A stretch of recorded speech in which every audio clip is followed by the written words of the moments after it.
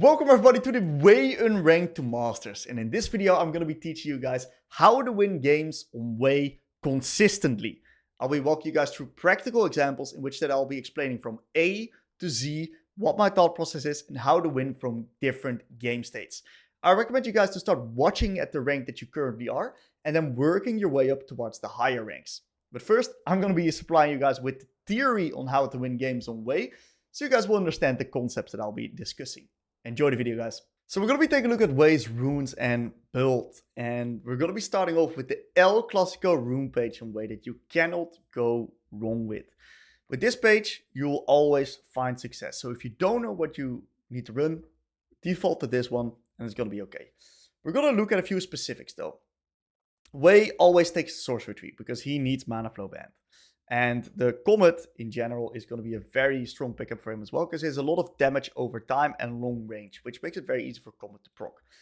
Hwei loves haste. I'm going to go into that, why that's the case. So we're always going to be taking Transcendence, in my opinion, over the Absolute Focus.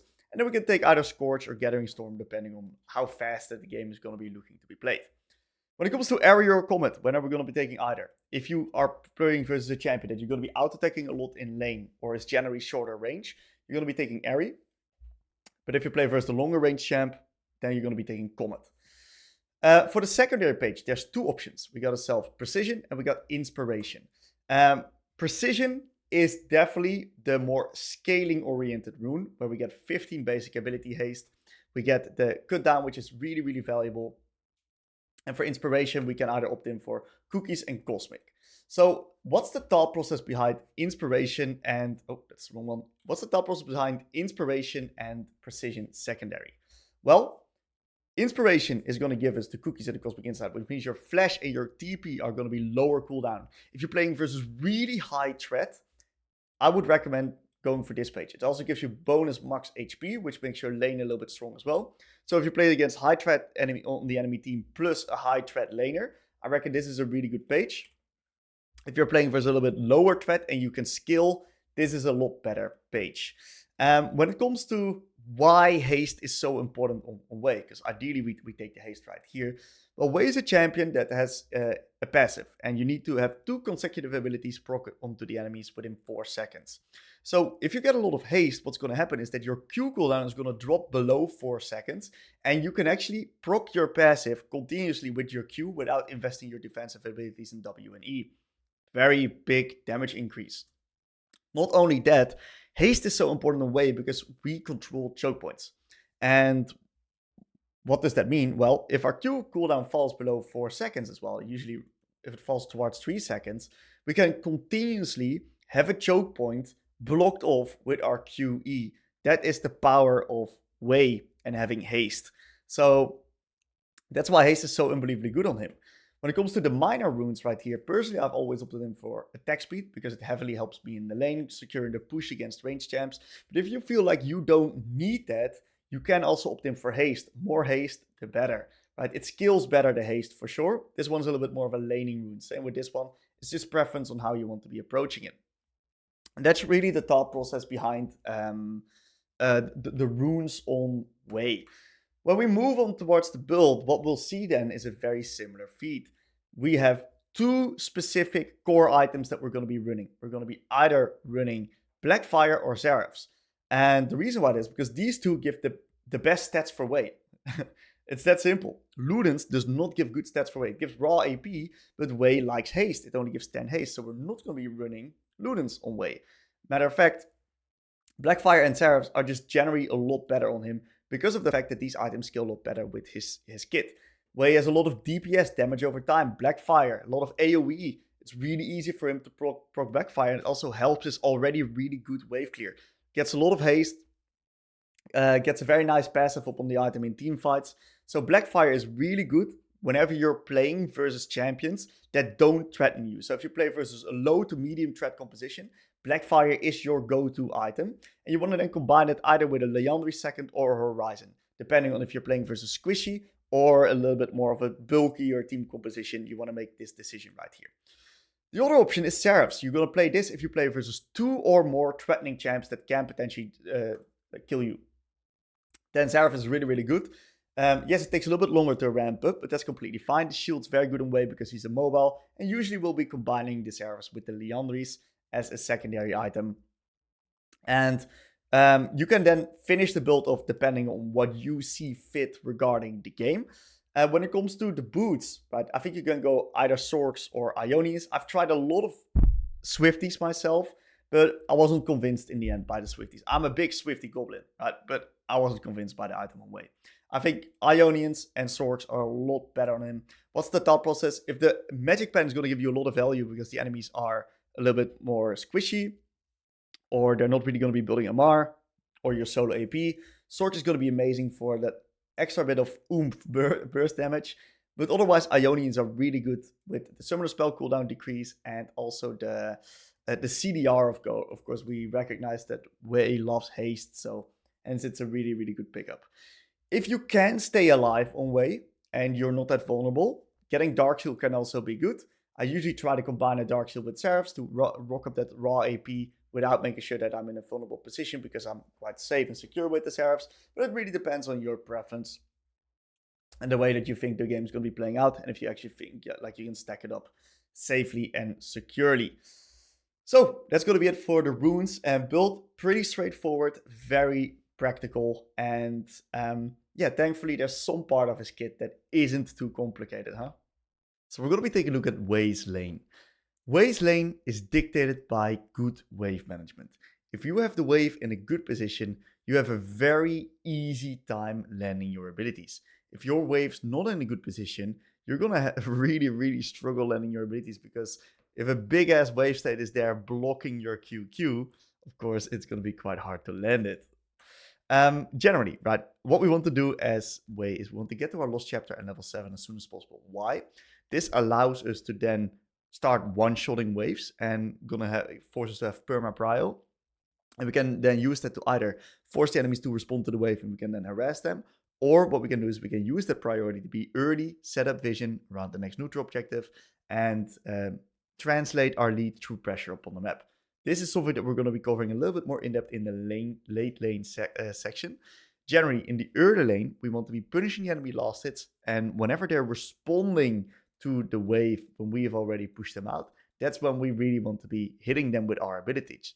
We don't want to be misusing our abilities or overusing our abilities because the mana is really, really high. And not only is the mana very high, the cooldown is also very, very high. So if you mess up a few abilities too many, it's going to really cost your early lane. One of the key tips that I have when it comes to Hwei laning is that since you're going to be usually grabbing up the priority, forcing enemies to respond, what you're going to try to do is you're going to try to reach level 2 before the enemy, and you're going to make sure that your Q is up whenever you reach level 2, so you can get an instant trade around the passive.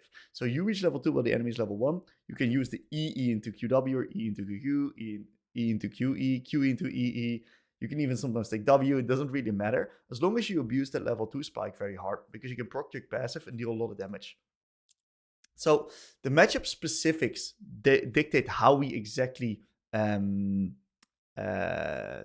manage the wave and how we're going to be using our E. So if we're going to be playing versus Yasuo, right, we're not going to be pushing, of course, but versus 90% of all the other champs, we're going to try to get the push. And there's also going to be an understanding of how to use your E regarding the matchup. And this E is threat bound. So if you're playing versus a champion that cannot punish you at all if you use your E, for example, Seraph. If you play against a Seraph, feel free to use your QEEE on cooldown in the lane, because if your E is down, it's not like the Seraph is going to be able to nuke you. If you play against a LeBlanc or Yone or Silas and you use your E like that, what's going to happen is that they're going to be able to punish it if you misuse it and you miss it. So then the LeBlanc is going to jump forward, or the Silas is going to try to find a trade on top of you. So you want to be very careful with these type of champions with your E usage. These are threat bound.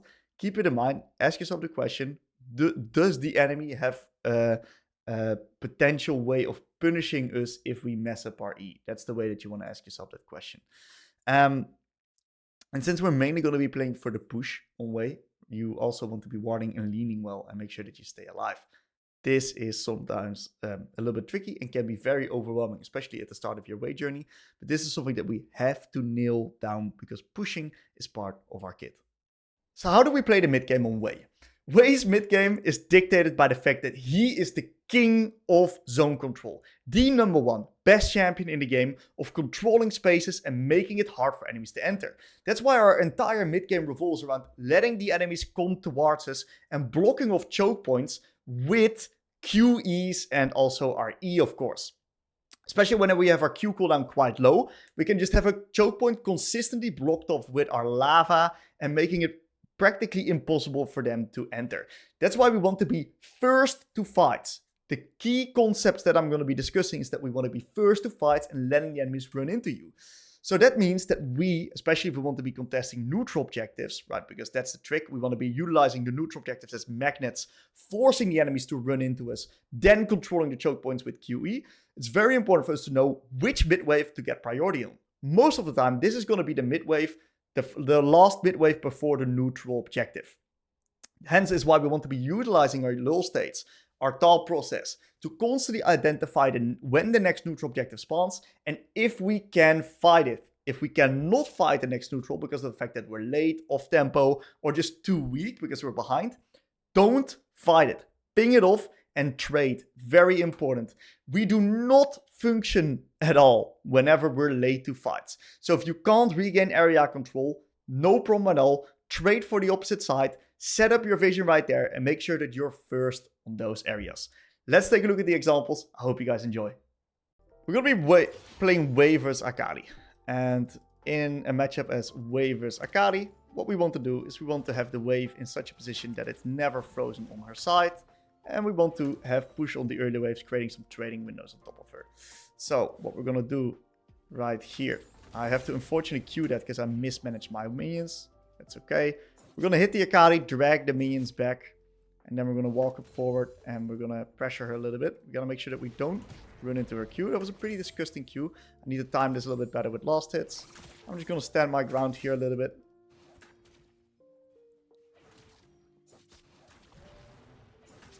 Okay.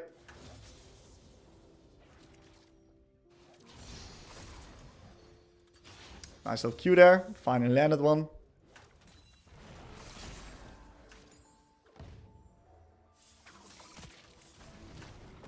Me missing that is absolutely criminal, actually.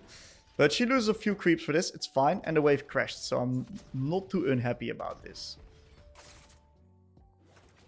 First game of the day. So excuse the early lane here, guys. I don't think... it's a little bit ugly. Let's put it like that. It's a bit ugly. But we're gonna get some creeps. Nice little trading combo on top of her. And we're a level up with cookies. So we can stand our ground if she decides to move on top of my and trade on top of me here. She's got W again, so I gotta be a little bit careful. Also gotta be careful of a Darius potential ganking window. Very nice trade. I think I could have gone in an extra out attack there. We still got our cookies. She's got ignite, she's got no TP, and the wave's pushing back into me. So I can now just let the wave come back into me. Usually you like to ward and lean towards the side of your jungle. But since, yeah, I'm quite late on the warding window regardless, we're just going to ward both sides. We're not really going to be leaning yet heavily because the wave's going to be going towards me. We're going to pop our WE for a little bit of extra mana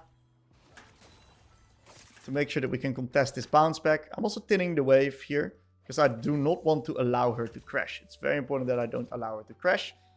Because of the fact that if she crashes, she can get an easy reset.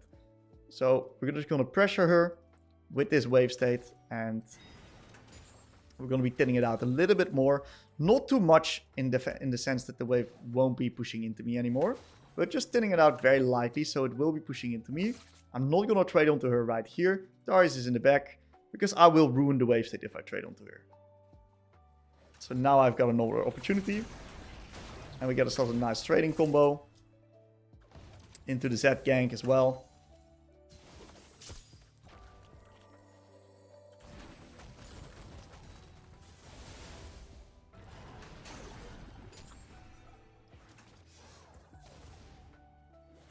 I think everyone's juking themselves here. What we're going to do, right, is we're going to take a reset real soon and match the Akali reset, but not yet onto this wave. Because I cannot push out this next wave before the new wave comes in. So I'm going to chill it a little bit on this wave, and then I'm going to hard push the next wave. Akali has no TP, so I'm not forced to like instantly match the reset anyway. And look at that, she actually stayed. So regardless, I'm going to still nuke these minions right here, because I don't want to be in a risky position where she can kill me. Of course, you can also stay and extend the reset right here. Nothing really wrong with that, but I'm just going to take the reset because I'm going to abuse my TP advantage. She lost the cannon. Easy. The enemies have quite a bit of threat, so I'm going to be opting in for this item, this, and we're nicely going to TP back right now. I'm going to instantly start pressuring this guy, and this guy cannot take a good reset right now. The only option he has is taking a reset right here, right now, and I am going to try to cancel that. Slightly too late. If I manage to cancel that, it's end of review for the Akali. So in the ideal world, I wouldn't have had Q, so I can nuke the wave and the minions die to turret. And since I used my Q to try and cancel her, but I was too late, I cannot crash on time. So I'm just going to let the minions die to each other. So I'm slowly lasting, very slowly, and I'm just able to deny her 3 melees. Not ideal, but good enough. And we're going to now try to nuke this wave here. Nice little trading combo there.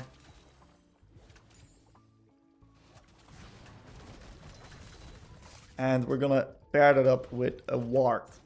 And I want to hit her a little bit under the tower here first. And then I'm going to ward afterwards. Very nice. I get myself a plate. And ward towards top side. Why do I ward top side? Well, Zed's clearing towards top. And you see that even though the early lane was quite atrocious, we're going to be popping our pot here. And our cookies, and there's no way for her to kill me because I got too much regeneration. So it's not the worst attempt from her. Like, it didn't work out, but like, I kind of understand what she was trying to do there. But yeah, now she doesn't have any all-in and kill threat, so we are just going to be very easily... That kind of sucks, actually, missing that. It's fine, because I nuke the casters on level 7.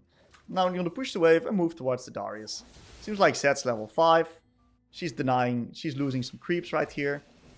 Zed's dead as fuck. Regardless, it's good for me because of the fact that she lost creeps.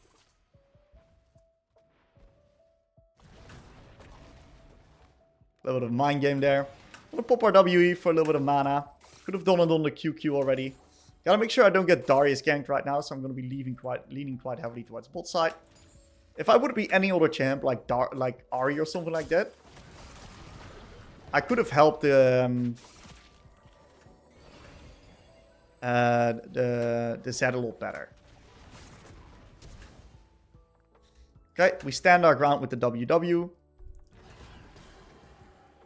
And we'll just run away here.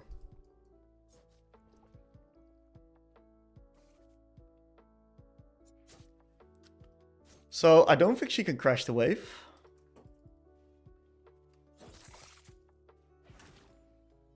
Alright. And we're just going to be nicely taking up this wave. She's got no TP.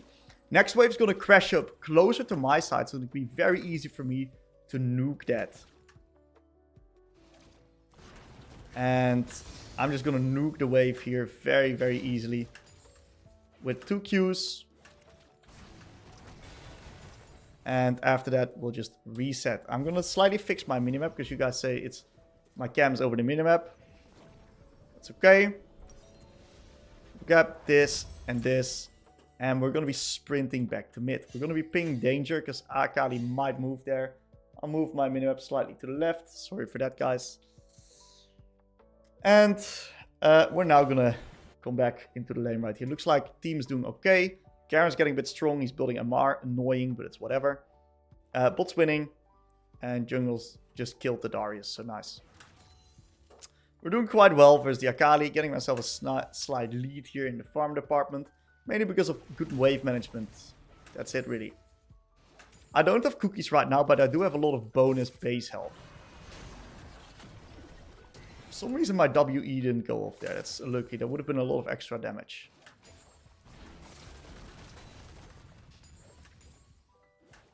Okay. So it seems like my Zed's playing bot now. So now I'm going to be warding bot side right here. which means that I'm also going to be safe from Darius ganks. And we can potentially play up on this. Or maybe he's clearing towards top. Maybe I misread it. We'll see. Doesn't really matter. I can always adapt. I'm going to keep up the pressure. And the prio. We spot Darius on bot. I kind of want to play on bot side anyway. Because of the fact that we are so ahead on bot. So this is super favorable for us.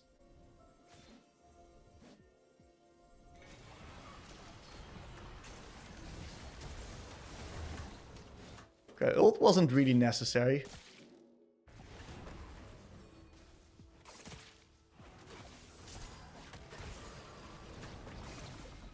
I'm going to try to bait her in. And then I got my WW to save myself. So not using your W is very important there. It looks like the enemies are contesting the dragon actually. I don't want them to be able to contest the dragon, so I'm going to push and move here. Them getting the Drake on that position after we kill Darius is completely illegal. Okay, so Akali cannot really all-in me as long as I have W available. The WW is like the only way I don't die to an all-in. So I can even bait it out here. She does have Ignite. Maybe I'm... Nah, there's no way she kills me actually. Especially after she missed that E. I tried to get very fancy by E-ing her E there. That shit got close as hell actually. My bad. I had to get fancy for some moment there. Why do I have to get fancy? There's no reason for me to get fancy. I'm gonna gamble. I like gambling.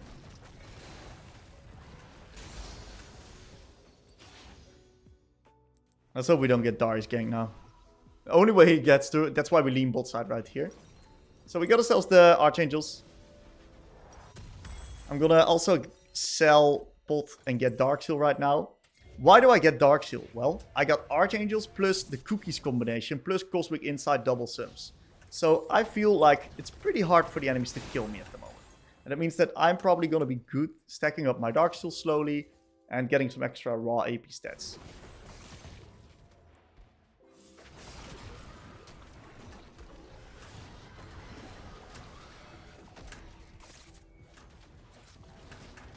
That's what I thought. I got Archangels. She does not. She has no R. There's no way that she ever can beat me there. So that was really easy all in for me. We reach level 9 right now. We got some extra plates. And I'll just reset right here. Because of the fact that my team is on farming duty. So this is on farming duty and on reset duty themselves. So me resetting right here perfectly syncs up with their tempo. I can now also grab myself a control ward, get some control around one of the side lane bushes, then translate this into someone else onto the map. In this case, more likely not Zed and bot lane. Because of the fact that our top laners 3 deaths versus Garen, I'm not going to be able to do much versus this MR Garen anyway. So we're going to be mainly focusing our attention on towards bot side. I was going to ping our Zed to play bot side. In this case, I have to slightly adapt and still lean top. Because he's not bot just yet, but he's slowly making his way over towards bot lane, which is where I want to be playing. So he's resetting right now, which means that I want to get this wave out. I do not want to be in a position of vulnerability and me being able to get ganked. So I'm going to push, and I'm going to be very respectful, not really trade right now, because it's red light. Red light, green light. Where are we going, Zed? He's clearing top to bot. That's fine. So we're not going to use the control ward yet. I'm going to be... I hit it. I didn't kill it. Unlucky. Okay, so I'm not going to use control ward yet because we still got that one. And that's kind of the place where I want to be putting it. So Zed's now playing towards top sides.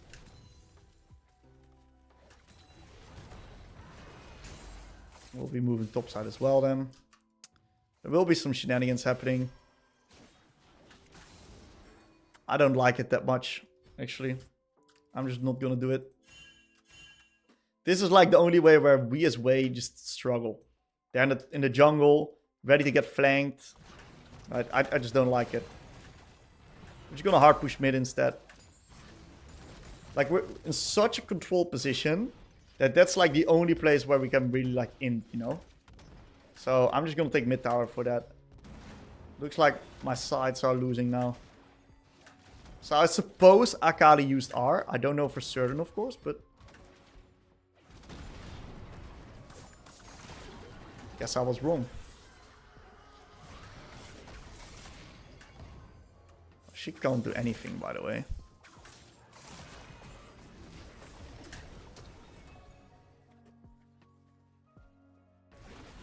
Damn shit, E again.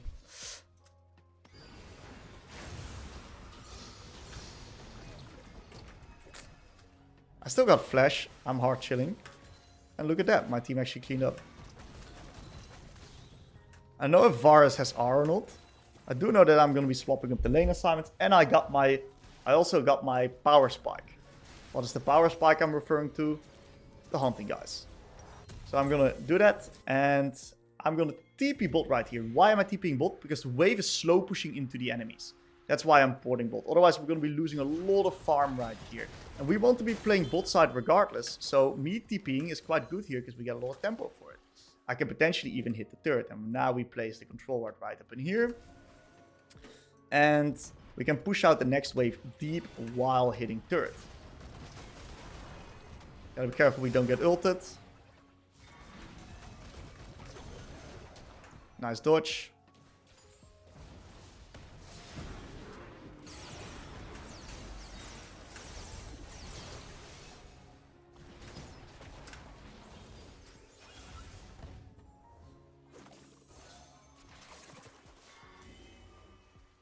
Okay, we're playing it nice and slow and reserved. That was ultimately flipped. My bad. It was a really, really, really bad E. We are the Akali. Yumi is also dead. And we now just win. So that was really, really good. And all we had to do was be aware of the threat assessment like the Varus are. We just easily sidestepped that. And whenever that sidestepped, the rest of it was just history. Very, very easy.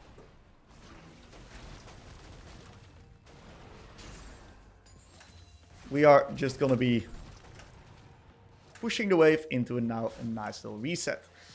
It doesn't really make sense overstaying tempo. We got ourselves some nice extra plans here. Because my team's resetting too, I'm also resetting right now. This is going to allow me to get myself the next components with the blue thing. And we now ask ourselves the question, what is the next objective we want to be playing around? All the objectives on bot side are gone. We recognize that the objective is on top side right here. So I'm not going to go to bot because the wave was in Narnia and there's no objectives there. So I'm actually going to be opting in either to mid or to top. And the reason why I go top in this case is because my team already has got mid lane covered right here. So I'll now easily get towards top side. And I'm going to be taking over this lane because I want to be playing on the strong side of the map as Hwei. Because it's very important that I let the enemies walk into me instead of me running into them. So being early, aka being on the strong side, is therefore going to put me in a position where I'm able to do that. And since I am getting hover right here, and it looks like the Garen just killed the Teemo, I feel comfortable just pushing, and I'm going to be in a fine position. I'm not really looking to progress through the Garen, because this guy's got Spirit Visage. I'll never kill this guy anyway. So I'm just going to be pushing the waves, and real soon, I'm going to incentivize my team to get some vision control around the Otacon. Then after the Otacon, we're going to be playing onto the Dragon already. We got 2 dragons, so we got a very easy, clear Dragon Soul win condition. So we're going to be nicely clearing the waves under the turret here. And what this guy is doing is completely illegal, of course.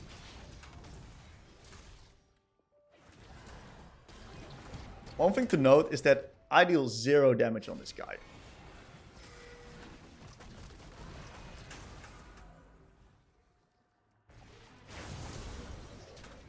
So I got a little bit too close to the Darius there.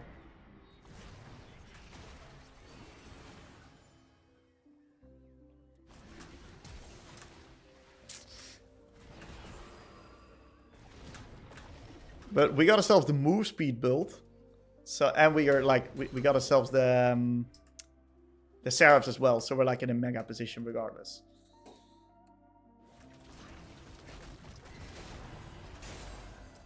Okay. We clear the wave, and in an ideal world, like I'd reset, get my item spike, but look at my teammates' tempo, right? Oh man, it's bad that I missed that actually.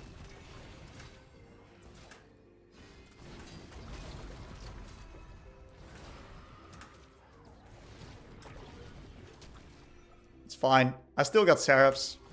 I'm a lot stronger.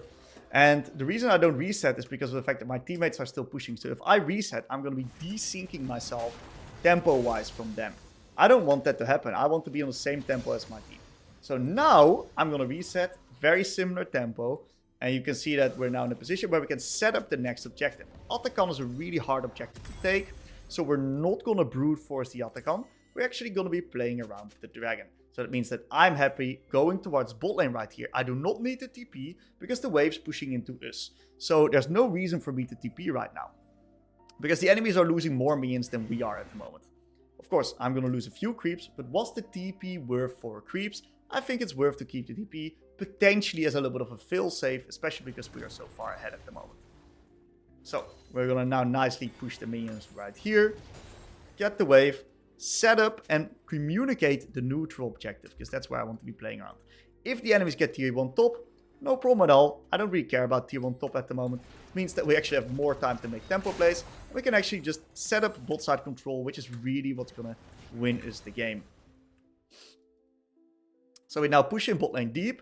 And it seems like after pushing in bot lane deep, we cannot really progress any further. So we'll now take over mid. Well, it looks like the rest of my team is playing on top side. So we're actually not setting up the dragon. We can now potentially start the Alticon with a little bit of a shift here.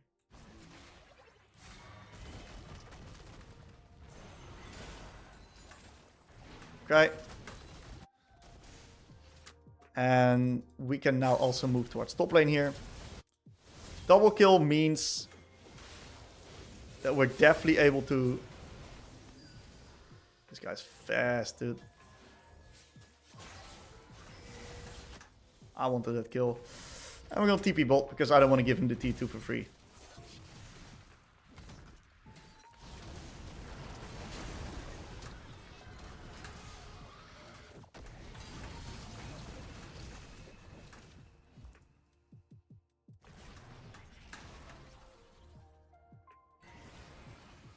He thinks he's faster, but he's mistaken.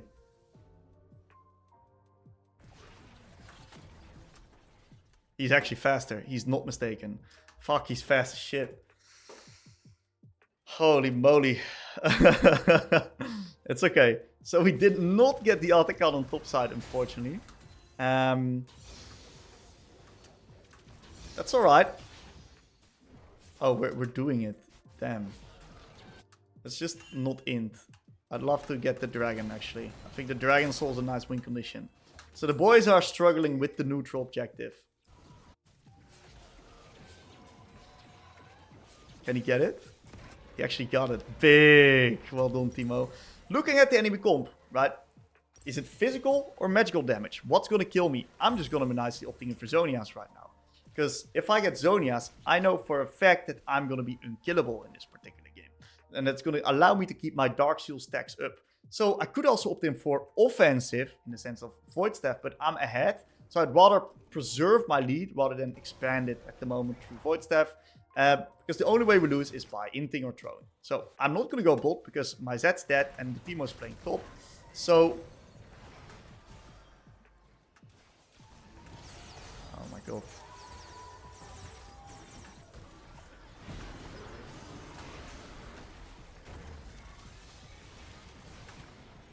And we always had the Zonia's failsafe. So we can now just reset, replenish our HP.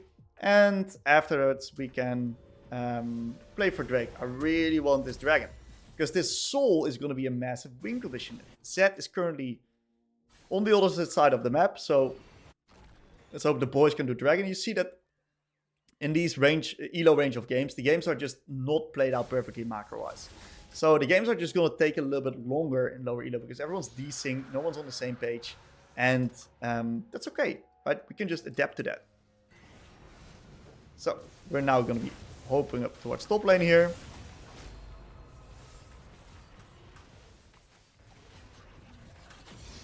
And we kill the Garen. Play for Baron is what I want to do right now. So if my team wants to CHT2, that's completely fine. I wanted to get the Baron because that's going to eventually allow us to bolster up through the rest of their base and make progress through the game, of course. So what we're going to do is, while we're clearing this, we're going to already WQ backwards. So that if someone contests us, we can already get out. This Varus is constantly camping bushes with his R and the Yuumi. Actually pretty smart by him because he's getting these picks. So gotta give credit to him that he's doing a good job. I think Darius may have lost the plot and went AFK. We're not sure. I have not seen the Darius in a while. I haven't seen the Akali in a while too. Maybe they've given up. Doesn't really matter, right? We get bot here, and we're gonna now just translate throughout the next neutral. We are nicely getting the tier 2 top. And it looks like the Darius and the Akali aren't playing, so we can be a little bit more greedy than we otherwise would be. But regardless, no reason for me to siege tier 3 when my team's resetting or not supporting me. So I'll just reset right now. I'm going to grab myself this, and we can just easily clear the Baron into win. I'll tell my team Baron into win. Let's end it, get them hyped up here. And we'll have to open up mid real quick. Gotta save this Teemo. If Teemo dies, might slow down our push.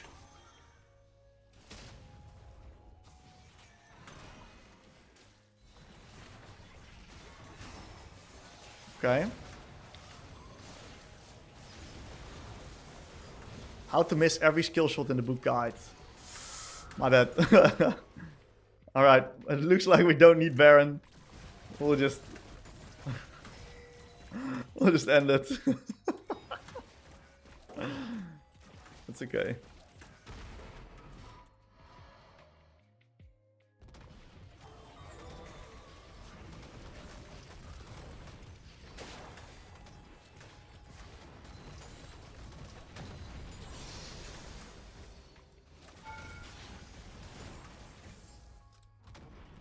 Okay. And we've won the game right here. So, very clean game, really easy victory. And we just did our job as Hwei. And we managed to grab up the dub.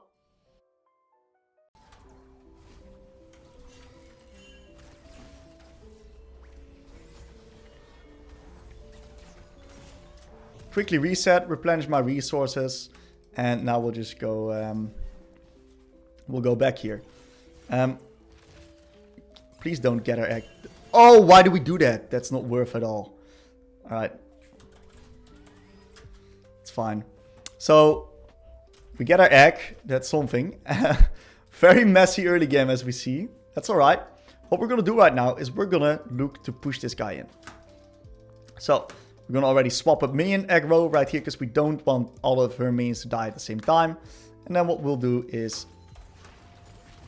throw a nice little QE onto the wave, pushing it in. And she's now forced to also throw Q onto the minions. Otherwise, she's going to be in a position where she's going to be forced to respond all the time. And it's exactly the position that we got her in right now, in which that she's responding to the minions. And look at that, she's now already low HP. She also started tier, very, very greedy start by her. And we're going to play the next wave out here as well. And we're going to just zone her off. Unfortunately, she did get XP. That's fine though. We're going to get level 2 here. Keep chunking away at our HP bar. And she's massively under threat right now. Trick to Anivia. Push her in.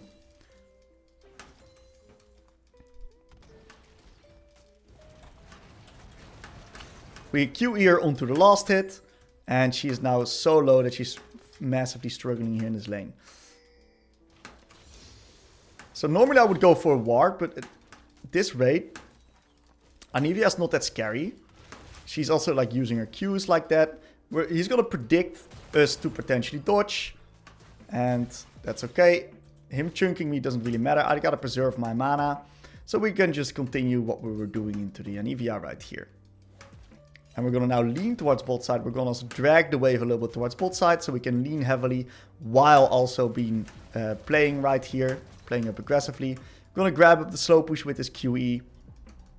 And we're now going to be pressuring a little bit more. So Lee can still be hovering, so we got to still be careful. I'm actively trying to bait out her abilities with my aggressive posturing. Knowing that Lee Sin is top right now. I'm in this amazing position where I can harass the Anivia. Dealing damage to her. And you see that she's only on 20... what is it? 8 CS.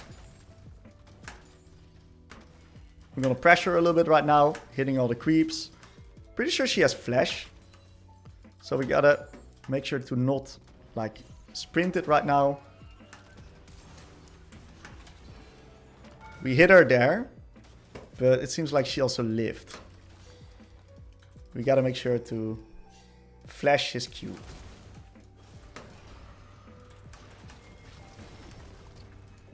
High ground, low ground.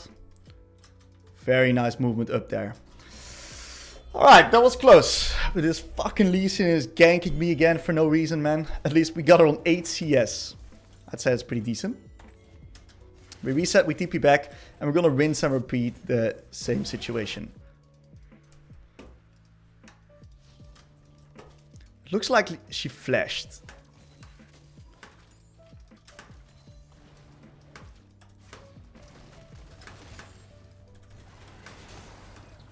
Very nice. QE into WE onto the last hit. I wanted to pressure her a little bit onto the cannon, even though I had no abilities. I want to fake pressure a little bit. You can see that Anivia is absolutely getting dumpstered in this case. Nicely clearing the wave. Now we gotta really... Oh, that was smart by her. So this guy does know some Anivia tricks. I was gonna push the wave regardless. I want to do it quite fast as well, because I want to just get myself my ward out. Make sure I don't get Lee Sin again. Even though I may have traumatized the Lee Sin into ganking me, I hope he's not gonna do it anymore. So we'll just push the wave. Get a nice little deep ward here. And Lee Sin shows bot. Great. It's going to allow me to pressure a lot more in the lane here. So right now, drag the mains a little bit towards the side. Moving in. Potentially cancelling a reset. Doesn't really seem like she stayed, so we're going to nuke the wave right now. We're not going to move bot. We're going to just... Okay, so she did stay. So she, very well done by her. Moving outside of vision. And we deny her all of the minions again. So you see that she's now just dropping so many creeps because of the fact that I played the wave so well onto her. And I timed my aggression onto her last hits. Which means she's forced to drop them. We're going to keep up the prio. We're not going to QE again.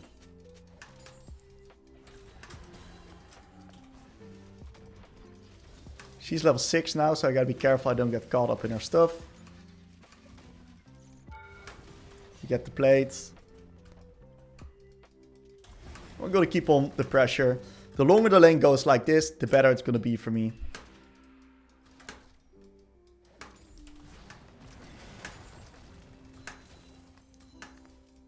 So I love to reset here.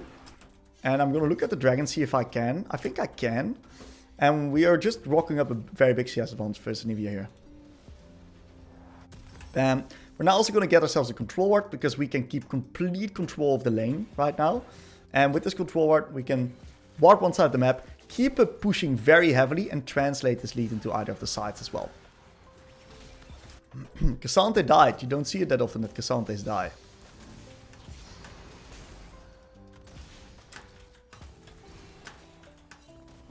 So Anivia may now be roaming towards bot. We don't know exactly. We're gonna at least push in the next wave here. Lee Sin was shown on top side. It'd be crazy if Anivia is there. Oh my god, I missed the cannon. That's crazy. Yeah, I'm not wanting shit there, dude. I'm wanting bot side. If I move top and ward top, I'm gonna walk into Lee and get myself killed. So I'm just going to be nicely warding bot side here. And look at that. We spot the Lee Sin right there. And we steal his little camps. So he's tilted as fuck probably. Okay. Anivia gets herself a reset window. It's fine. We tilted the Lee Sin, so it's worth. And Lee Sin shows bot, so we can keep on pushing quite heavily.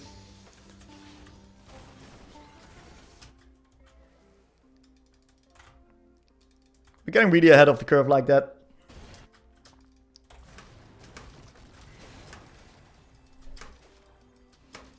Two QEs will do the trick. We got all of the wave right here.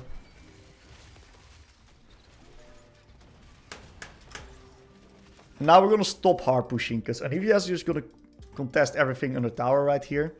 So we're going to stop hard pushing right now and contest her a little bit more. Because perma hard pushing doesn't really make any sense anymore. So what we're going to do is we're going to also fuck with these minions a bit.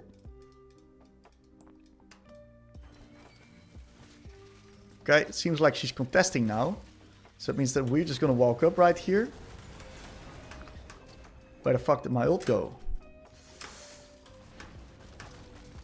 Well, that sucks. I didn't expect you to like hard contest that wave as well. I slightly messed up that sequence. It's alright, no objectives up. It doesn't really matter, I don't have R right now, but it just looks silly, you know? If she's bot, she's the GOAT. By the way, if Anivia is bot, she's the GOAT.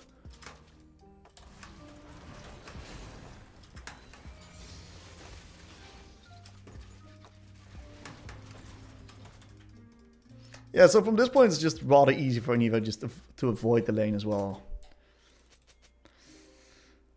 I kind of want to play the grips if possible. I don't want to give him 6 grips.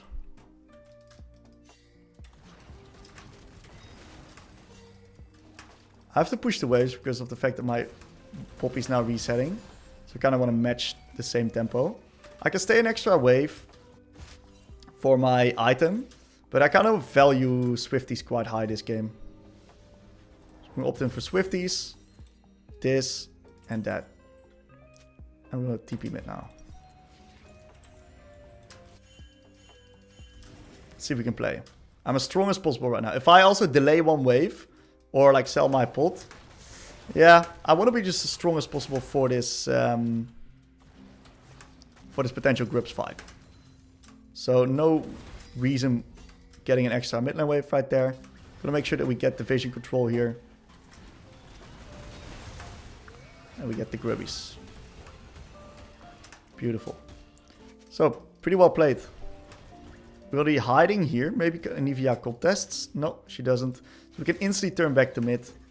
And in this case, she will get the wave. That's fine. She might be able to even cross map on bot.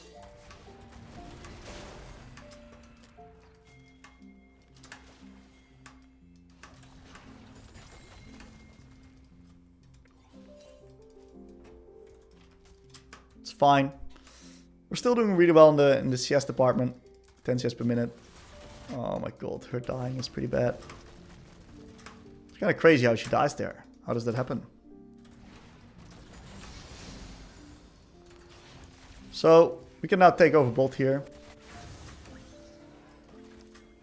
And then Jinx can take over mid.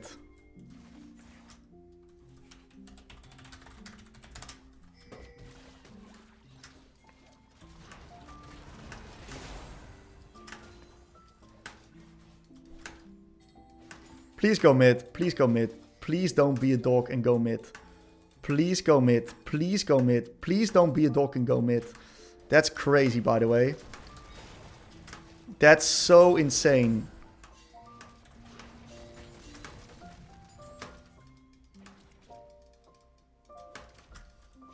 That's so autopilot, dude.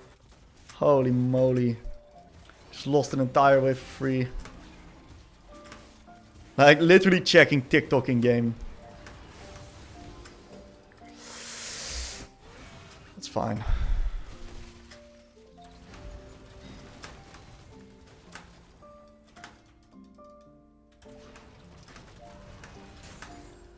Okay. Now we'll wait for a Blackfire. And then we're going to take a reset. This guy is completely... Okay, he flashed that shit. That's good. He's definitely watching TikTok.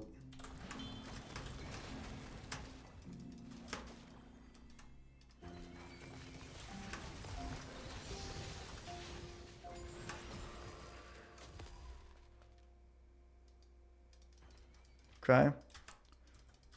We'll take a reset here. He had no info on that side. Oh my fucking god, what am I witnessing? No way!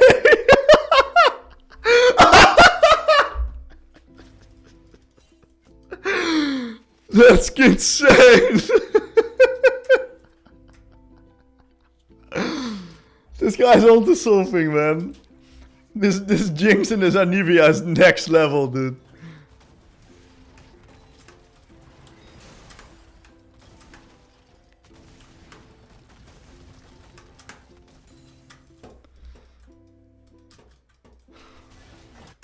Alright, we're gonna be pushing up mid here.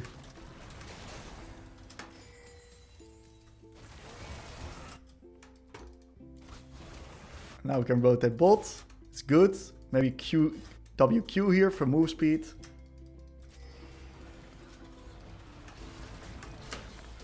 And we get a beautiful kill. Nice job.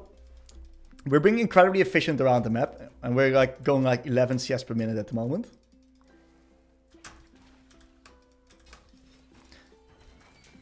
We're gonna play for Dragon Soul win condition.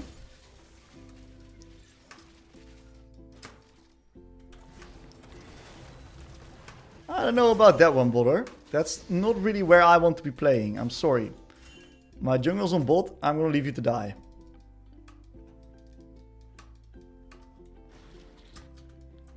Ah, he's fine.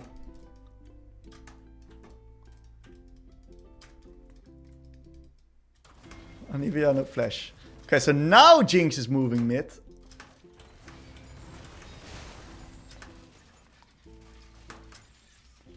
And we can utilize this. And we'll just move bot here. We'll catch bot. These bot side. And we're gonna do some shovel moves towards mid. She's potentially here.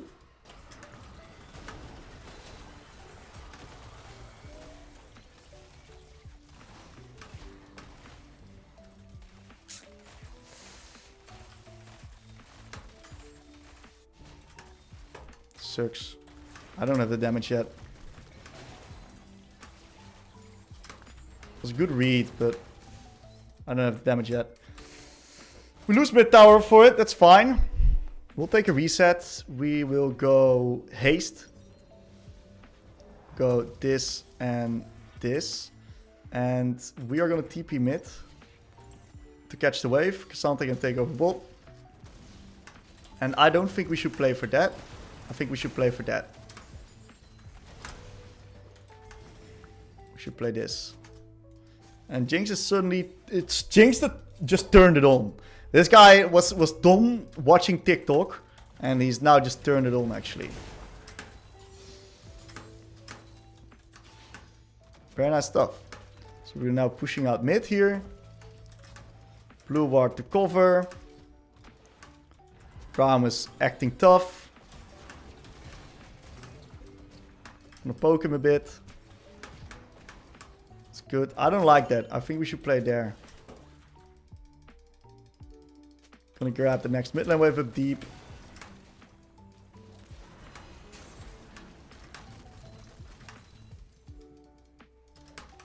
Fucking hell.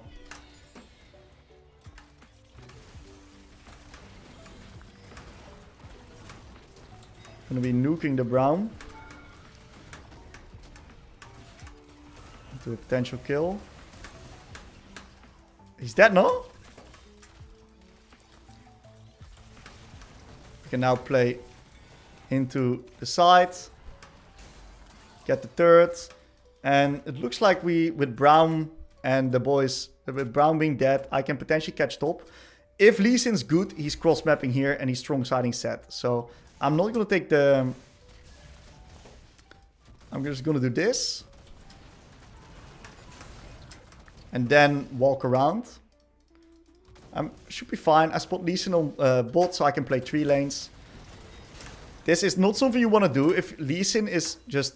If you're not strong enough, and you got to be careful, you cannot do this because you might get yourself trapped on. And this is also what I thought right here.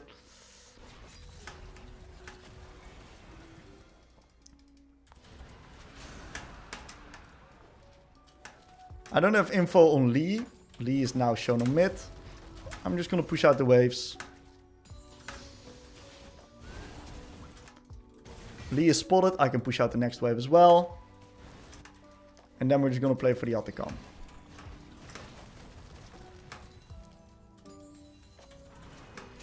Into a reset. Onto our item spike. which is exactly 450. Yes, beautiful. And then since the Atacon is spawning top, right, we're just going to leave Cassandra to go bot. And then we can go mid into top side right here. So we'll play the Atacon.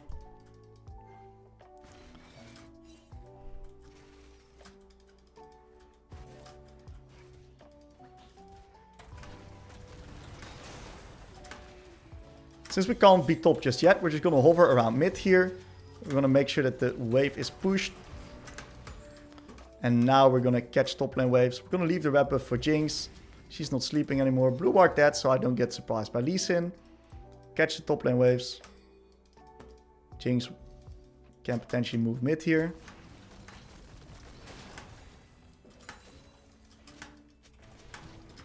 Gotta make sure I don't get trapped there. I'll also slow play a little bit on this minion right here. And heavily hug bot side. Because they might be up in that bush. You never know. Pushing the waves right here. And now moving in after pushing out the wave. Okay, fight's dead. Means we can play an extra wave.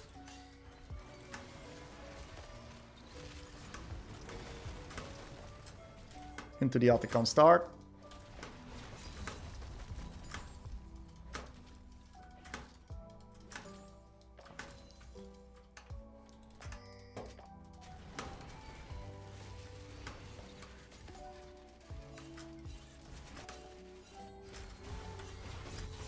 I think I'm fine here.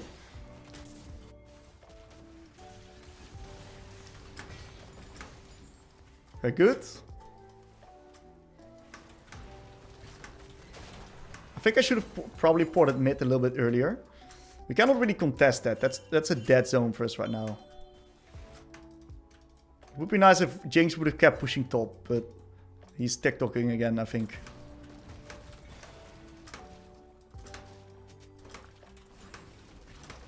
So we're going to be pushing out mid here. Into a reset because we're quite rich. And then we'll play on to the next dragon. Cassandra nicely goes towards the weak side. Really good job by him. And then we'll just go towards bot. My team is amazed at my CS score. It's pretty high. I can't deny.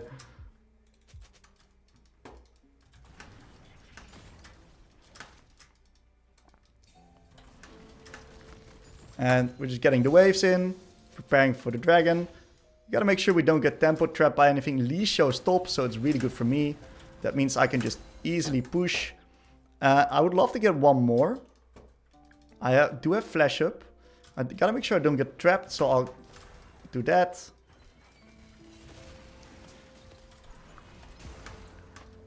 And my R just goes to Narnia again. I need to work on that. I guess my combo, my R, E into R, just goes straight to fucking Narnia. And I'm missing all of them. That's problematic.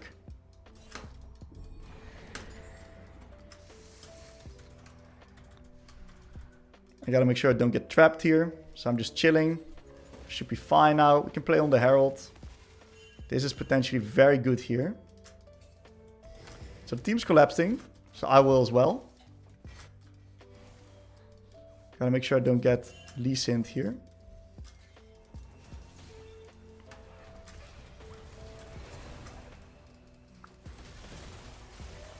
We can put a QE into the choke. Beautiful combination here. Fortunately, we missed him. Let's see if we can land an ult. Into a QW.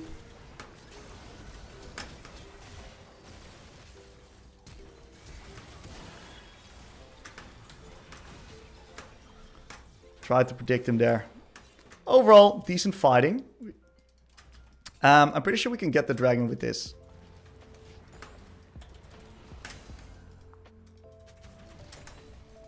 You can keep pushing right now. Because the enemies are dead. I'm not under any kind of threat here. And since Zeri's showing bot, I feel comfortable hitting mid lane. Now I gotta be careful. I don't want to be rocking up too deep into Anivia's ranges. Of course. Looks like we're pressuring bot. Gotta be a little bit careful here.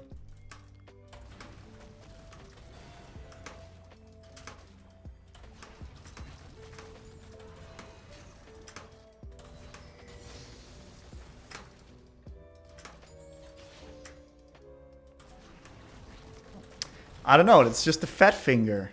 That shit annoys me.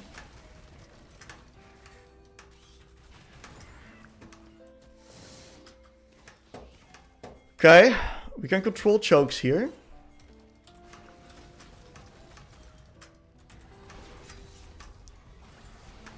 It's very important that I have my R here and I just wasted it on the, because I misclicked.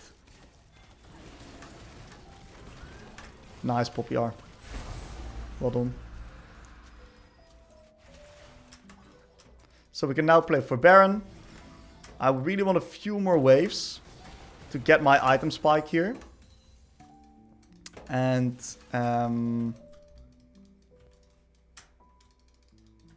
yep, let's see if I can get it.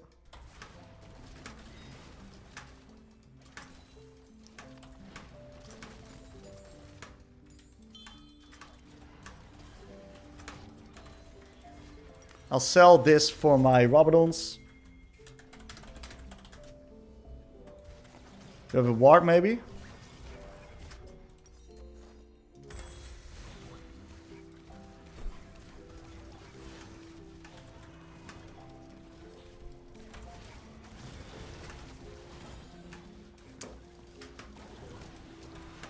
My job is to control the chokes. Let's not fight in here. We need them to run into us. So what we can do is we can push sides again.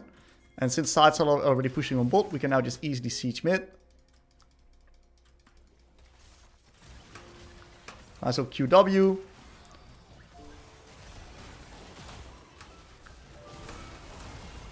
This is big, it's massive. They're running into us. It's probably game.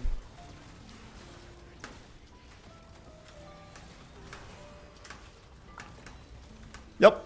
So they were running into us right there, which just makes it super easy for us to get our damage off. And that means that in the end we will nicely take ourselves to victory here.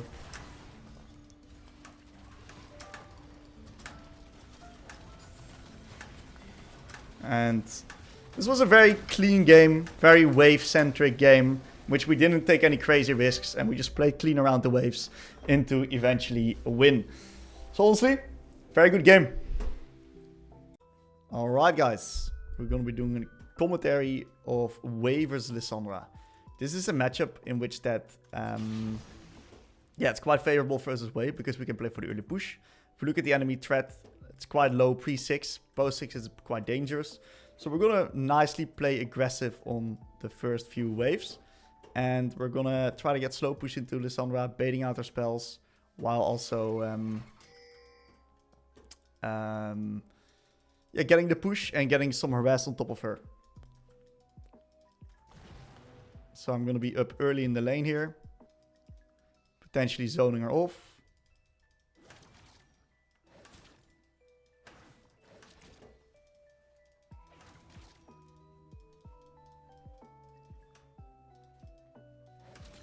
I don't know where she's at. Nice up QQ. That was pretty fucking bad. Nice play by her.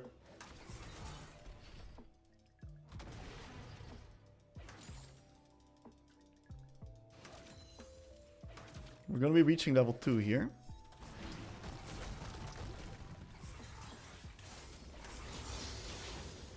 Getting hit by too much of her stuff.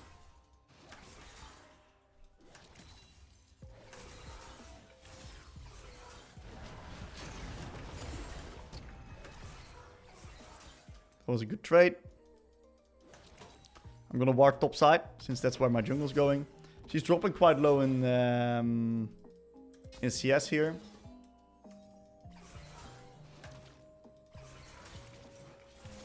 She used the Q for that.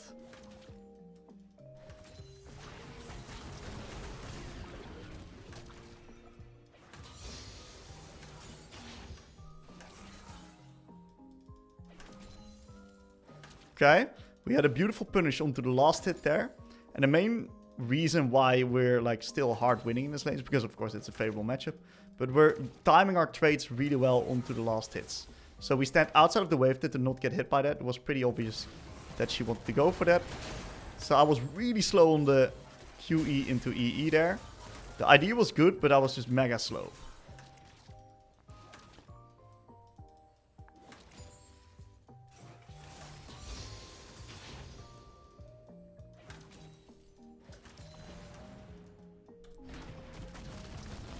Just gonna be zoning her off.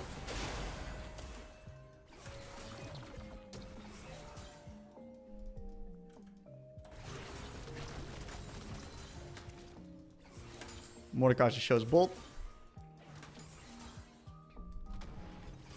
I'm gonna take a tempo reset. So usually I don't really do that, but the main reason is because I just don't want to risk dying in my massively favorable position. And if I can get this reset off at this time when I have 9 CS more than her, my base is gonna be super favorable comparatively towards hers. So she's now in a lot of trouble because she stayed. So this is gonna give me a lot of lane control. And you see that right now she's forced to drop a lot of minions. One thing I can try to do is I can try to cancel her reset after I get this melee creep right here. Ah, I fucking hinted. I should have just cancelled the reset. My bad. I missed an out attack and therefore I couldn't cancel a reset. So that's really bad. Otherwise, if I can cancel a reset there, I can deny her so many minions, by the way.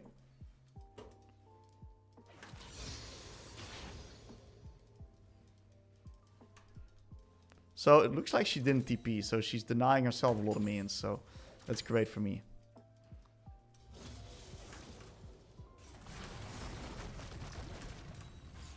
Okay, we deny her on that one too. Wave state's in his 5 position here still. We're gonna now slow build this one out. Beautiful spot. If she tries to contest the wave, I'm gonna punish her for it. I'm gonna do a nice SS ping.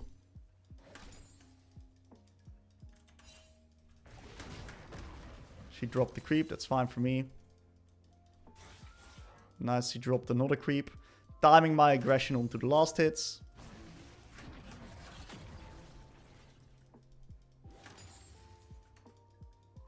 Very much slow building this wave out. To maximize my opportunities to potentially harass her. Really good wave management here.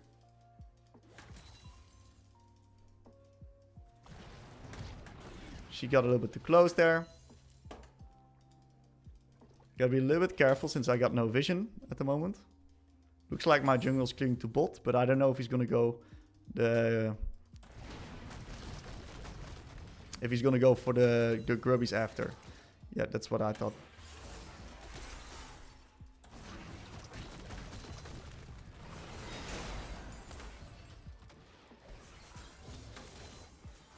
So we're gonna be playing up top here.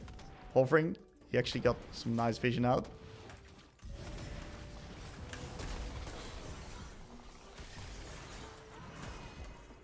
Nice dodge by her. I think I should have used a different ability there. So since Mordekaiser shows bot, I can also just play the push here. She got a little bit desperate there. She just flash ulted me, trying to get me under tower, but...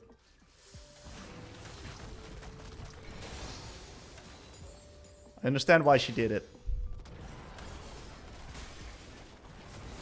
That's a disgusting QQ for me. I should always put it up there because she's always gonna dodge up.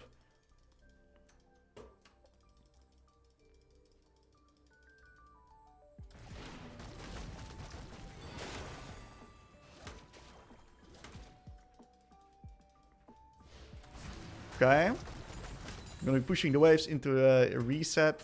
She used TP right now, so we're not gonna be taking the plate there.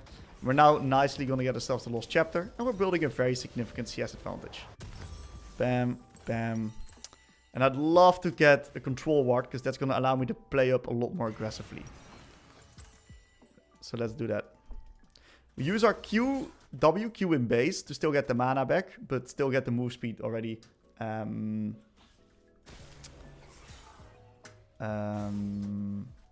put there. This account is diamond. For the ones in chat asking. I cannot really help the Wukong right now. Because I want to get my wave. And now I can move, but Lissandra's there. But so yeah, he's pretty fucking dead. I don't know if this is good.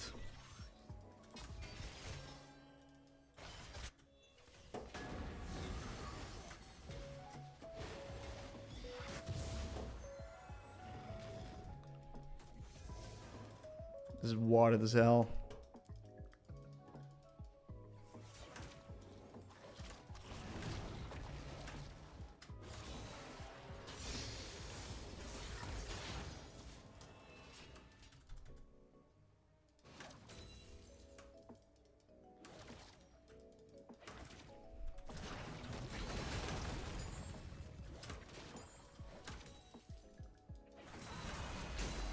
Okay. Gonna be warding up top side because that's where I want to be leaning.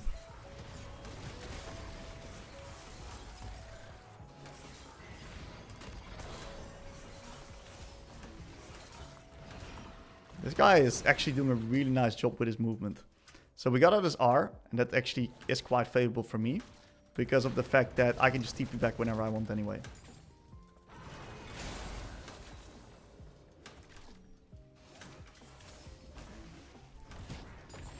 And I will just TP back.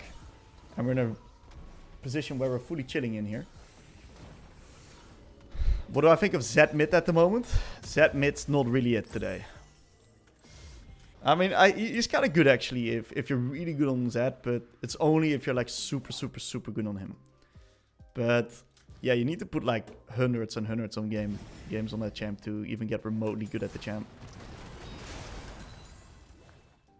So we hard push since she's probably resetting herself. And it's going to allow us to deny her wave. So she's actually doing a really good job in her movement. But the reason she's losing is very simply, she's just losing through fundamentals here.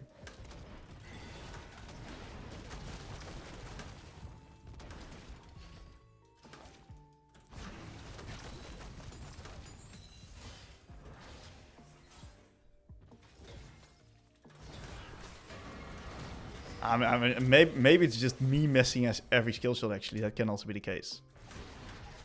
Ah, landed that one. That's something, huh?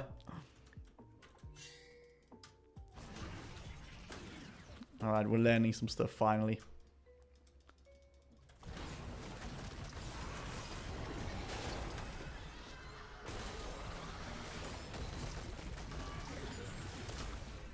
Okay, we got out her R.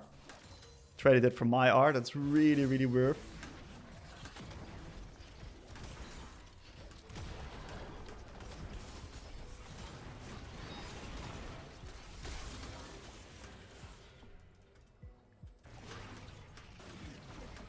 Oh, I got her. Holy fucking shit. Nice.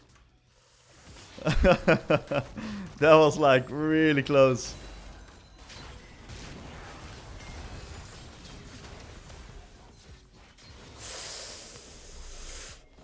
Okay, the Pantene R was not on my mind, I'm gonna be very honest. Now, honestly, it's not the worst death. I got the wave out and I'm in a good spot.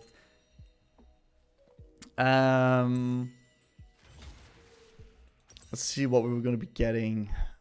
I think that Swifties is mega OP, but I'm actually solo AP. So Sorks is mega OP as well, and therefore I'm gonna just opt in for Sorks. I don't have TP, so what's gonna happen there is gonna be quite dangerous. I just hope my jungle can get one of these gribbies. Damn, this Pantene is capping the fuck out of my my top laner. We should play bot. Play bot. I'll tell my team play bot.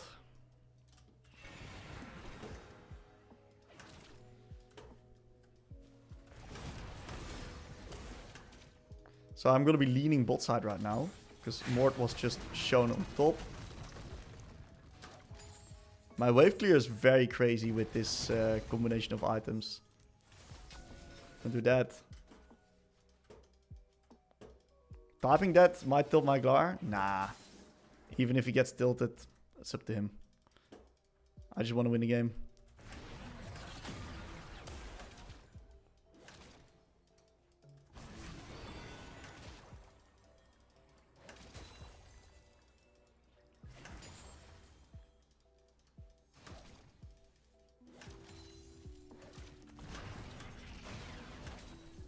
Her movement's a little bit too linear at the moment around this turret, so I'm just kind of nuking her with the QWs.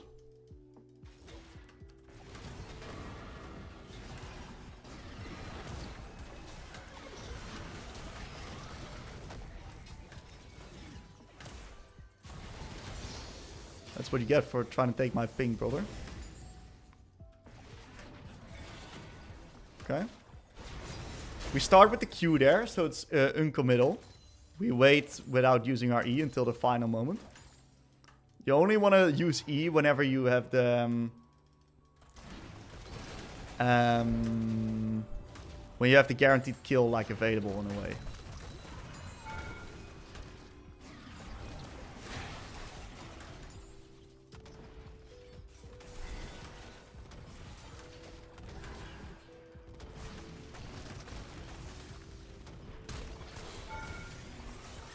She got me there.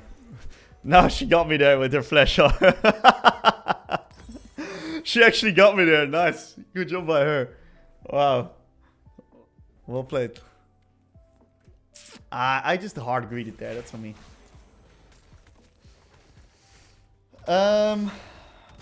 So my pinks are constantly getting cleared, which is kind of frustrating. We got a dragon. I want to be playing for the next drakes. I just want to avoid everything on top side. We're in a really good position to win this game because we're 10 CS per minute right here. And we're farming up pretty heavily. So I'm just going to TP mid right here. Get the push. Get some vision control around bot side. I'm pinging a dragon. That's what we want to be playing around.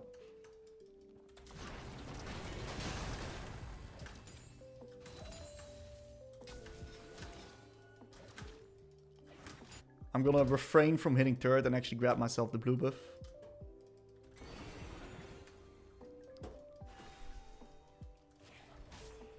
Liz has no flash R now.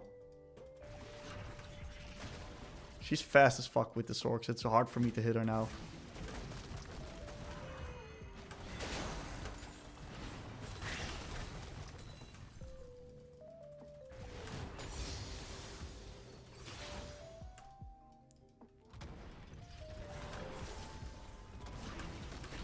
Soloing her off here.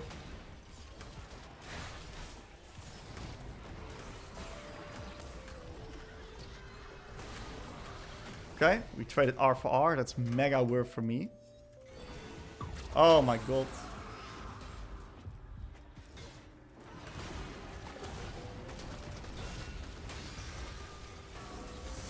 I wanted to use QW, but I used QE accidentally.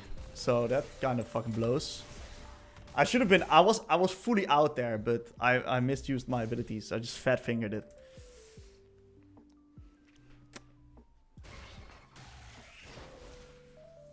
I was fully out there, but I just fucking fucked it up. That's something that happens when you play Hwei. Okay, so we shut down top, Vayne scaling. Archamp does insanely well into the enemy team. So we're gonna be fine here, this game. It would be nice if we don't lose mid, but we probably lose mid turret here. We're just gonna be pinging next Drake. Let's see if we can control it. We're gonna be opting in for Horizon Focus. Really good item on Hwei. Insanely good item.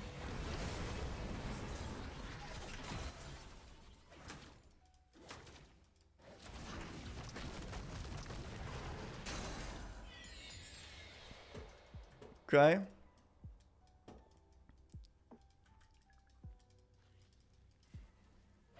Warning bot side here.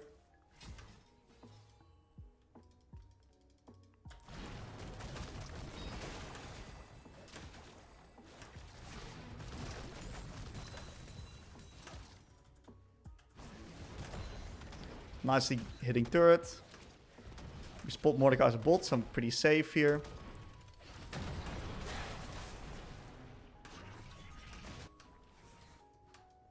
What's here? Is there a plant here? There he is. Nice. So we got bot turret as well. Let's put us in a good spot.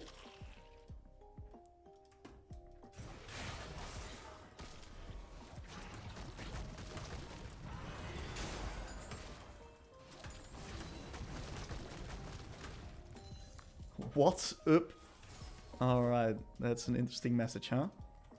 Quick question. Maining a role Better than playing different roles. Yeah, you should 100% main a role.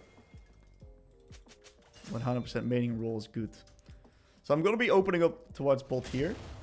Because of the fact that we're... Bot lane's got the wave pushed out.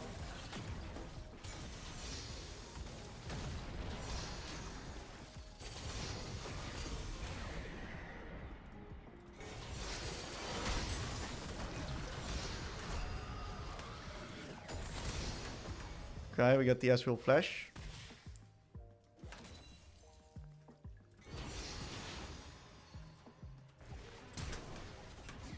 And we got the kill. Very nice. We can push out an extra bot lane wave here.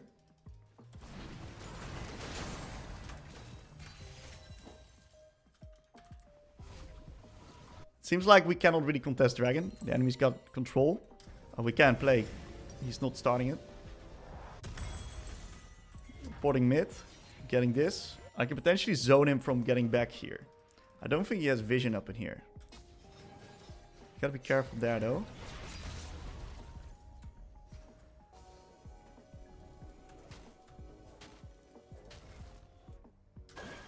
I don't know where he's at.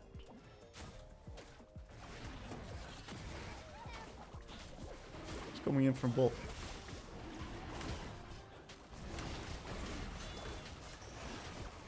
Can potentially dodge out his stuff.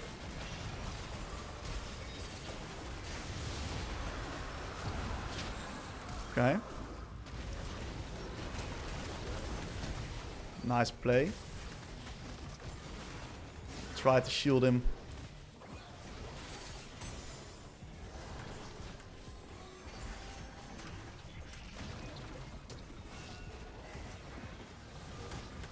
Nice QE next to the blue.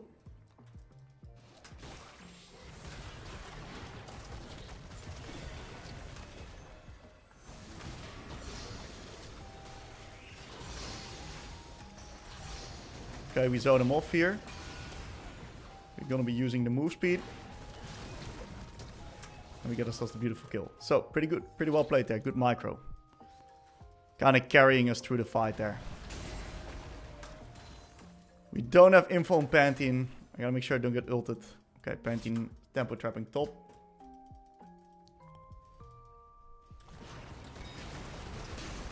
Let's push out the wave and get a nice little reset off here. A good third item. Let's just try the burn build. Let's just try this. Let's see how it is. Okay, so we get that guy. Can potentially play the Akali now. I would have loved for Nard to just give me the wave and go bot, but it is what it is.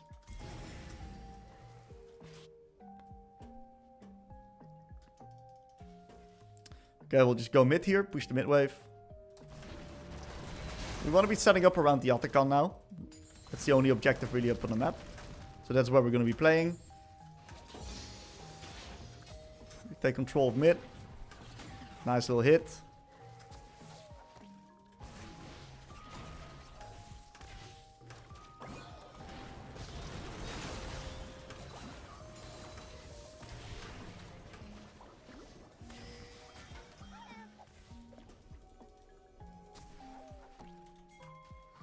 I really want to be on the strong side here.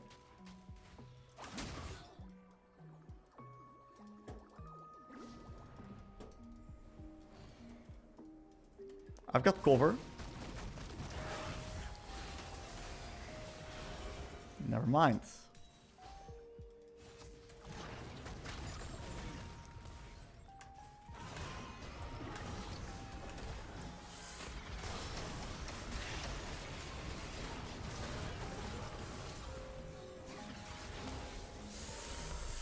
No cover.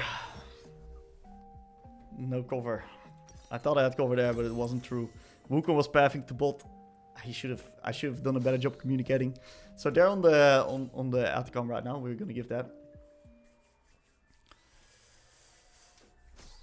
Horizon Focus is a really good item on Hwei. The main reason why he's so good on Hwei is because of the fact that he has he loves haste. So the more haste you get on Hwei, the better it is, because You can now proc your passive more often, especially with your Q. Plus, Hwei really benefits from the 10% damage increase because his AP ratios aren't crazy, but his base stats are very nice. No, Horizon doesn't have that much AP, but it's mainly the haste.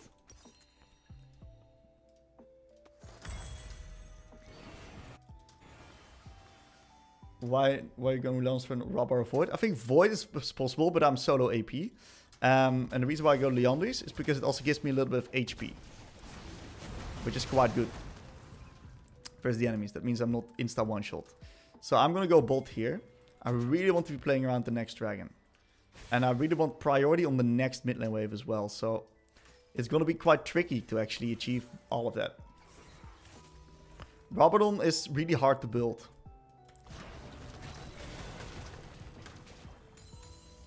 Okay, we're gonna get Pry on the next mid lane wave here on Hwei. All mid. We have the Gnar TP. So this is a very important wave fundamental, right?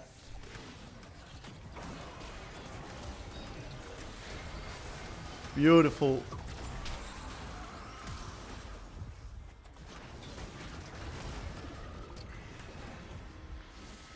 And we do an amazing job here.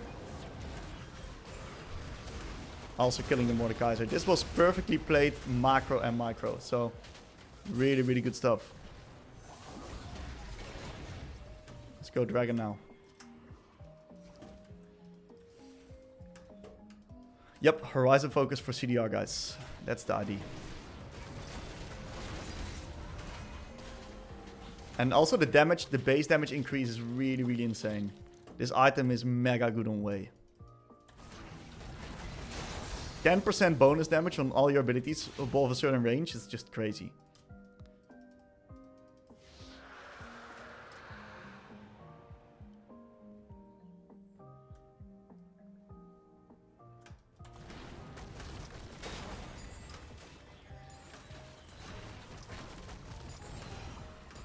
I think a lot of people also don't read the item properly. This is a good port. Nice. This is Kana on Gnar.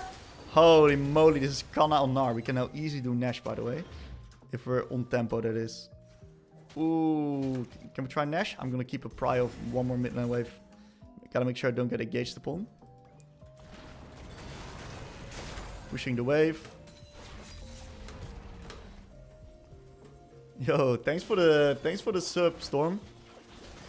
Appreciate it, dude. And we nicely get ourselves the Baron. So, we're gonna reset tempo with the boys, and then we can potentially play top tier 1 and tier 2.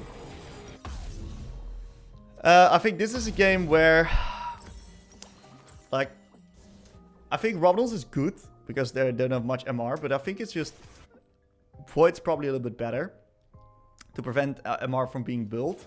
And also because of the fact that it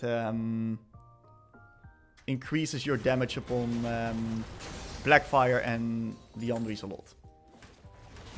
So I think Void's just slightly better in that regard. We need the boys on mid here. Boys, we need to be on mid here. I want to play mid into top, but it seems like the boys are not playing for the top tier 1. It's fine. We're now going to shift into bot after pushing out mid. Looks like it's winning. And that means that we can just keep up the mid control right now.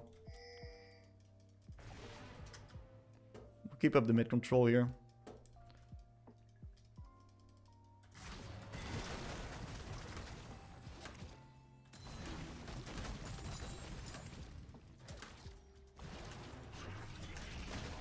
Wait, that doesn't kill?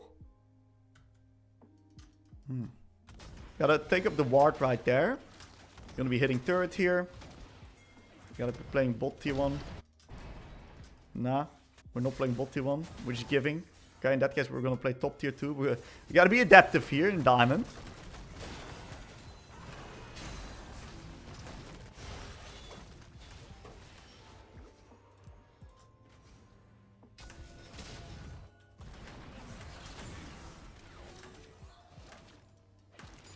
It would be nice if we can push some waves so we can siege.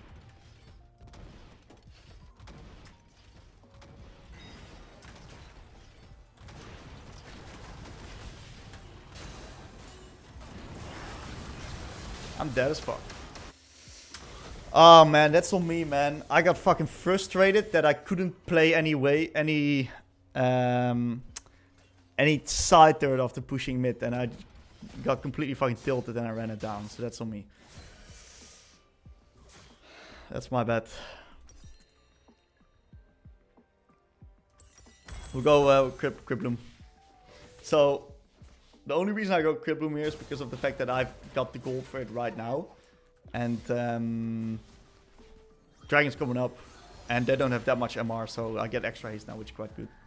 I've got about 90 basic ability haste, which is 3 seconds on my Q, which is insane. Like a lot of haste, a lot of damage. That's quite a bit of damage. Horizon's actually taking a lot of credit here. Also going to get a control ward because we want to be controlling the area for the next dragon. This next dragon is very important for us. Bot's already out there pushing, guys. So where are we going to go? Going to go top? No. Away from the next neutral. Bot's out there pushing, so we don't need to attack to bot as well. So we can now move mid, create mid into bot side vision control right here, which is going to allow us to fully set up the next neutral objective. We need the boys to come in as well. I love control warding this bush. This bush, in my opinion, is mega OP. If we can control that one.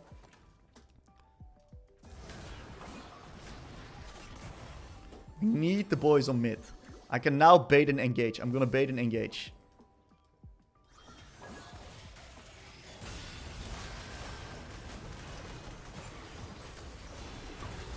The guy's dead as fuck. Nice job, Kanna. He's stuck as hell into my... That's a bit deep from the boys. Good snipe.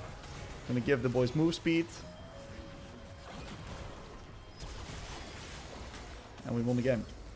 So, really good stuff. We took control of the area. We had a pretty solid lane in this one as well.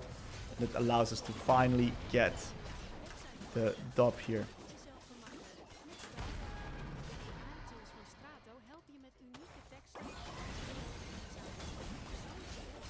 Fucking advertisements, dude.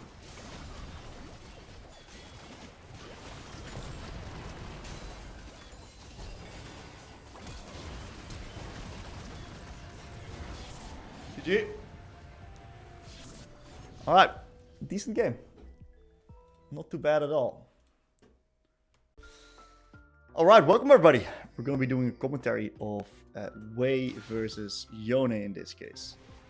We're going to look to try to see if we get a mana for band. That's always awesome. And we're going to instantly mute all, because that's where we can focus on our own decision making, which is always nice. It's going to allow us to help us to improve. So, generally, as Hwei, we want to grab up the slow push. The enemies do have quite a bit of threat in their team, but it shouldn't hinder us from doing what we're trying to do. Yone is, of course, a bit of an annoying laner. We're going to try to play in a cycle of 2 waves and see if we can slowly crash waves into him while slowly harassing him a bit. And playing a little bit with the small wins mindset. We're going to try to walk up a little bit here, get a little bit of push on the first wave. What Yones can do is Yones can invest their HP to actually counteract the push. It's not what this guy does. So we just kill a minion and we're just going to be nicely hitting him when he's forced to walk up for the last hit. We're going to try to hit him again. In this case he can hit me. He has no minions to contest. So I'm just nicely hitting, walking back, and we hit him onto that minion. So very good laning so far. First game of the day, so my camera movement and some of my mouse clicks may get a bit funky, guys. And we do the classic Hwei trade at level 2. Abusing the level 2 power spike quite heavily.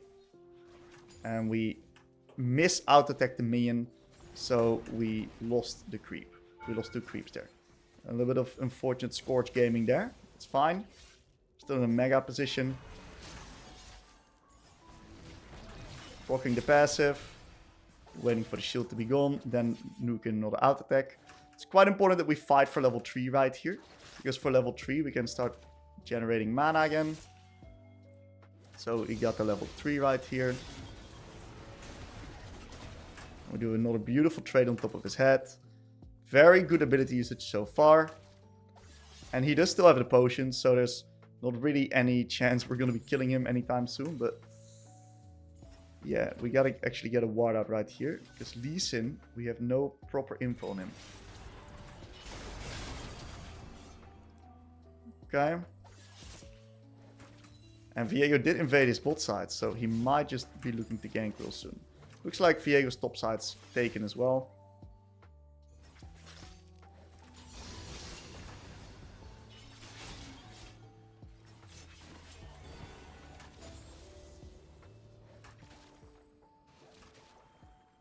Okay. Doing some hitting. I can potentially kill him on my next rotation. Fuck, I miss out taking some of the minions again.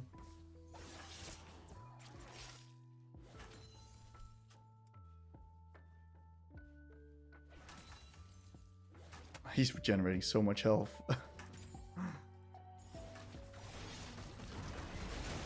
That is a bummer to miss that one.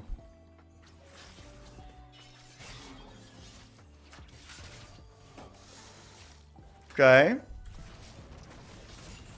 Kind of running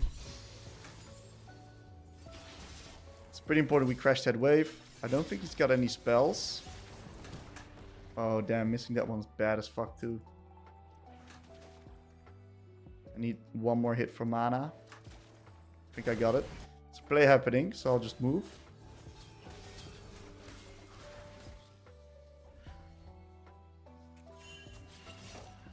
I need to attend to the wave.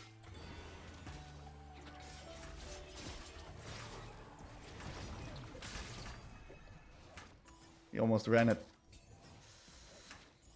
Okay, so gonna be looking to get a reset real soon. What we'll do is we'll hard nuke this wave right here into a reset. And we can potentially look to get Archangels. Or, oh my god, changes trio. Archangels or Blackfire. I'm gonna go Archangels. I think it's too good in this game. I'll just TP back. They got quite a bit of threat and hard engage. I think Archangels is a must, unfortunately.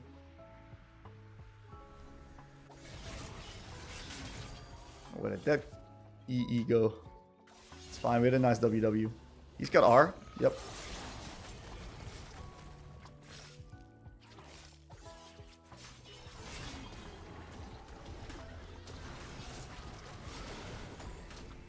Okay. We hit him back pretty decently there. We dodged out on his R. I thought he would do a high value R like that. But it's just impossible for me to break through. He's got lifesteal as well. So maybe with my Viego we can do something here.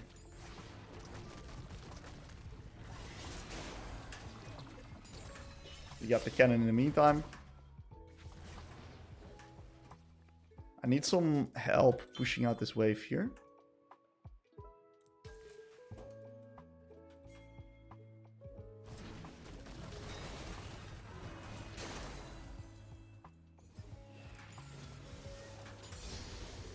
We'll just nicely take ourselves a reset. Oh, please don't kill me, chickens. Alright. So we're going 10 CS per minute. We go massively up in CS. That's a good thing. We'll buy the Codex. Not ideal, but better than nothing. But I actually think this is much better. Double M tome is a lot better, actually. Now we get 40 AP, and this would only give 25 and 10 haste, and we don't really care about the haste. So bot's got a nice little shutdown. Top's also Astro losing, so it's going to be a tricky game. Most importantly, we're going to try to just keep up our farm. And, yeah, play clean League of Legends. We're going to try to potentially cancel this reset.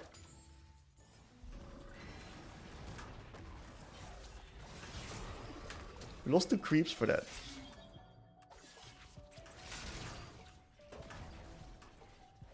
That might have potentially been very close to a kill, actually. It's fine. So we canceled this reset and we can deny him a lot of minions with that. I do think he still has TP potentially. We got the dragon. We could get a nice plate of that. Yeah. So Lee Sin's top now.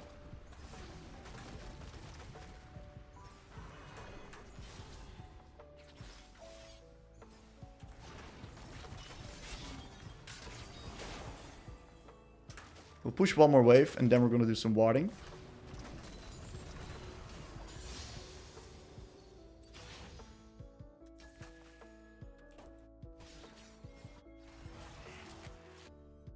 I'm going to match Viego's tempo and reset with him.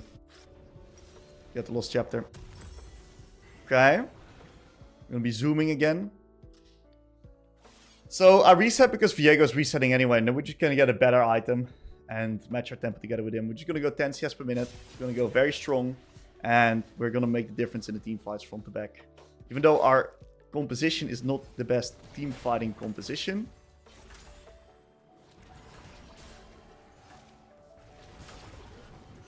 I should just focus on the creeps.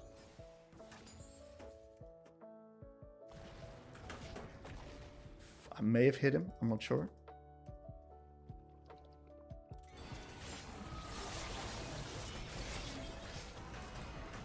Okay, really nice QE backwards. Knowing that he would ult me. So I QE in the time that he's like... I don't know. Is he seeing me? I don't know what it exactly is. But really nice QE. Kind of stun locking him there. Getting ourselves this beautiful kill. And that kill is big, because now we can really translate this lead forward. Fortunately, the boys died on bot. It's not going to be an easy game. How much for my spike? 900. Perfect reset here, guys. We are doing a great job with the resets and the farm in general. And we're getting ourselves the Archangel Staff into the control ward right here as well. I'm going to be zooming it back to lane. After Archangels, we're now going to be opting in for Liandry's. I do not want to get ulted by the Mordekaiser. That's going to be a death sentence for me. I'm considering buying a Dark Seal. If I can stay alive, that can be huge for my AP generation.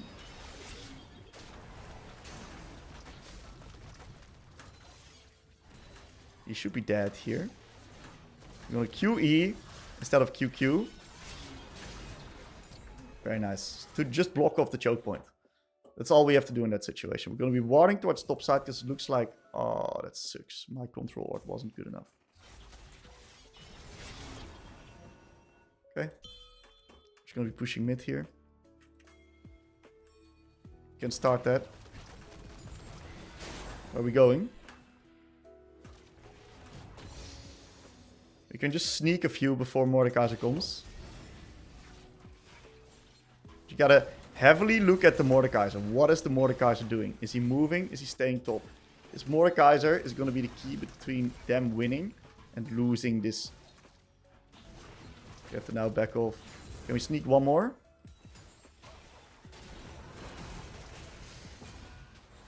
No, we cannot. I think he's... My bad, I guess.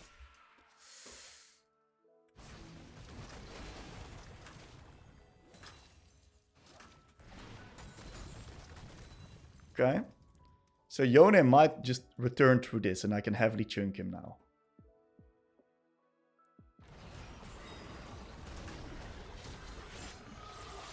Expecting the R.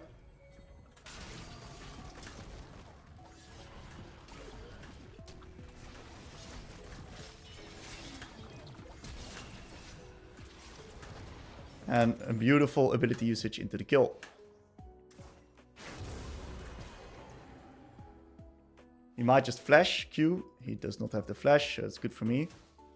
And he's now going towards the Raptor, so I'm just going to nicely push out this next wave here as well.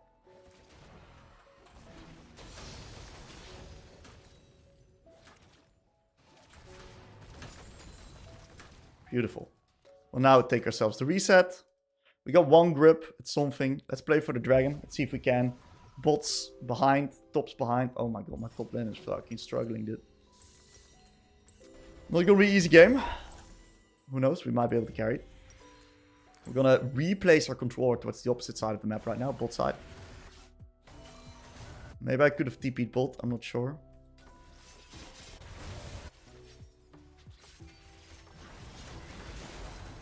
Nice chunk. Looks like Chase is Jinx is having a field day. Tough game.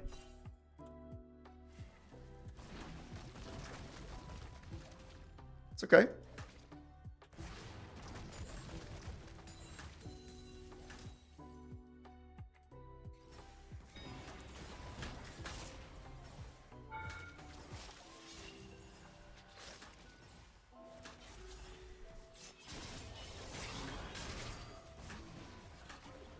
think I hit him. I'm not sure. I'm gonna get a little bit deeper vision. Maokai is coming off a reset here. Potentially I can get the... Okay, Maokai is opening a bolt. I can potentially get the turret here.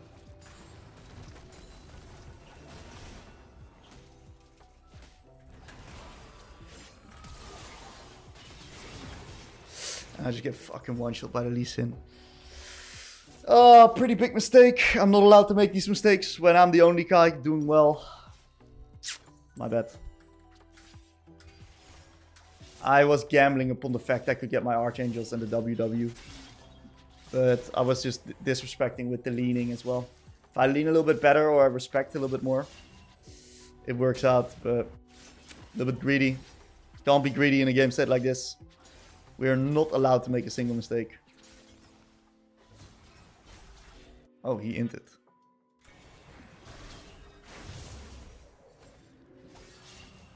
We are used to loud. Oh man. So I'm gonna go and push mid now.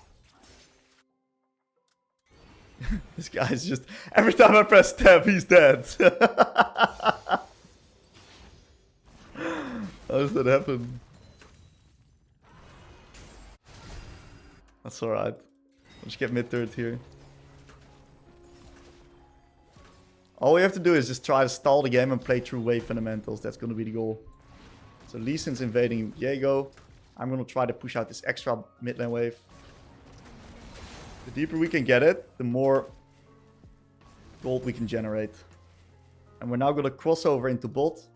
Try to get the bot turret here as well.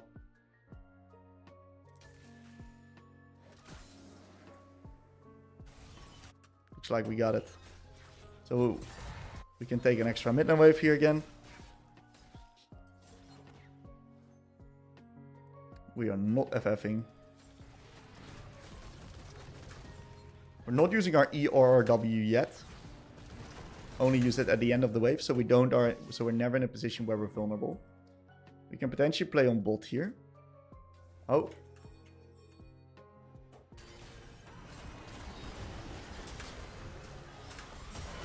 Beautiful turn onto the Lee Sin. Nice dodge.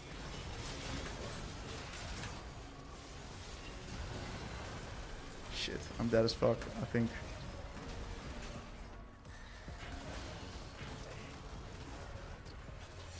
Wow. I'm alive. Decent skirmishing. Really good turn on the Lee, getting the Viego reset. I think the biggest mistake was I W-E'd instead of WW'd. I should 100% WW there. But I had very good E usage, which allowed us to eventually pick up the favorable skirmish. Now, look at the location of the wave. Bot lane, Narnia. Mid lane, getting resulted by my Jhin and the Senna. So I'm going to be opening up towards top, fixing the top lane wave. Asking myself a question, what's the next objective I want to be playing for? You gotta always ask yourself the question, if you can contest, of course. I'm not entirely sure if we can contest objectives, so... we gotta be a little bit careful and picky.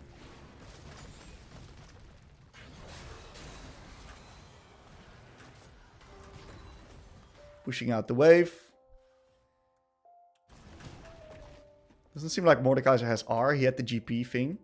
So potentially we can take Herald here, if we're lucky. Herald would be very, very yummy. We might give Dragon for it, but that's okay.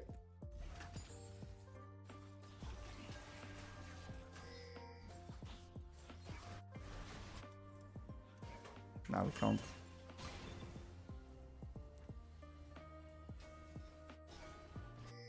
In that case, you can potentially move mid here, get up the mid prio.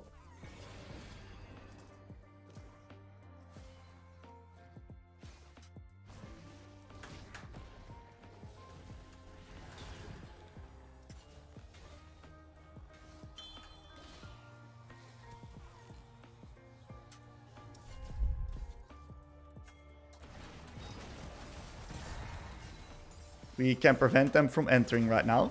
Because we make the rotation through mid into bot, we can now collapse onto Yone and get Dragon of it. So, I was very flexible here. And we utilized the man events, or at least the roam from top to get up the mid prio. We get up the Yone kill, but we must kill the Yone here.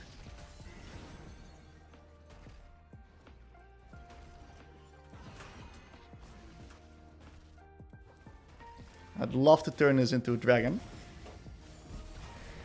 Oh damn, they held it top.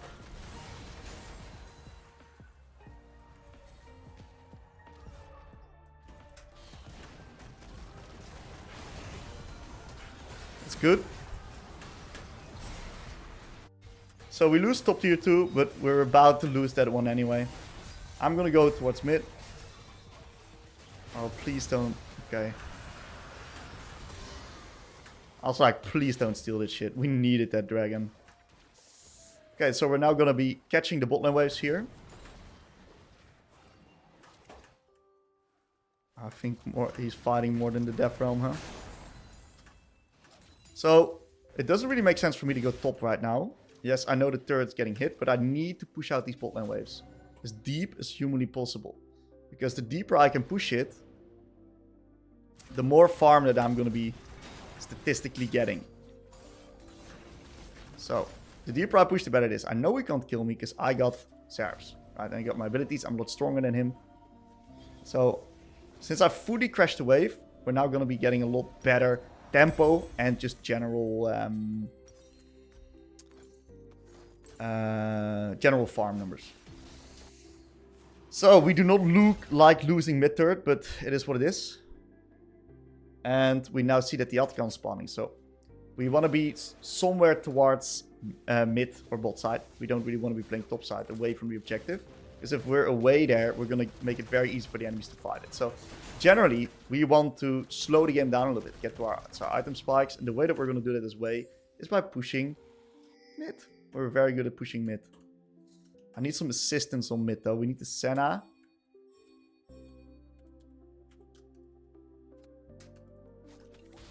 Gotta make sure I don't get engaged upon.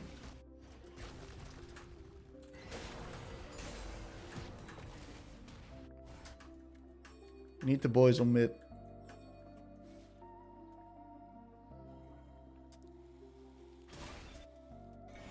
I'll grab a blue.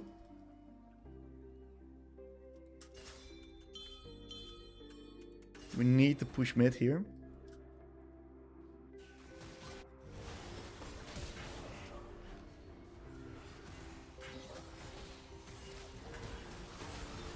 Nice play by the Jhin. Really nice play by the Jhin. What we can do is we can now push mid deeply. And make it very hard for them to contest the next mid lane wave here. So what I'm going to do is I'm going to lay a QE down in this choke point where they're trying to enter from. And it's going to make it impossible for them to contest. Now they have to walk all the way around here. And we might just even get ourselves a tier 2 turret of it. Beautiful. Oh boys, one more hit. So I'll now reset. Because I got TP. And I can just stay away from that guy, you know? What cancelled me? What? I don't know what cancelled me.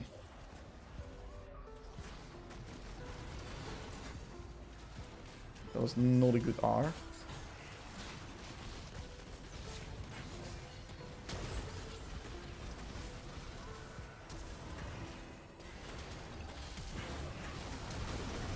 Oh my god, I think I just fucked up too much with my ability usage there.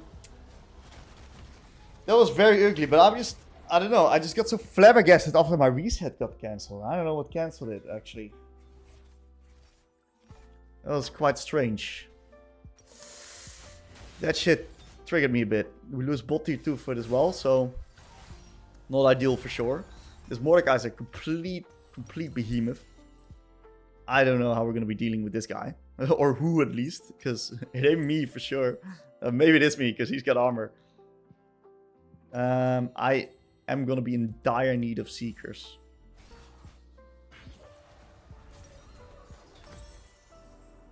I'm going to sell Dorans for Seekers. I think it's worth. I'm going to go bot. Damn, dude. I'll have to go mid, otherwise we're gonna lose everything on mid.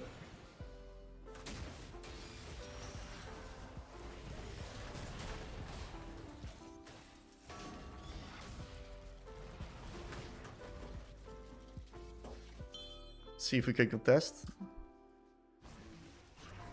I don't think so. I could potentially bait out some stuff.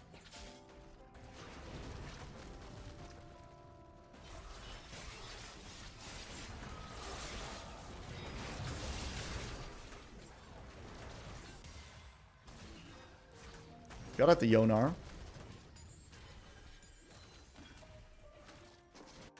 That was close dodge. And we need to get some form of control back.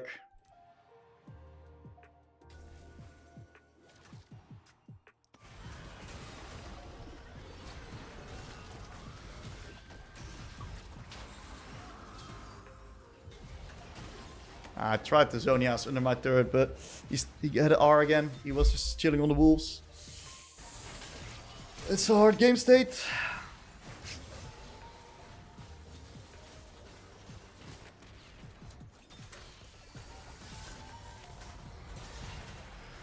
I'm gonna make it as simple as possible for my team. Let's see if we can potentially ARAM. If we can ARAM, we might be able to live. Because then Mordecai is not that good.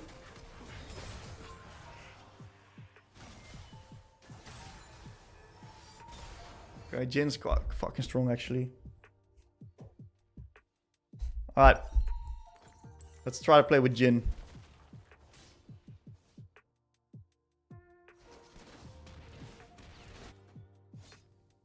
GP can just hold top lane waves.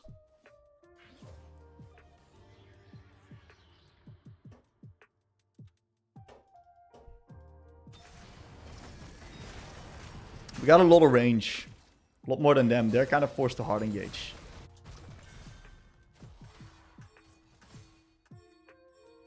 We need to try to get control back. The way we get control back is by pushing mid.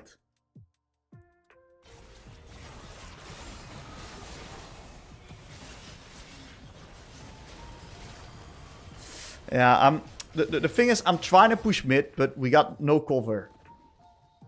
Ah, it's frustrating. It's so frustrating.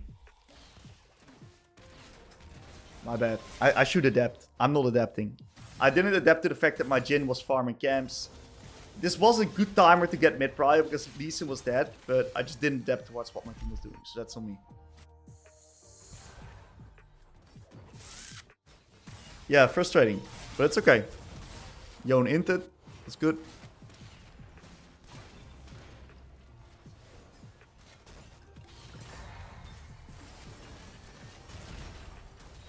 Let's see if we can wave clear. Okay, Maokai's dead.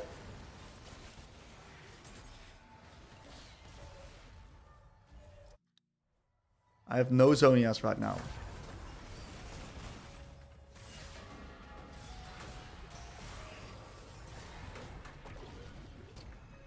You gotta be careful.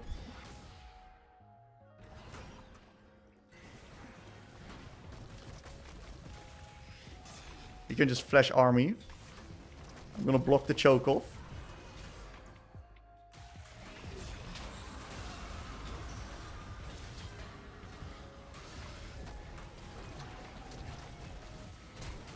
Okay. Unfortunately, everyone died on mid. I held him quite well. That's just too problematic. I think the biggest issue this game was that I didn't adapt properly towards what my team was doing. I was like, especially my last 4 deaths, they were just kind of chain dying. And the reason why that's the case is because I didn't adapt to my teammates' tendencies, so to say.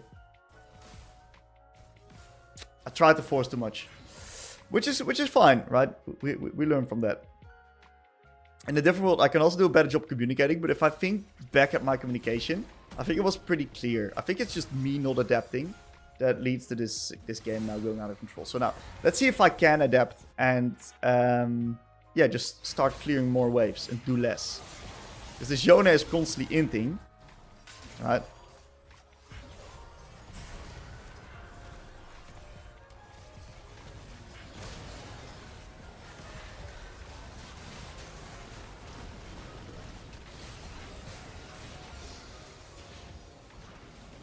I'm gonna need Zonias very fast. Let me get some vision here.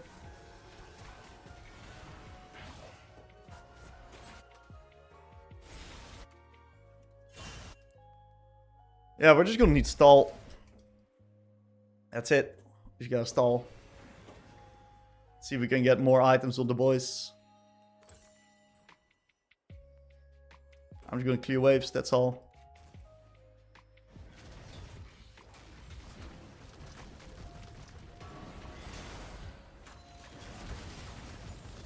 Maybe GP is gonna skill eventually.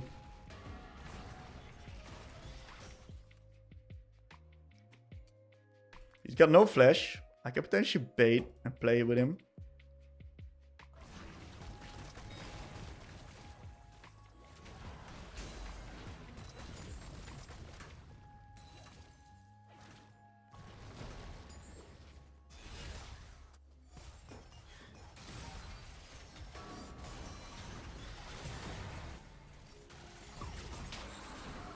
Damn.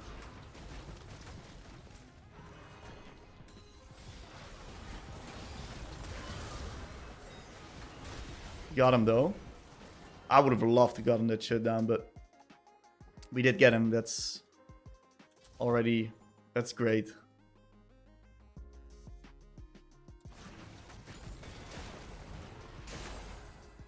It seems like we just need a sacrificial lamp.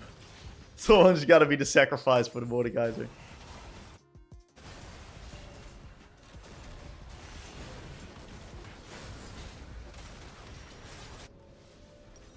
To reset there.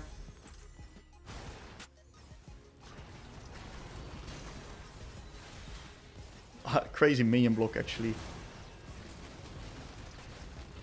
Jin's coming alive. We can wave clear. I've got Zonias as well. We're chilling.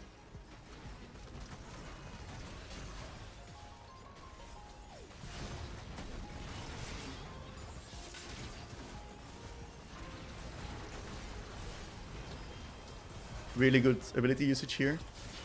I still got my thing. We lost the Nexus turrets, but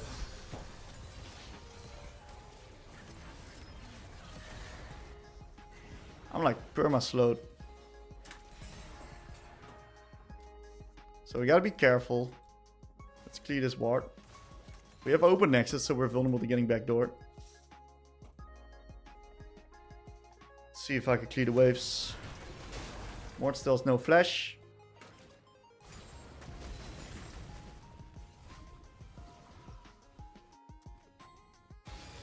I think we get that. I'm gonna TP mid. Oh, Jhin.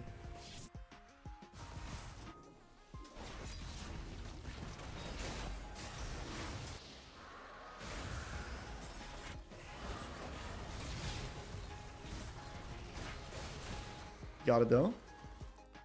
If we can do the Atacon, I don't think it changes anything. I think Atacon is a bad objective right now. Usually Atacon is good for XP and stuff, but we don't really need it anymore.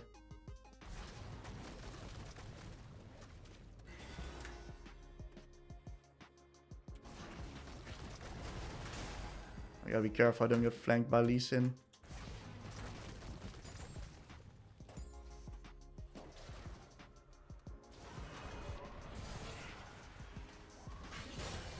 Gotta be very careful.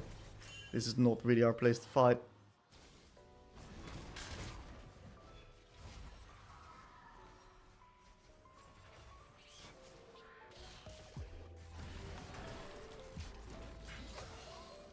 If I can get a good combo upon Jinx like last time, it's gonna be huge.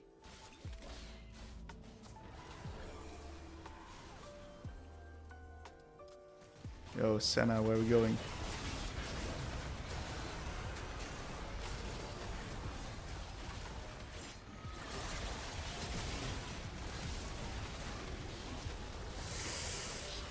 We're doomed. Oh man. I think the biggest issue this game is I didn't adapt properly. Besides that, I think it was a really good lane. And I made a few minor mistakes. And this was just a game that you're not allowed to make a mistake in. Because then you just lose the game. As unfortunate as it is. Part of the experience as well. Honestly, not a bad game. It is what it is. So, in this one, we're going to be playing versus Galio. And we're versus Yuumi and Graves. That means that generally, the threat onto us is quite low. Kled post 6 can be annoying, but generally what we want to be doing is we want to just get the slow push into the Galio and start nuking him in the turret. And we gotta, if we're under gank threat, we gotta hold our E. Okay, we see that the Galio is actually right there. We just want to also always heavily out-attack the wave versus a champ like Galio. Galio has an insane amount of AoE.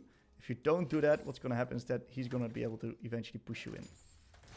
And then we use our QE early to grab up the push and harass him. So I should have stood a little bit further outside of the wave, because now I got hit by the Galio Q while he was also thinning out the wave. But yeah, I think I could have done a little bit better job, but we're denying him a lot of minions already, so that's good. I should have also went airy. I don't know why I took comment. And now we're going to be opting in for the level 2.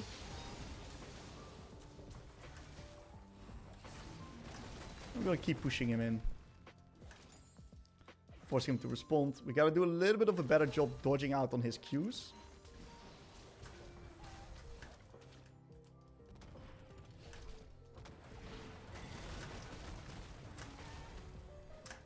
We're doing a nice job harassing him.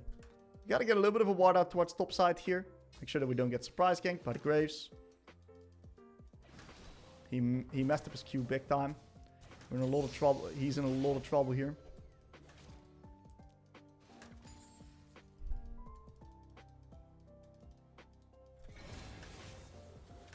Got off his bone plating.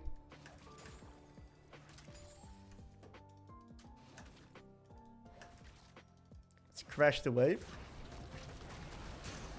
It's crazy that that didn't land, actually.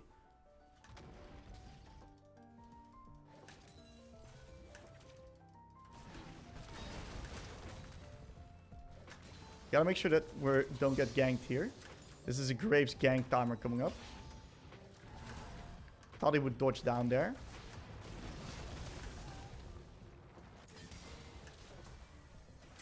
So the Graves gank timer is going to start real soon with the Scrap almost being dead. So now is when we got to hold our E right here if we don't want to get ourselves ganked. Oh. Yep, I feared that's what I thought. And I fucking blew it because of the fact that I E too late. So it was completely fine what I did. I had a great lane. But I just blew it with a shit E. That's how it goes sometimes. Graves is now going to be taking over top. Giving enemy jungle a kill like that is not that good.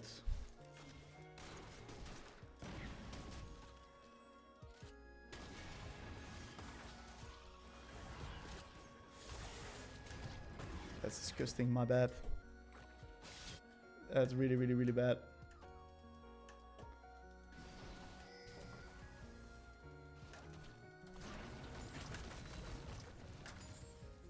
Gonna keep on pushing. Even though we got no flash, I still feel comfortable just to push.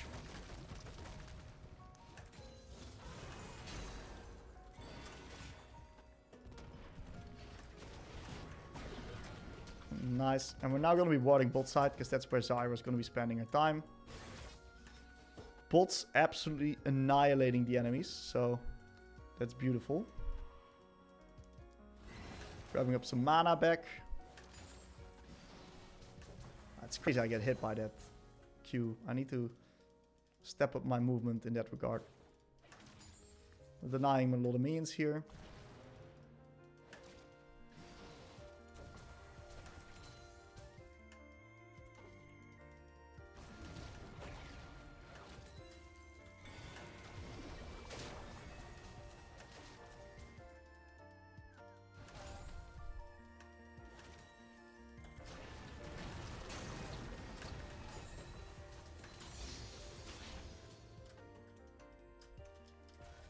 We spot the Graves.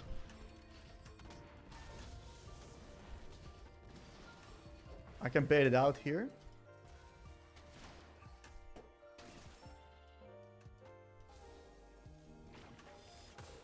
Okay, we're going to be pushing the wave here. I didn't necessarily need Lulu, but my ping actually probably thought she was needed. Wow, good movement.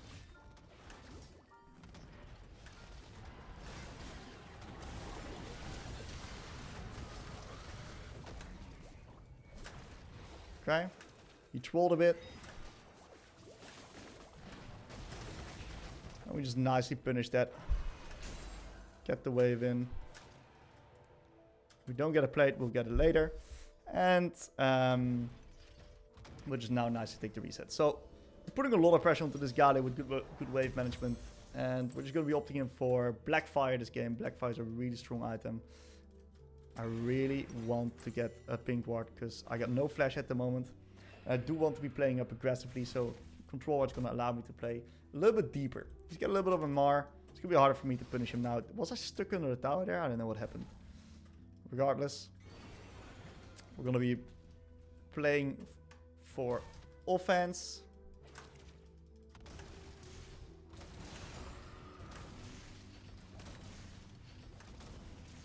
Grab the creeps.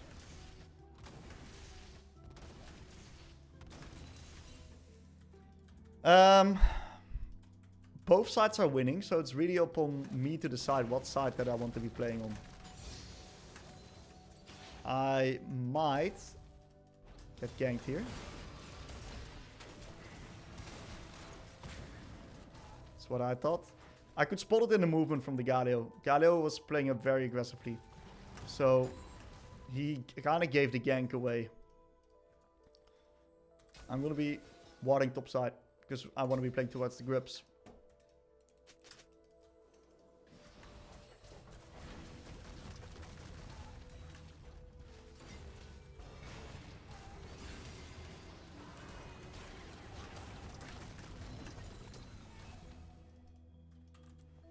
Let's take a reset here. Not sure where he's going. And we'll place the blue thing down here. Very nice. And since he's kind of late to the wave, kind of fucked up here, I'm probably going to catch most of it. I might only lose like one creep. We'll see. Yeah, I think I lose one creep.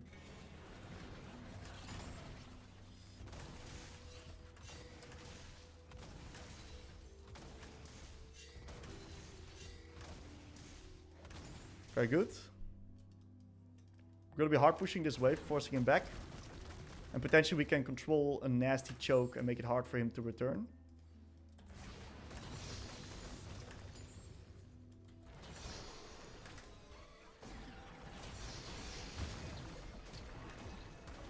We use the Fog of War there.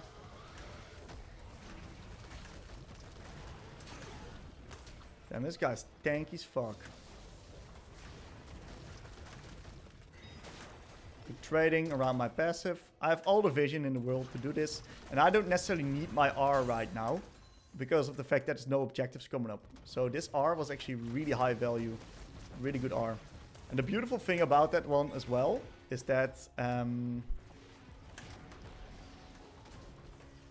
I put a lot of lane control right now onto the Galio.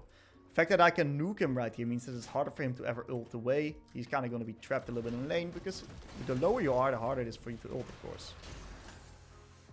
I'm going to need to reset real soon as well.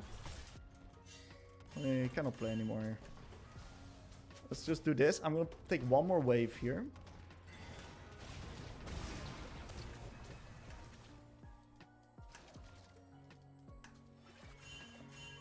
I don't like this. It's really hard for me to bridge. It's so hard for me to play because I want a nice clean front to back. And that was absolutely not it right there. So there's a small chance that Graves might come and gank mid right now. So we just take that one from a distance. And it's really good actually that I don't die here, but I do bait him in. So this guy now is not reset properly for the grub spike. So that's big. That means that I can potentially TP in right here. Bam. And we can play the grubbies right now. Which should be a very easy win because I got Blackfire. I'm fully reset. Oh man. Twitch is here as well.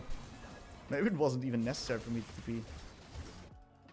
This is free as fuck. I'll just push mid. They should win that. If they don't win that, I made a big blunder. I think they're fine. I think what I'm doing is completely okay.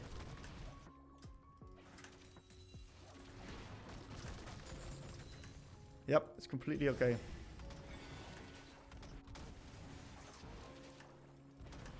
The main reason why this is so good is because we deny them a lot of minions here as well. And plates, of course, which is nice.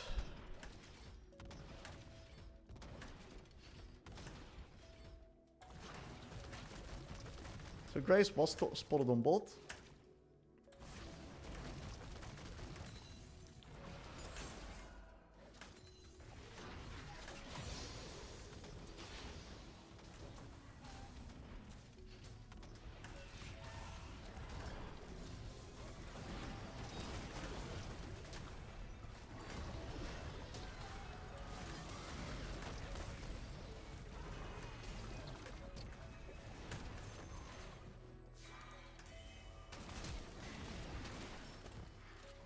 Okay, I didn't expect him to really come from there. It's alright. I lose my flash, but it's not ideal. So we'll just reset right here. We got ourselves some nice nice gold amount. We're not gonna go Sorks. I think this is Swifty's game. So let me elaborate why this is a Swifty game right here. The reason why this is a Swifty game is because the enemies are very linear. So it's really easy for me to kite them with Swifties and just run away. They also got a few slows with the Yumi Q, with the Graves W, that I can then deny and escape even without flash now. So if I had Swifties in the previous moment, I would have been completely fine. And didn't even have to flash. So we're now going to be warding up towards bot side. Right here. Fortunately, we try to contest the Graves, which is now getting a little bit stronger. We might lose the turret for that. We'll see. But we're going to be playing up on bot side. Our jungle is playing bot side as well. My bot lane is doing really, really good.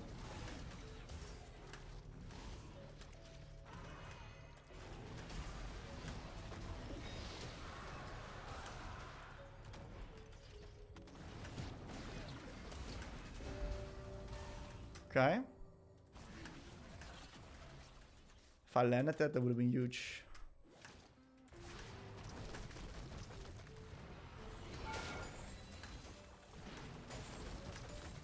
Might kill him here. Very nice. And we'll just get the mid-tier turret. Game is pretty snowballing from this point. My Twitch is absolutely demolishing the enemies here as well. We're now going to be opting into the blue ward. And we're going to now ask ourselves the question, what's the next objective? Where do we want to be playing? Look at the location of the bot lane wave. It's completely in Narnia, so I'm not going to go bot right now. I'm just going to be wasting my time. What I'm going to do is I'm actually going to play mid into top, because we can take this top turret right here. And if Nar wants to, he can always defend bot. We can even give that turret right there. It doesn't really do much, but I really want to be playing into top here. So I'm going to show my face. I'm going to start pushing waves here. So yeah, not the ideal... What an inter. Crazy. He may have just not seen me at all, actually. So in the end, it was a pretty good swap here for me. Very good lane assignment that I chose. This guy's been watching too much Kalist here. We got the cannon.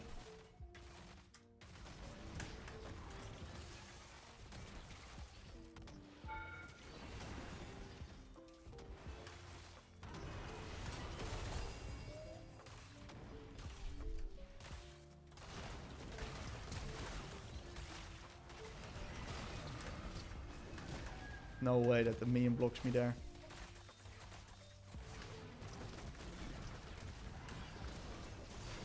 No way, I missed my fucking E there too. That's insanely bad, by the way. My bad. That's a fucking kill. My bad. Get him, Zyra. Executed. It's alright, we're chilling. Damn, that's pretty bad. Lulu is disconnected. Good that she's back. Not sure if Nar sees... Oh. I see what's going on there. My Nar is struggling. Ginsu's Nar. I see what's up.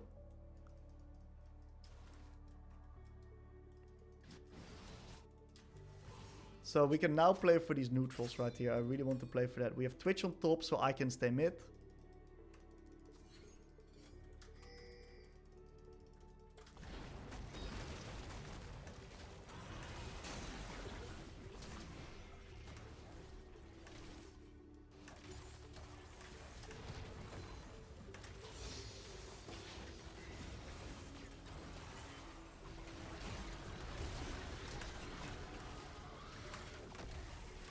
Very good ability usage. WQ forward to gain the extra terrain that I needed to gain. Wait for her E, then E into the R combo. Getting myself a beautiful pickup of a kill. And we can now just clear waves here. That landed, we did 0 damage.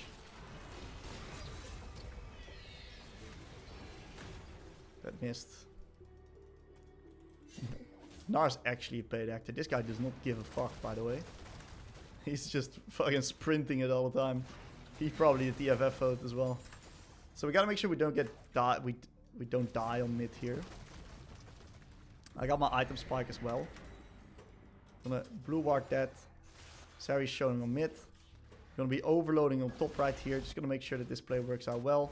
And we can just reset right here. We cannot play tier 3. We want to be playing the dragon. So we're going to reset. Move back mid. With a control ward. We're going to try to create bot side control. So push mid right here into Drake. Nar's got no TP. Let's see what he's going to do. Going to give the team some speed. Because we want to be early if possible.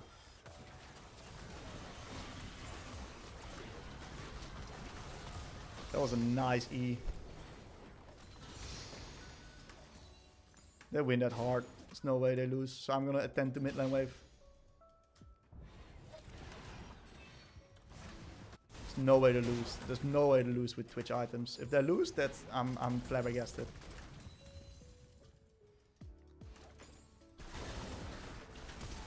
If we lose, my bad. I should move.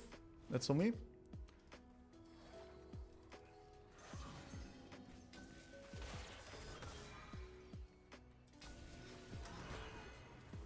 Oh my god, missing that is completely criminal. My bad.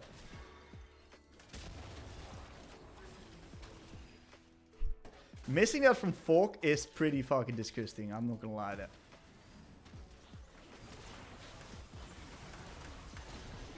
Oh, that's also pretty disgusting.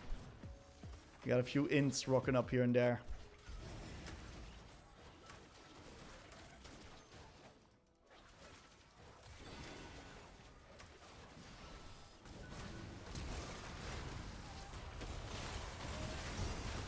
Holy moly. Got destroyed. I let him get too close. Them dying is crazy. I really thought they had it there. I guess I was wrong. I guess this Graves is too strong. It is what it is. They might take Article now too. Yeah, looks like it.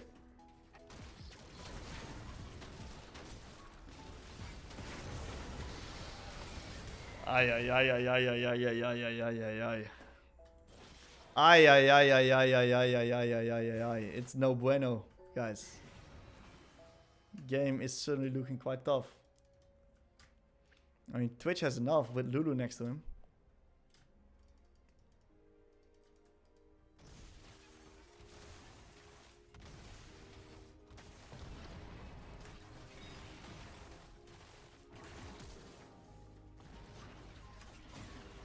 It's a kill, right?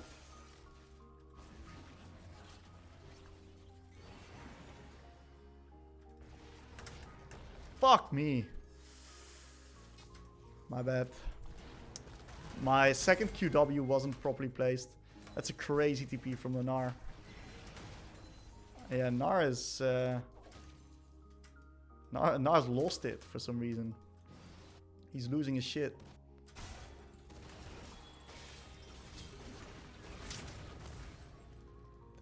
That's bad.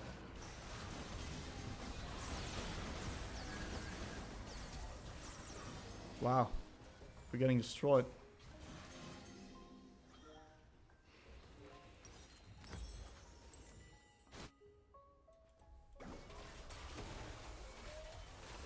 We're absolutely getting destroyed.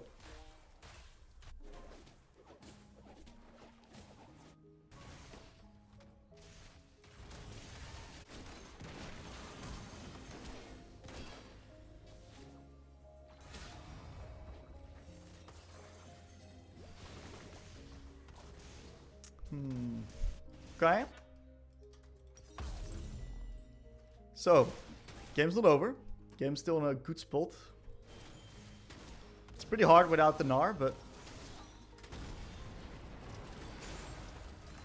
we got 3 items with Twitch, and I got 3 items, and we can play the game. So let's wait until we got 3 items Twitch, and then we're gonna play again. Yeah, so this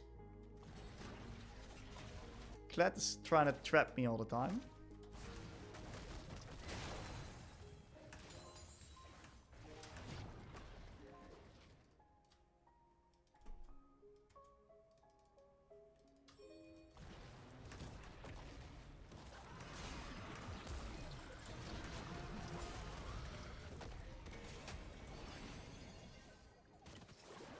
Can we CC him?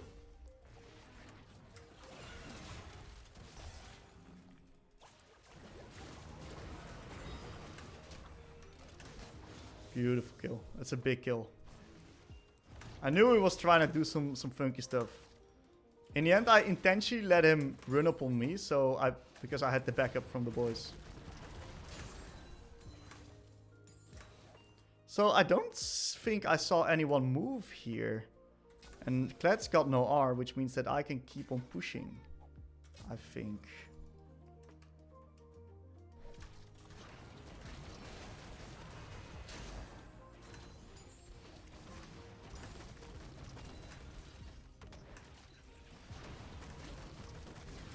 I gotta run now. Let's hope Gnar doesn't run it down as well. He's got it cooking. We now have items on Twitch. Can definitely play this dragon here. We're gonna maximize our gold output for this dragon here, which is getting the Swift March upgrade. Please don't die.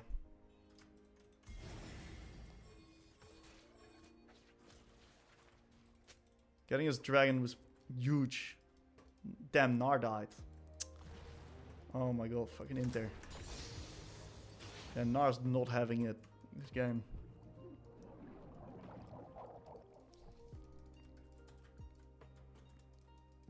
Oh, look at that Kled positioning. It's really bad for us. They might even be on Baron, dude.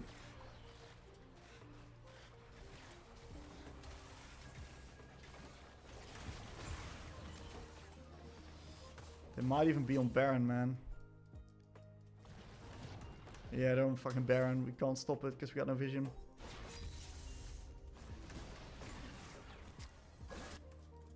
Not ideal.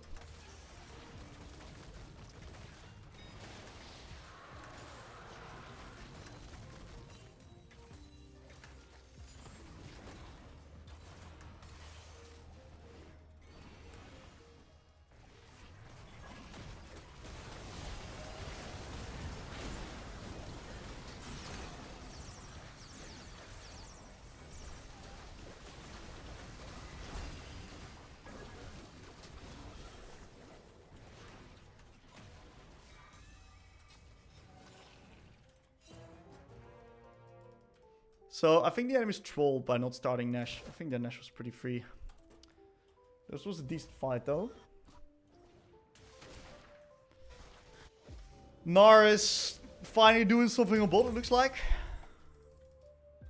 Which is nice. If you can beat the Kled, that's actually kind of huge.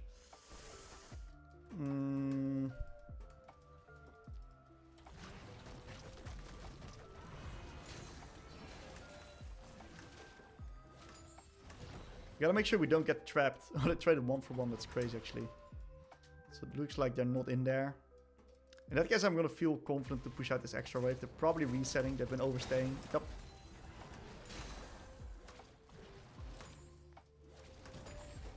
I can therefore take 1 more, because Kled's dead.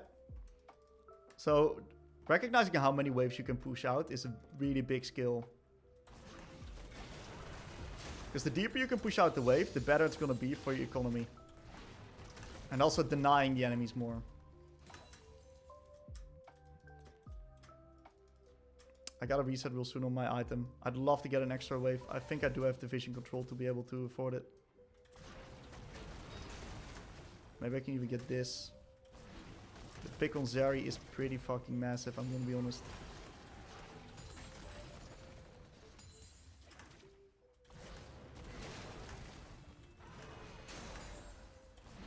So we're overstaying here. Graves now shows top side.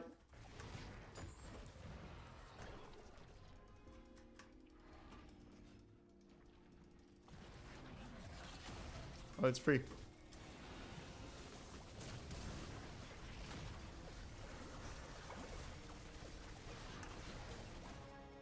Okay, we can now play Nash probably.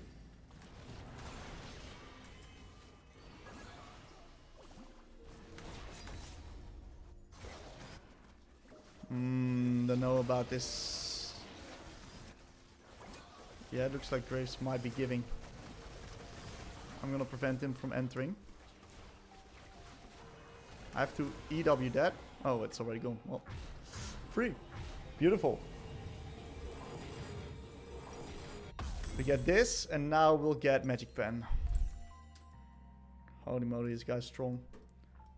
But so is Twitch. So we're gonna now babysit Twitch here. If I would be the enemies, I'm gonna put myself in the enemy shoes now. I would kill Gnar. Well, guess what? That's exactly what they do. How unexpected. How unexpected. If I would be the enemies, that's exactly what I would do right there. Try to play on the Gnar.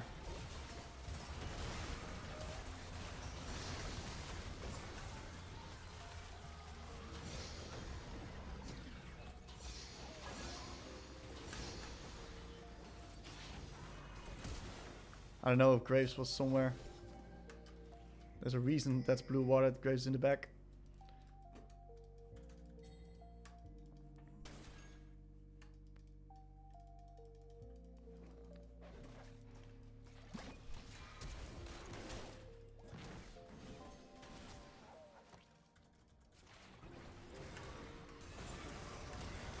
That's big, actually. Getting that stuff out.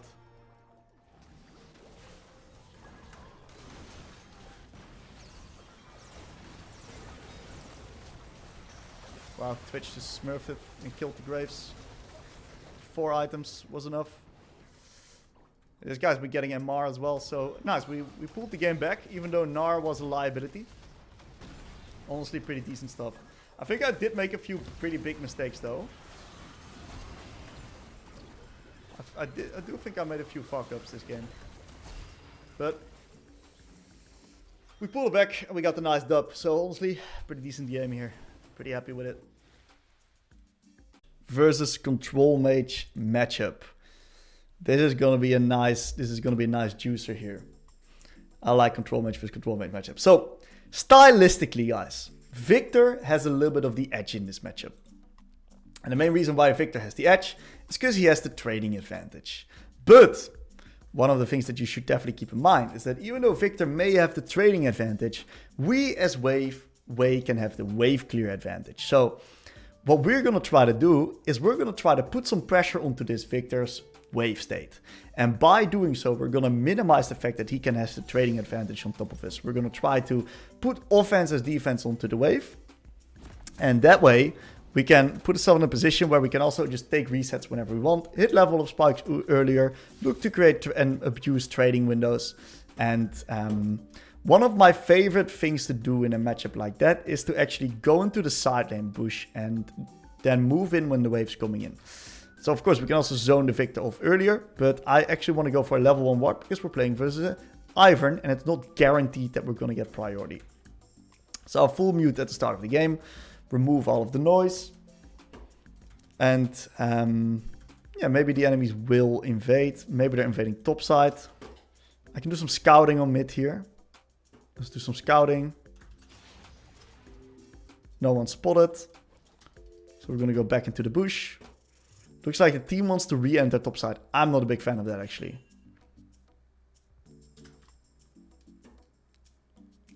Oh god. Oh god.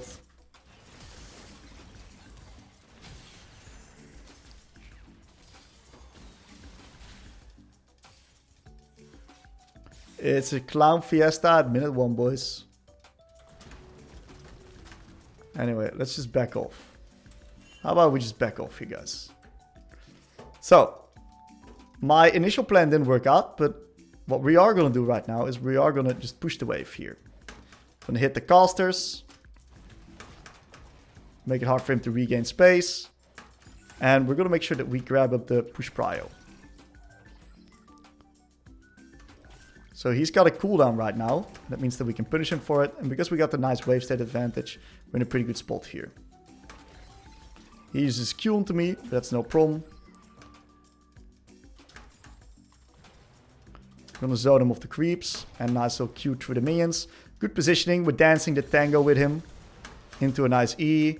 And because of the better wave state, we're just winning.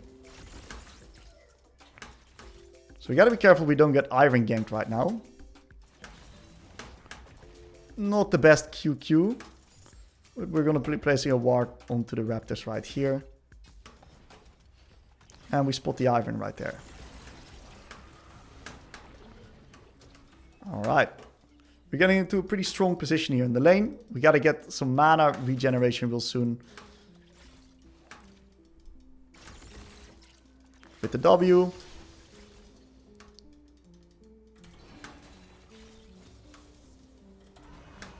Very greedy. Really bad. Really shit EE. We gotta be a little bit careful now.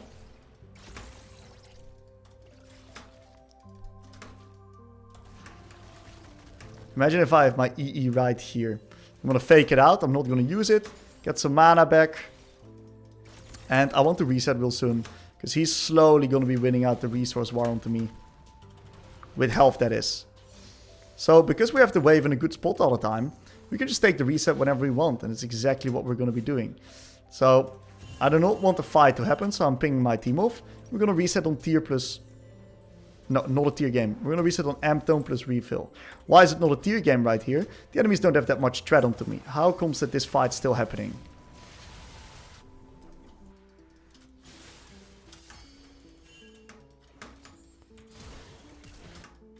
Snook the wave. I cannot really go there. I'm too late. So I'm just wondering how that fight's still happening. Because it looked to me like Diana was very out. And Viktor gets a double kill. So that fucking sucks, does it not? We can look in the review and see what happens there. If it was on me or not. It definitely fucking blows though.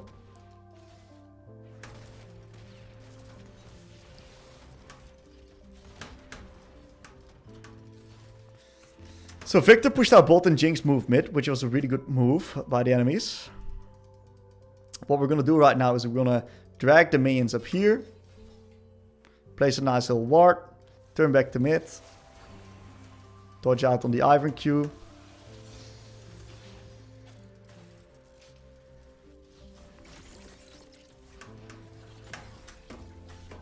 Okay. So I wanted to do that to hold the wave and make it push into me. And deny me the Viktor minions. We're gonna EE him here. Nice movement by him. He lost the creep though, so it's fine for me. We're gonna be having to lean bot side. So I can potentially bait him into Diana. And that's exactly what happened here. Probably doesn't have flash. So EW is pretty guaranteed. Oh, the fucking Ivern shield. It's unbelievable. It's okay though.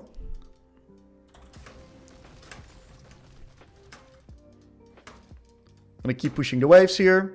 Potentially we can reset depending on what Viktor does. He's probably basing. And I have perfect goal for my lost chapter. So even though he's got 2 kills and he's probably got an ear upgrade already, we're in a position where we are able to contest him quite decently. We're up in experience quite a bit.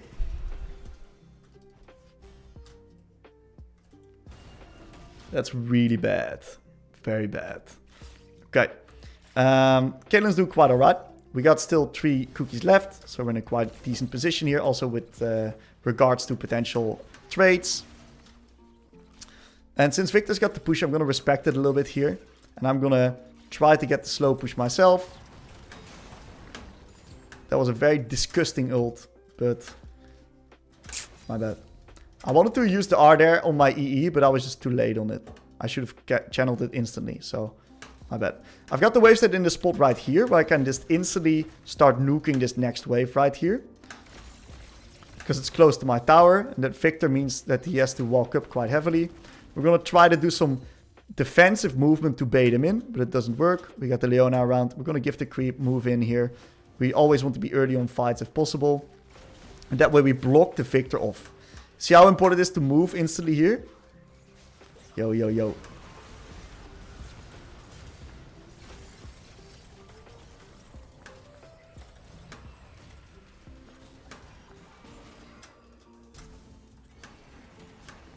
And I think we did our job kiting back. I really held my abilities very long there because of the fact that I didn't want to risk missing it.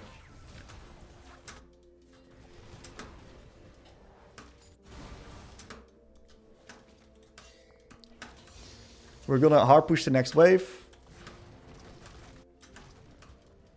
We do that with 2 Qs at level 7.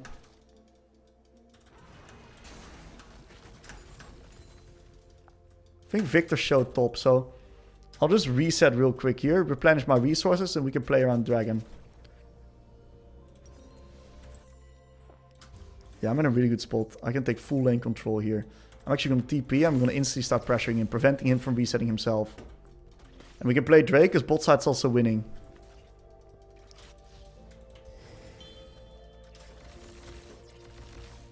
So we can really pressure him. Aggressive positioning here. Zone him off the wave. He lost a few creeps.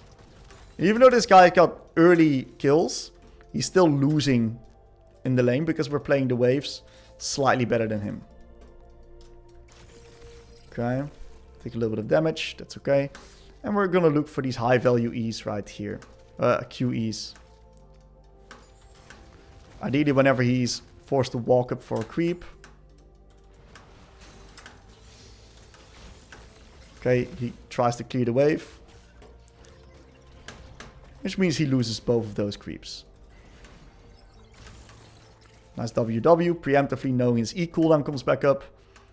And we can now play this dragon with Diana being done with her clear. Really good R in this case. A little bit rushed, a little bit mistimed on the Q though. If I hold my R for a second longer, potentially I can actually also get the Q on top of it. And then this guy is really out of the lane, you know. It's fine. I'm just going to keep hard pushing waves. I'm not under threat of getting ganked. Dodging out on Ivern is very easy. And since he now stays, I'm actually going to slow push a little bit more.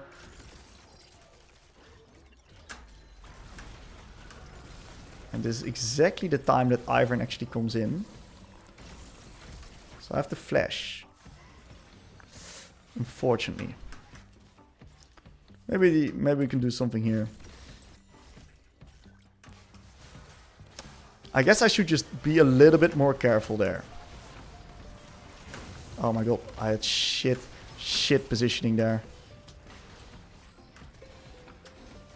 I also shouldn't flip onto the Ivern there. That's my bad. You better land that. Oh! No way we gotta do... How did that happen? No way that we got a double kill there. That's crazy. How did that happen? Did he flash in it or something like that?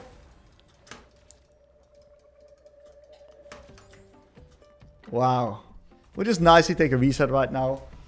We'll get ourselves the Blackfire. Blackfire is such a good buy because their threat is quite low. So Blackfire has the highest value. I'm gonna Blackfire into this. I love this item. It's my favorite item in the game, Swifties. I think it's really OP. Still can't believe I got a double kill there. So, looking at this from Hwei's perspective. I want to be controlling areas, letting the enemies run into me, using neutral objectives as magnets. So we're going to be nicely playing around this grubbies coming up. Of course, we got to first get area control. At least try to. So we're clearing the wave. And we see that the Viktor is now placing a ward right there. Nice little QW. Ivan is around. So I'm going to push one more mid lane wave. And try to force the enemies to respond. Seems like the fight's already happening. Gotta make sure I don't get Cassandra. Yep.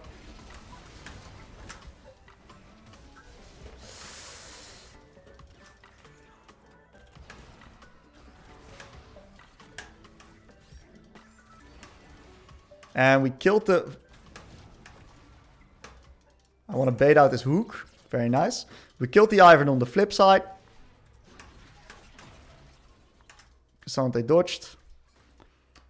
So I should have communicated to my team that I wanted to push in an extra wave before doing that. And why is it so important to communicate there? Because if my team actually respects and waits, what's going to happen is that... Oh man.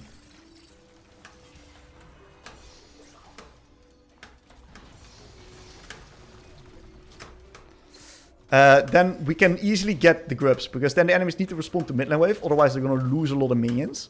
And that's going to then put us in a position of where we make the enemy make a decision between two bad choices, which is the best thing you can do, of course. So we're just going to now nicely take a reset. We are too low on mana to continue playing. And since the enemies are in such a position quite low range, what we're also going to do is buy this item. They're quite long range and they're not really engaging upon me. It's really good to buy Blackfire into Horizons. I could have pinged a little bit better there. I should have pinged a lot better.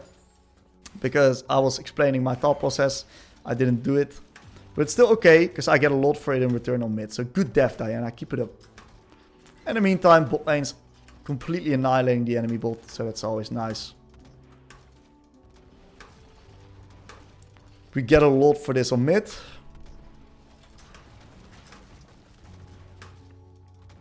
Beautiful stuff. And we'll just keep pushing. Potentially we can make Viktor sweat a bit whenever he comes back into the lane. Got the grubbies. That's exactly what I mean with making him sweat. He just dropped to half health. Gotta be hitting again.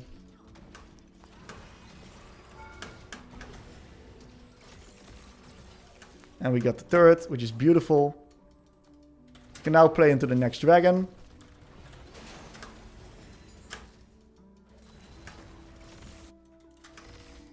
Gotta be careful I don't get blitzed here. A ward right there, outside of the control ward vision range. And right now I do feel comfortable actually destroying it. Nope, I'm getting contested. That's why that ward's also so good, right?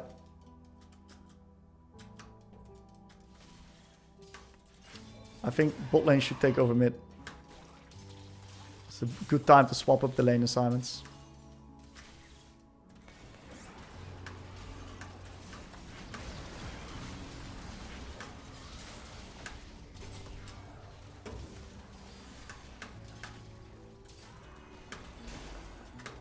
I still had flash, so I felt pretty comfortable there. It's clear Daisy. That's a big problem gone. So I'm going to contest the choke a little bit here while I'm channeling my reset. Gotta make sure I don't get Iron queued. That's the only way I die. Should be pretty free dragon. We can now just push the next wave. And then just reset. I cannot really continue pushing. I'll just get the reset off.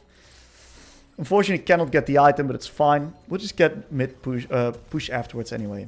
So we now have to make the decision. What's the next objective? Are we going to be playing for Rift or are we going to be playing for bot T1? Since I've got TP coming up, I'm going to try to play for bot T1 while potentially also threatening the other side of the map. So I'm just going to be opening up bot, making sure I match the Viktor in this case. I'll beat him. I'm going to nicely grab myself up this blue buff in the meantime. And I really want to be playing upon this bot T1 first before doing anything. My bot lane automatically gets pushed on mid, so I don't need to assist them on mid lane just yet. That means I can just easily push out bot, pressure, and I hope my team can stall. Especially because the amount of hard engage upon the enemy team is quite limited in this case. So I'm going to be pushing out these waves. And I should have bought a blue ward. I totally forgot buying a blue ward. But I'm pretty sure that I am not under threat right now. We dodge out the Viktor E. And we just get out, because the enemies might cross map onto me right here, which is exactly what they do. And we are now chilling. Should be pretty free objective. I'm going to TP top, swap out lane assignments with Garen while keeping up this push, making sure that we don't lose any minions around here. And we're swapping up the strong side towards top lane, and I as Hwei want to be playing on top lane. So this is a really good tempo play, putting full pressure upon the map. And we can now instantly play tier 2 here as well, if my team responds. We cross map, Garen moves mid. I hope Garen understands, and we can now take tier 2 top. It's really good what we're doing. Keep it coming, boys.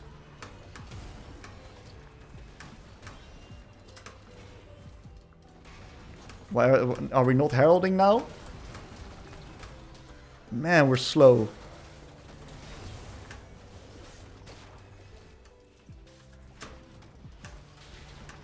Can we herald? Where's the herald? Where's the herald? Jinx stole it with R. There's no fucking way.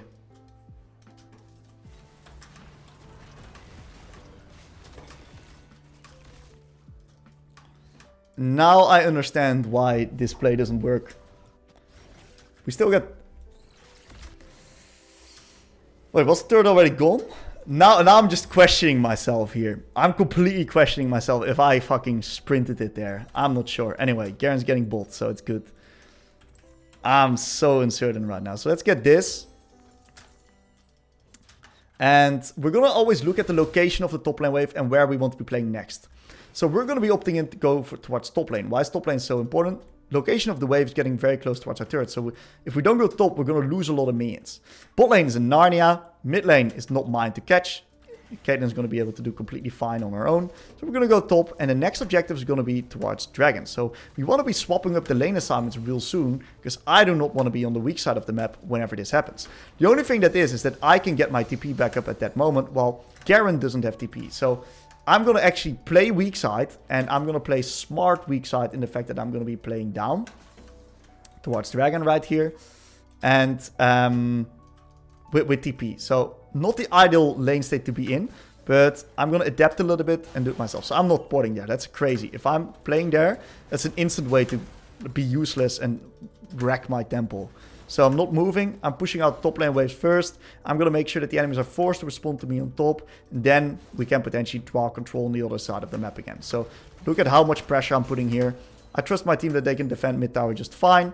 And look at that. Now the enemies need to respond towards top. And I can actually shift down towards mid.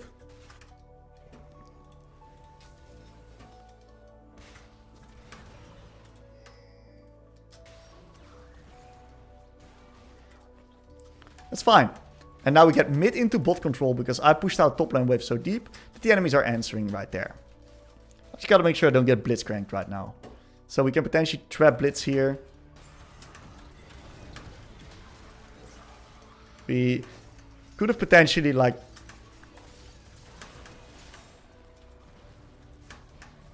We could have flashed it, so I was fine regardless.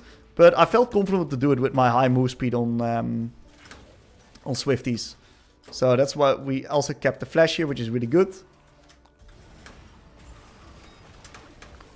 Blitz is too low, not able to play. Cassandra is the tankiest motherfucker alive.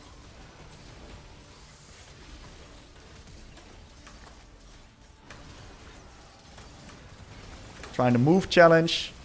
Trying to not get one-shot challenge.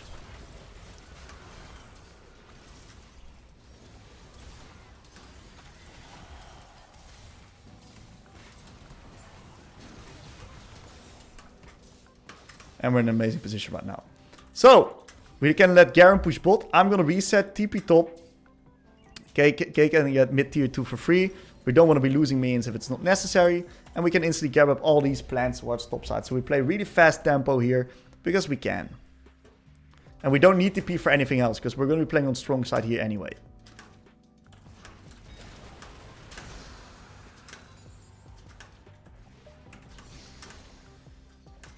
Very good. We can push one more without being vulnerable, I think. I'm going to blue ward that for certainty. Yep, we push one more without being vulnerable. And we also nicely get ourselves topside vision control right here.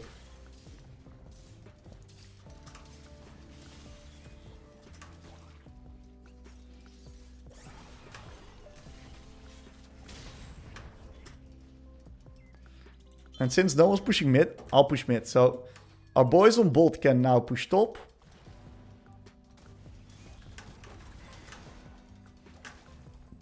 This is what they do a lot in pro games, where they send the bot lane towards top, where the Akali is, because it's so deep, and then the mid laner takes over mid. So Diana is not in a position to play just yet. So we're just going to be pushing up mid. It's quite hard for us to now move there, but we see that Jinx is now responding to mid, and we have a first move timer. It's quite good for us to move now. It's a shocking fight. We cannot play. Why is it a bad fight? The enemies have area control. Impossible for me to get my damage off. So what we're going to do instead is play on this guy, which is very easy. If we use QW forward, EE slow into R, she's perma slowed, and then we just kill her. So we just give that because it's not worth contesting. And then we play onto a different part. And we just get ourselves some resources on the other side. So they're going to now get the Atacon. We just get mid push. And we're going to get the inhib. Inhib is quite good at this point. We can use this inhib to get the control for the next... for the next objectives, which is going to be this and this. Soul is very clear in condition. I'm going to fix bot lane wave before I'm going to do anything else. So fix the bot lane wave right here. And I'd love to get one more. Let's see where Ivan's going. Ivan's heading up, clocking up top side. So I'm going to do this into this. And this should fix up the waves really deep without us losing any means. So let's hope. Blitz is here. All right, so I'm a greedy pig. And I actually got punished for it. I should have blue warded. My bad. I'm a greedy pig. I got punished for it. And I get a big ass shutdown towards the enemies. I didn't account for Blitz. Blitz, I didn't see him. I didn't see the Blitz. I don't know how he got there. Maybe I just missed him. Fuck me. Also one thing to look at in a review. Alright, let's just play this next dragon. And we are going to be opting in for the Swift March upgrades. Now, usually I don't do this, but I really value a control ward right now. And the reason why I value a control ward is because we're going to be controlling a side to play on. And I want my team to not end while I'm dead right now. It's okay if we don't contest mid lane wave. Ivan's a little bit lower. I hope Garen doesn't get himself hooked. If he does get himself hooked, it means I'm now forced to TP him right here. I think it's potentially good.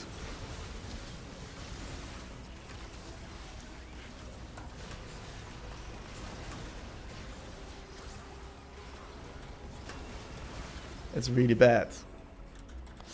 We need to stop running into them.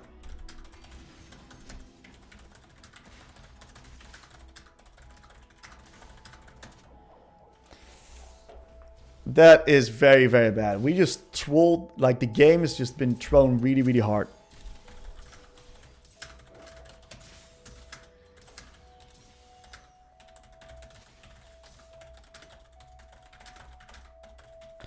And Garen now needs to just keep splitting. We cannot have him group. Because this Cassandra is just way more useful than him, especially with the build. So, games just turned hard as fuck. And I think we're going to give that.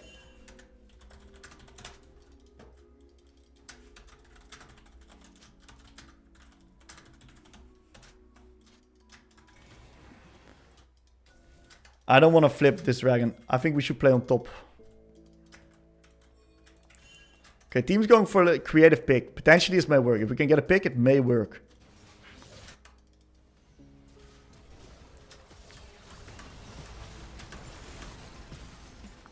Nah, looks completely dog shit. Unplayable, as I thought. Just gonna be pushing mid. That's all we can do, really. It's unplayable. Like, our comp doesn't work like that. What we can do is we can, since 4 people is there, we can play mid into top potentially. Leona got ourselves killed as well. Garen doesn't have the push power at the moment, so it's fine. We pushed in very, very deep. And that means that we can now stall.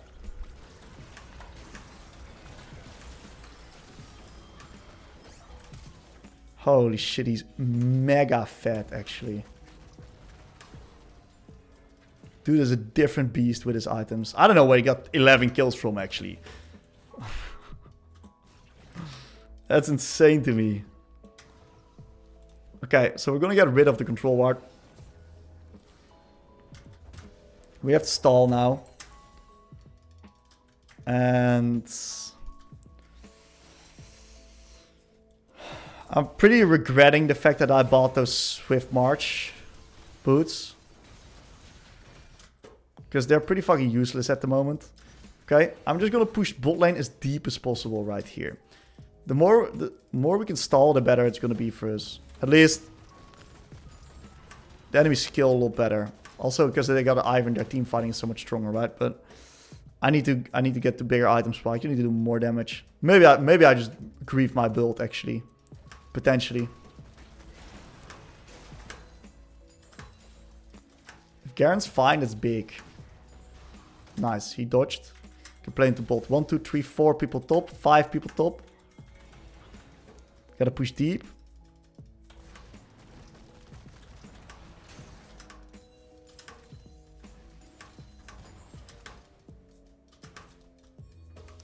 And we gotta be careful now.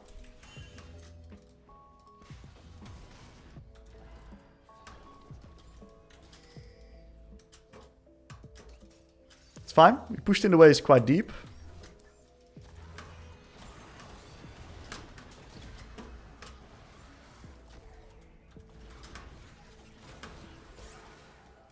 And this guy, I don't deal any fucking damage, by the way. This is incredibly shit fighting there. Just push the waves. Fighting is impossible. We're gonna be pushing the waves. Let's hope he lives. Push, push.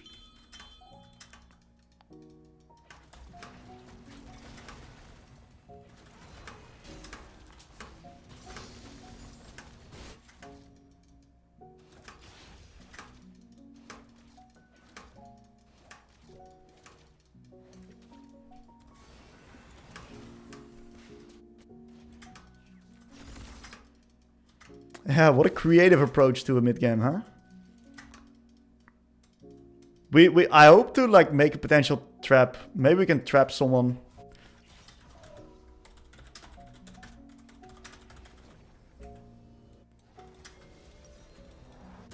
If we can trap top before the objective. If we can kill this Viktor before the objective, that's a potential game winner. If we can get the soul, we'll probably be able to kite and win.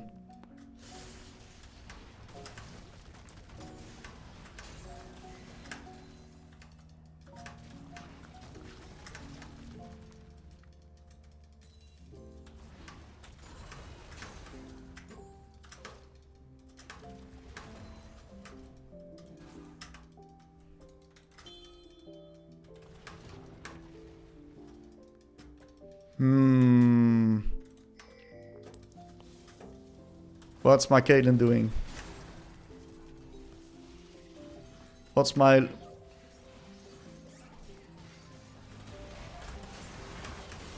What's the boys doing?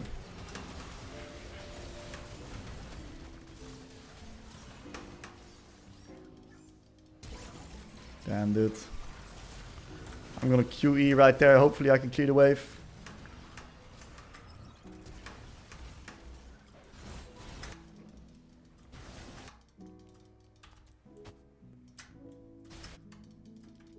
They can potentially end. I'll reset.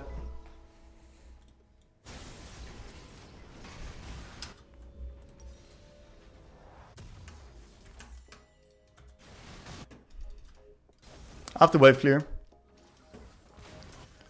Just lay that carpet down right there. That's all I gotta do.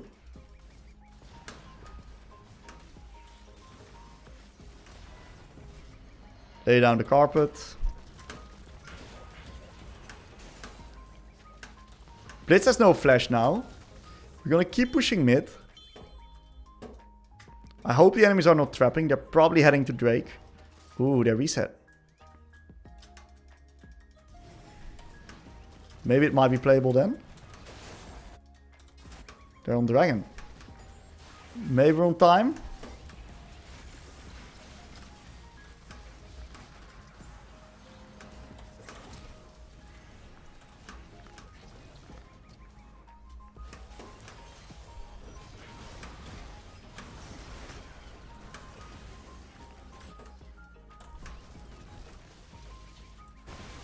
We're just getting completely fucking brutalized in these fights. Like, my team is so useless in these fights.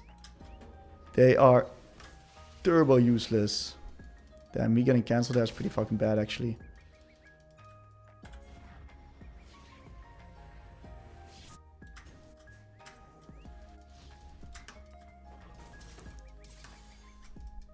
Gotta bait him, dude.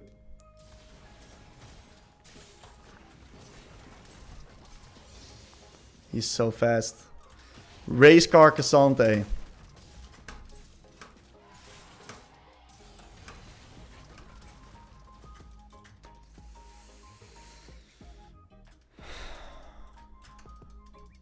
Let's hope we can stall the Baron.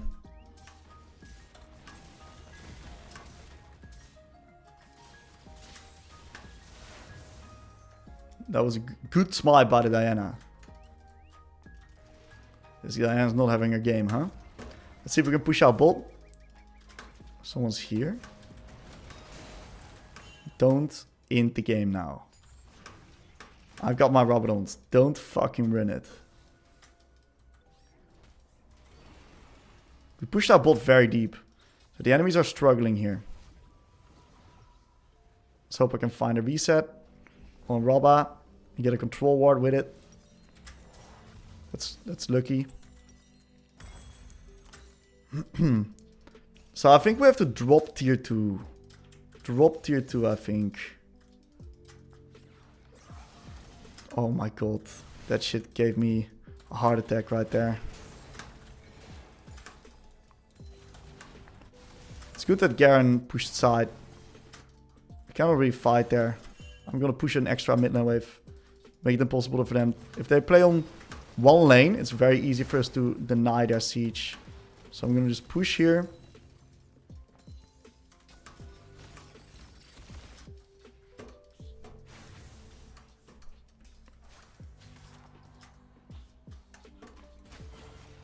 I don't know what's happening there. Maybe they're running into it. Maybe it's fightable.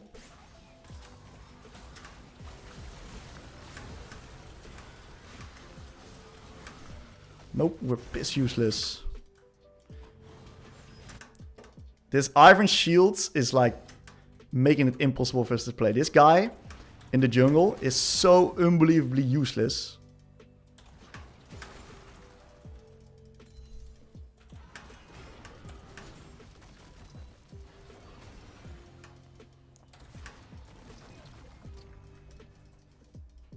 Stalling the waves.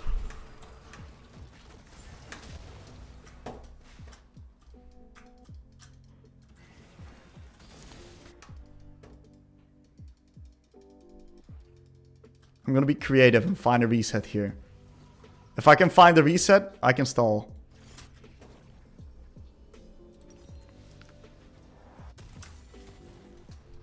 Catch a Jinx ult to the face. Oh, we got the Viktor.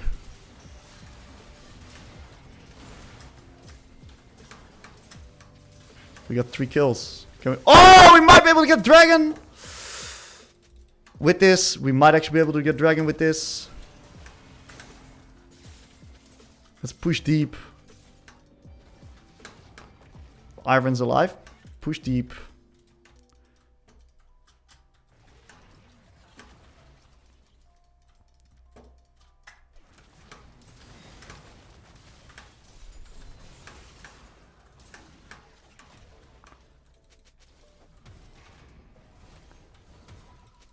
We need to set up vision. Vision both side. We got it. We got to try to get it. I'll TP right there. This is... Oh man, fuck me.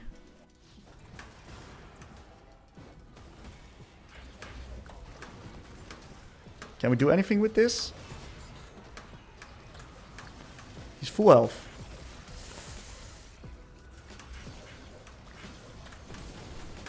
Maybe I killed the Viktor here. Nice.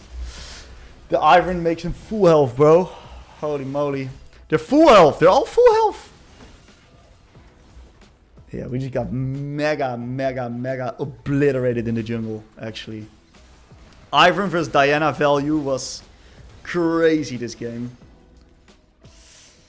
Iron versus Diana value was crazy this game, actually. Try my best though, pushing the waves. But the fights are just not playable. I don't do any damage to all these shields here.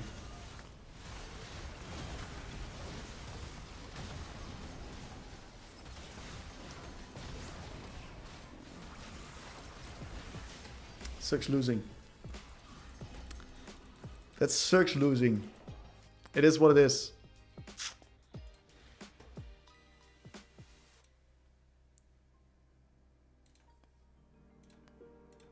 Okay, let's take a look at the beginning here, where this bot lane dies.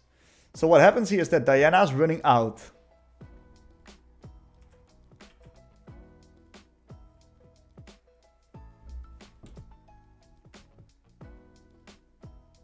Pretty sure she's out if she just walks away towards Caitlyn.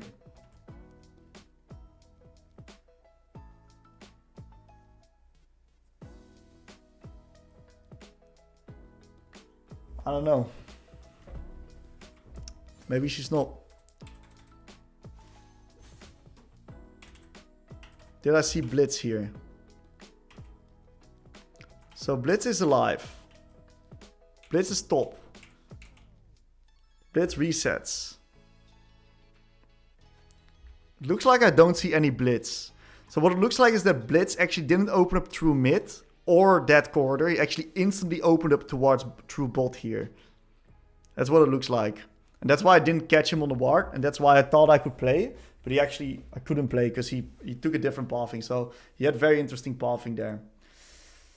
And I think... I mean, what happened on... How do we even lose this? I'm pushing up mid, which is good. Ah! Caitlyn got Cassandra plus Blitzker. Okay. We had the good idea, but Caitlyn got hooked. And that gave Viktor a big shutdown, and Viktor just exploded the fight. And he's getting all of these kills too. Crazy. Crazy frustrating game, is it not, huh? Honestly, I think besides this death here, we actually gave it our best effort. And I think this death kind of lost us the game. I think in hindsight, it's a game that I'm not allowed to make mistakes in. It's not something I recognized early, but the value from Diana is just zero this game. And I may have ruined my build a bit. I'm not entirely sure. Maybe the Unleash wasn't the right option. It is what it is though. All right, let's get it started. We're gonna be playing as Hwei versus Zoe in this game. We gotta slightly alter our camera here, otherwise we're gonna be in this position. Okay. So, questions, right? Why do I take cookies instead of the haste, the free haste right now? Well, everyone in the pro play is using it. And the reason is cookies are just very, very strong. The reason why I took it in this cap is because I'm versus Zoe with Ignite. So the amount of kill threat that she has onto me is now heavily reduced. And the only way to really lose this matchup is if you, in the early game, get yourself blasted by Zoe.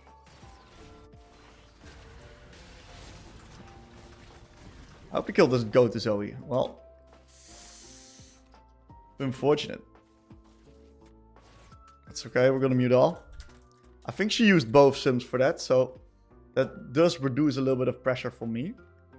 What I can do, and that's what I will do, is I'm gonna place a nice little ward right here. So one of the things that I'm gonna do in this lane is whenever you play for Zoe, you want to be a little bit careful with pushing up. In this case, she started E, so I'm just gonna grab up the push. But usually you want to be a little bit careful with that.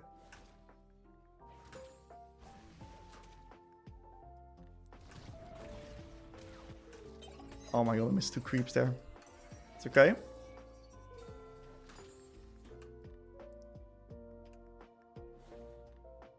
I think I pushed a little bit too hard here. Otherwise I could have grabbed level 2 quite easily.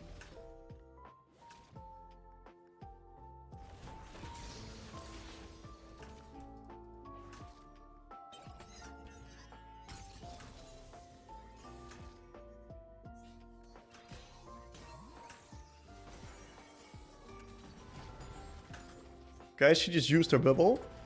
Nice E, max range. For some reason didn't proc my comet. Looks like I didn't have it. We gotta be a little bit careful here. It seems like I did get max range bubbled there. It's okay. Gonna pop a pop. And this wave is one that we're gonna play a little bit slower on. We're gonna grab level 3. And now we don't really want to be in a position where we're gonna get our wave stuck on her side. So that's when she can all in me with those little bubbles that she's grabbing up right there. Now, if she's gonna invade the Darius, yeah, I don't know what this really bad invade is, but yeah, I can't help there. I should have pinged that invade up. It's very, very bad invade because of the fact that Zoe's a lot stronger than me in these early game situations. And one thing I could have done was like traded with Zoe right there, but it's actually not the. Yeah, it just puts me in kill threat as well.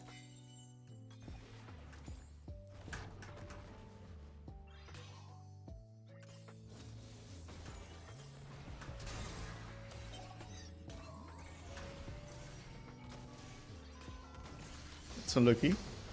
Oh my god, I missed all the creeps. That's actually quite unfortunate.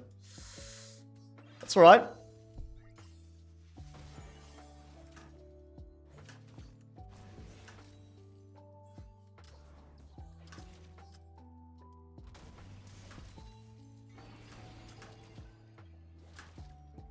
She's definitely going for a reset here. I know she's so even if she lands that bubble, I mean, if she lands the bubble, I'm probably in a lot of trouble. But it's just very hard for her to unfreeze this wave. So QE for the push. It's like Darius is invading again.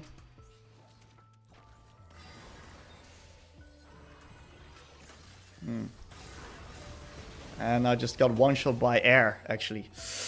I don't know what she even hit on me. I don't think she hit anything on me, except for her ignite and her auto attacks there.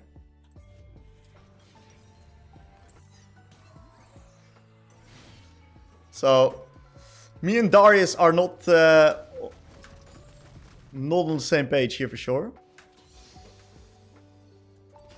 Okay, it's fine. We're playing versus trio laner. It's always unfortunate, but we're gonna be okay. We're gonna be hard pushing the next wave.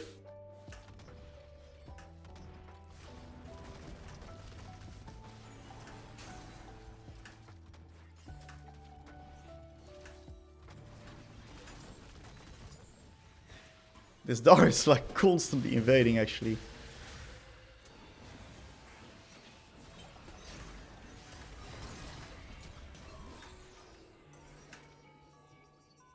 Okay, it's good. So Zoe's got Sorks, so I gotta be a little bit careful of that. She does not have Bubble yet, so I can just walk there. Bubble's actually really a long cooldown. It's a very crazy ability as well, so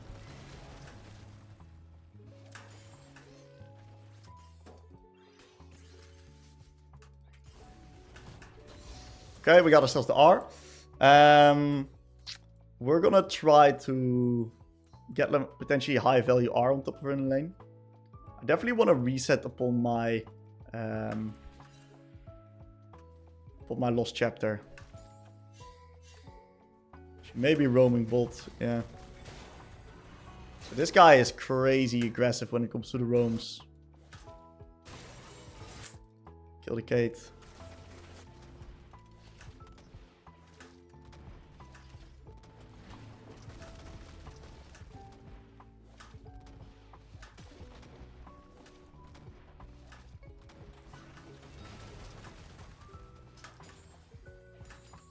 She's still on bot. It's really bad what she's doing, by the way.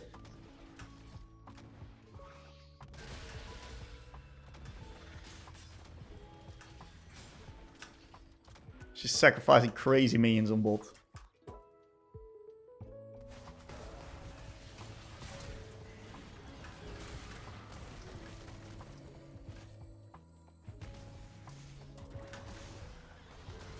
That's why we take cookies, for that reason. Now it's the Malphite on my lane, that's insane. What a fiesta. That's nice though, that's so big. Top is completely over now, right? Like, there's no way top is not like Omega over right now. I have to sprint back to lane. So we're mainly going to be looking to push waves into her. We're going to now have a lot more wave clear than Zoe, especially since the fact she went for Sorks. So we're constantly going to be pressuring her with the wave.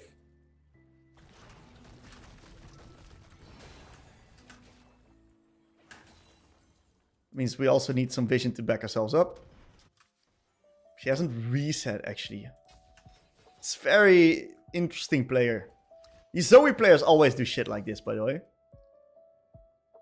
So, there's this angle where she can just 100 to 0 me right now. If I'm not careful. She's got Sorks. She can literally 100 to 0 me at the moment. If she lands a bubble on the long lane, that is. Because I'm pretty sure she got flash back up.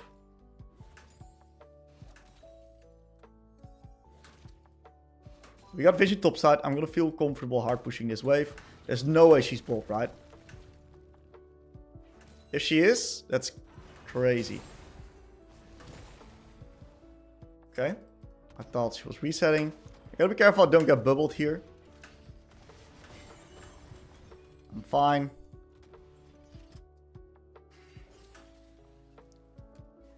I just gotta stay back. Interesting bubble.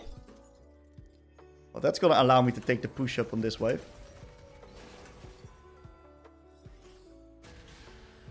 Thought Echo was on Dragon.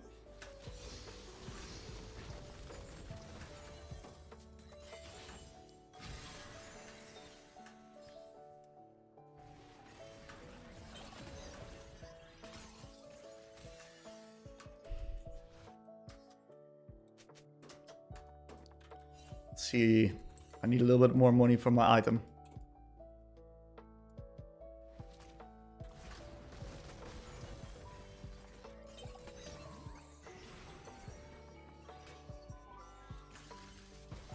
Crazy damage. She's running though.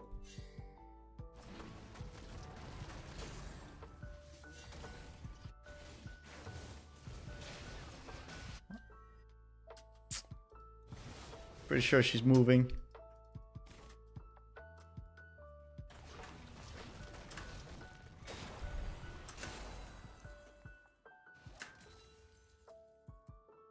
She's not showing, so I just nuke the wave and back off.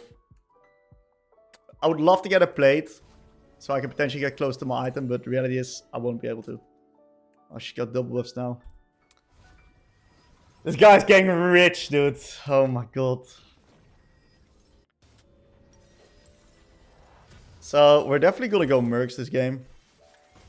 I'll just TP back. Mercs is really high value versus the enemy top side.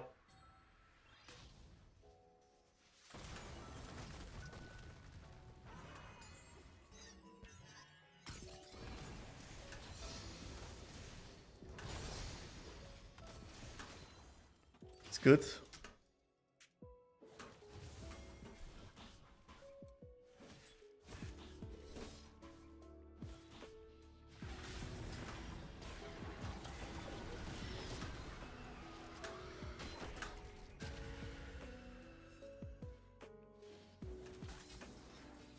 Could have potentially killed him.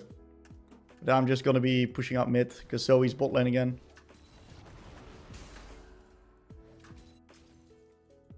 We got 2 grabs, which is really good.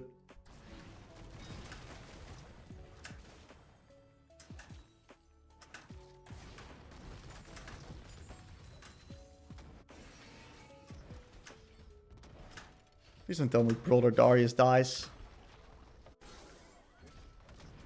I'm going to be hitting mid. Need to fucking move. I just killed himself there, actually.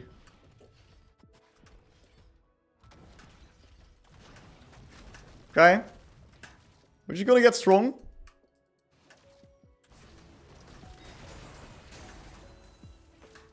Zoe was a little bit lower, so that means that I can pressure pretty well. I'm gonna be leaning heavily towards top side because I might get myself bubbled otherwise.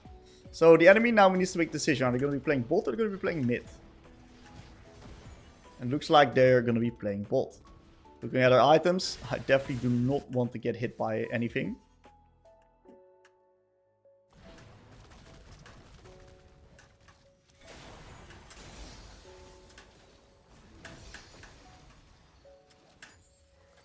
And we're now in a position where I'm going to take myself a reset. Not sure if she spotted me. We got ourselves the Archangels. Tough game.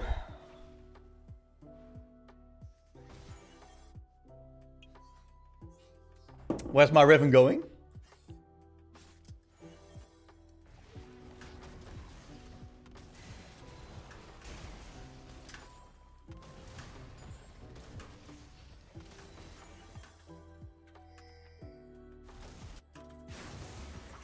Oh, they're trolling each other now.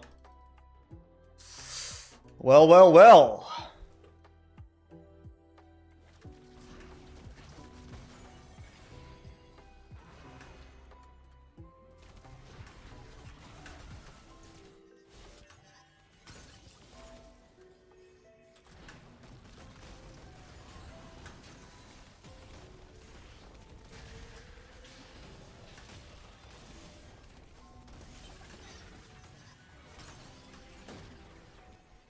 I'm gonna try to defend this one as long as possible.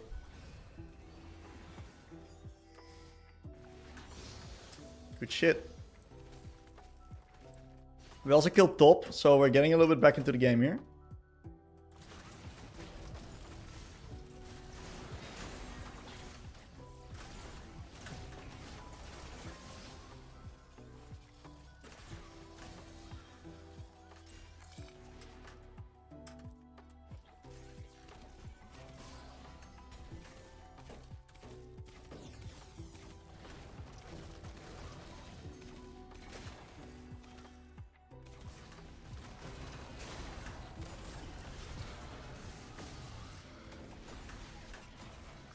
Close.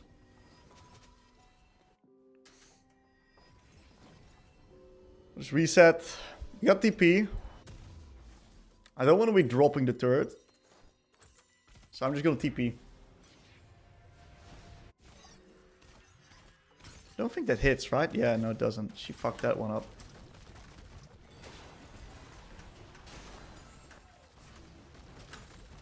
And we're just going to be playing Wave Clear Simulator. It's one of the things Hwei does really well. There's no way in hell that she lives there. Good play, by the way. Yep, beautiful.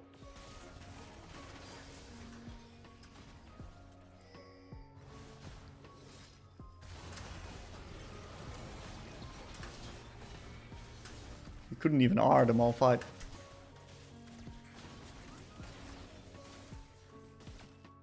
Okay, very big.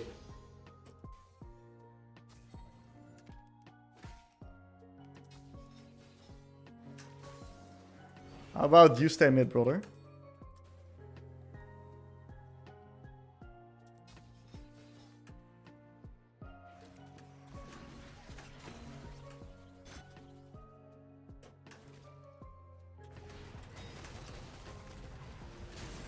Okay. It's a TP from the Malphite, and the Malphite still has R. Fuck me. But Malphite's got no backup, so I beat him.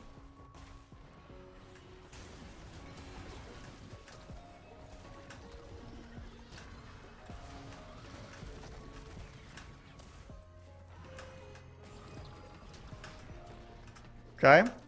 Really good chunk there. So the only reason why I'm 1v1 in Malphite is because I spot the Echo on top side. So I know that there's no multi-thread available from him. Fuck is he doing?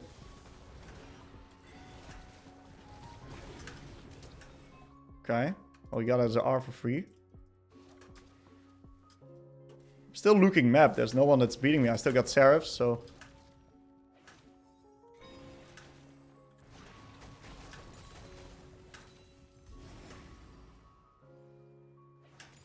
He also used TP, so I can easily take this turret here. I'm just looking at what's happening on the map. Therefore, I'm making my decisions if I'm able to do this or not. The enemies are now potentially collapsing. Above anything else, I'm going to value the wave right here.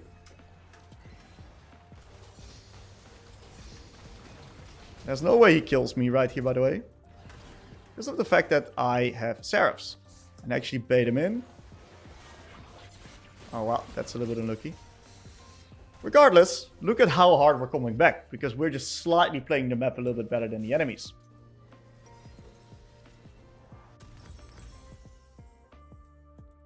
We're now also going to be opting in for the far side.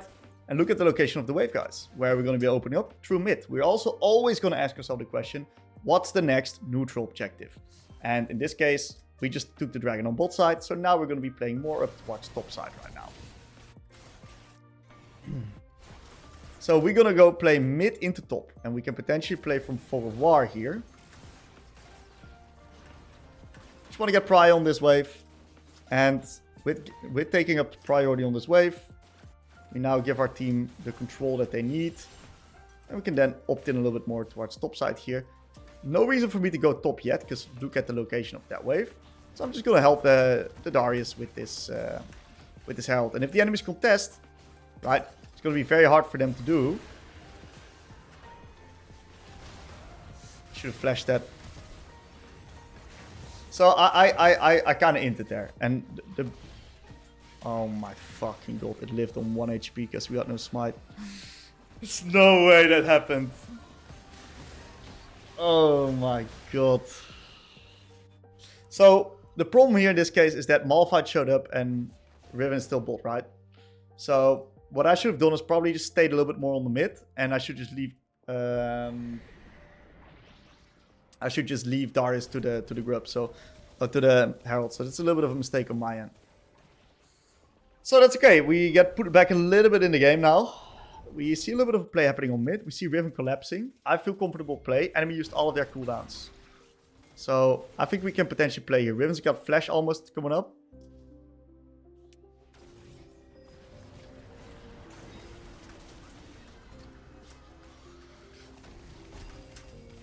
I need some assistance here.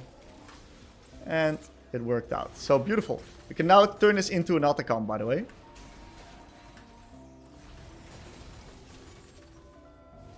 I need to reset. Riven's going top, so no Atacam. I gotta be very aware of what this Riven is doing. This Riven has no TP, and she's not defaulting to playing with us. So I gotta keep my eyes closed on what she is doing, so I can adapt my decision making towards it. We now have her 2-item spike. We're getting quite strong over here. And as a third item, I now need to think of what's smart to buy. Oh my god. Malphite used R. Riven is now doing some alloys things.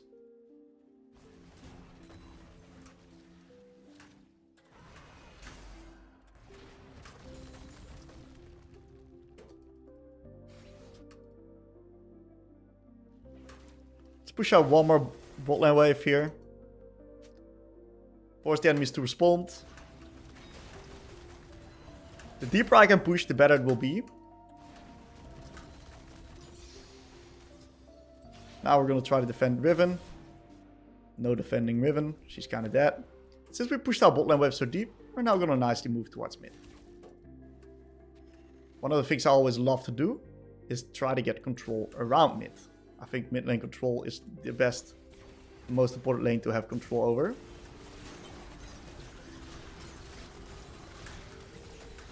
Okay, really nice play. We use the WQ to gap close towards the carry. And in the meantime, yeah, we're lucky that we dodge out on the...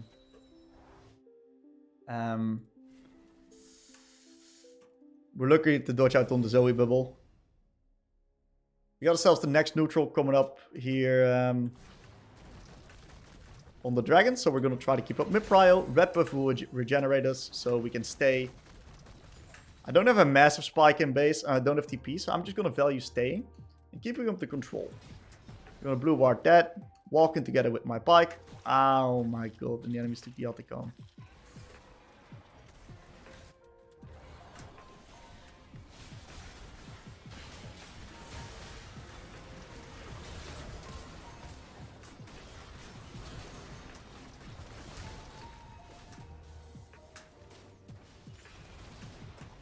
Okay.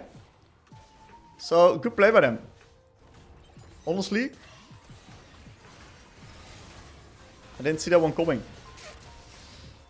I also disrespected the Zoe a bit. That's my bad. We should get the dragon off this though. That's insane that that landed actually. Nice catch up by the Riven. Should be pretty dead, Zoe.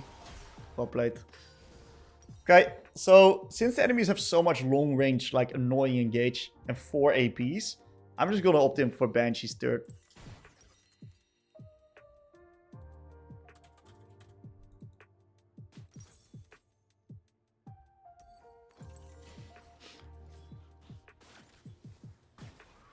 So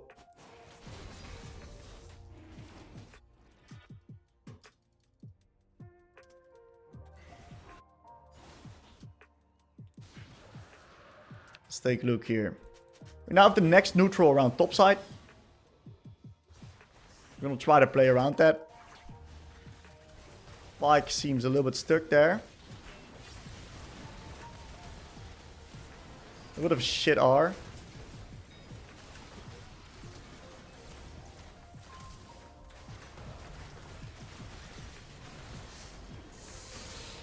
I don't think I played that fight that well. My bad. I just really misplayed heavily mechanically in that fight.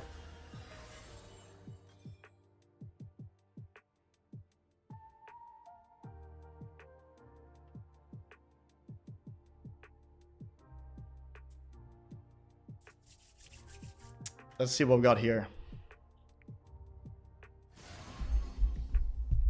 Can we keep it civil in the chat, guys?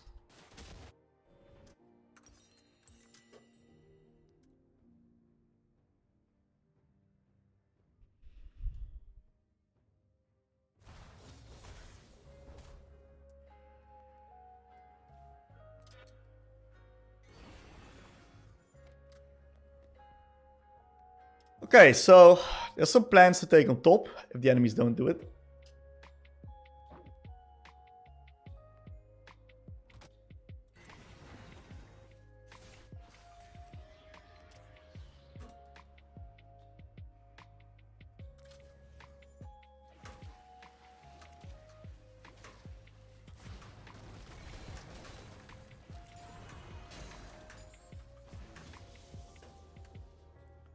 Grab these haste things.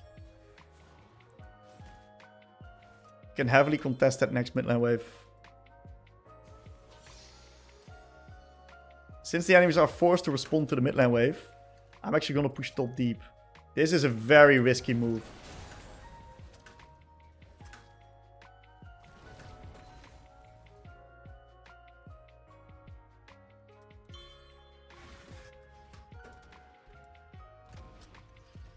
What I'm doing here is crazy, but I know that the enemies aren't spotted, right? I know they're contesting mid. So while mid's being contested, I'm actually contesting top.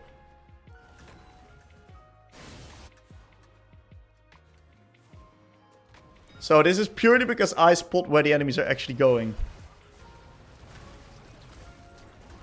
It's crazy.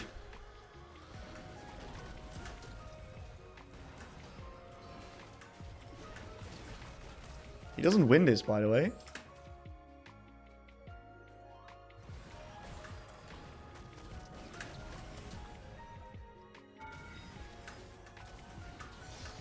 Okay, big.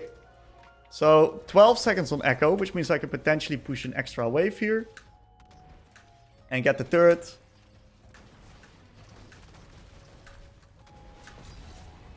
So now we gotta be a little bit careful for the Echo. And we'll just back off. We are very rich right now. Look at the amount of money that we've just gathered over the past few minutes. And now we're going to look at the next objective again.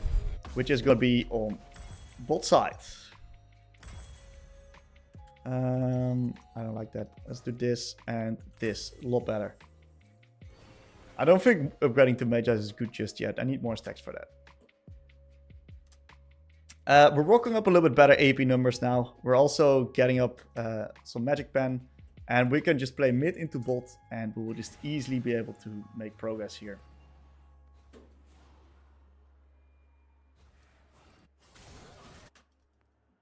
We need to wait for the Darius. I should have opened up more towards mid. I should have not went to bot. It's still okay now.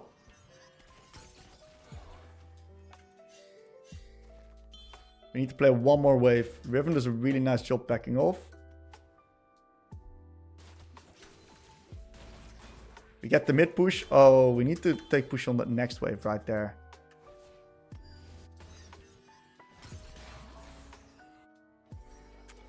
We need to sync up the waves a bit better. Alright, I'll go bot. It's very important that this wave hits tower now so we can actually siege. So this guy reset. Ay. Siege not going too pretty now. So this next wave is not one I'm going to hard push. Why do I not hard push the next wave? Well, if I hard push this next wave right now, the enemies are going to just have a really easy time defending. So we're going to need to push this next mid lane wave right here. And only then is when I'm going to play. Hence is why I only push right now. But now the team's on the dragon. And Riven reset. So it is just zero sieging with the Baron, as unfortunate as it is. I think Malphite just ulted the ground.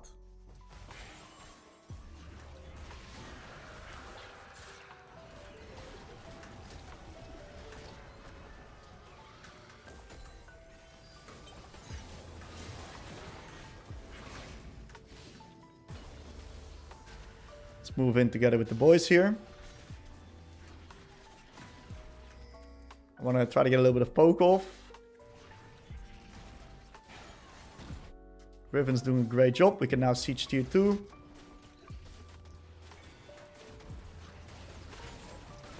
Beautiful.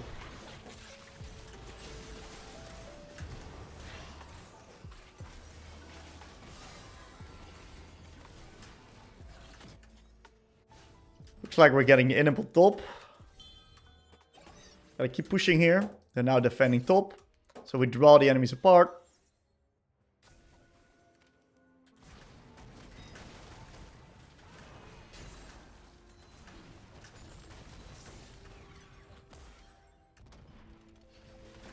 I don't know if Malphite has R again.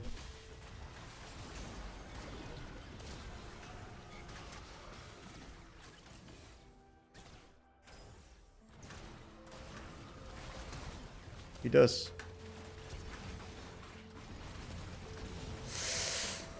I died unfortunately to the Jinx rocket, but that's okay.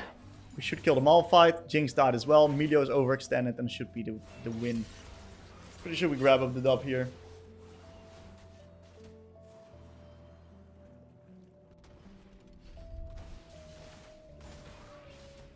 I want to really highlight, I'm going to review one very important moment of this game. And this has to do everything with threat assessment and information gathering and understanding the red light, green light concept. Let's see if we can actually end the game first. It would be nice.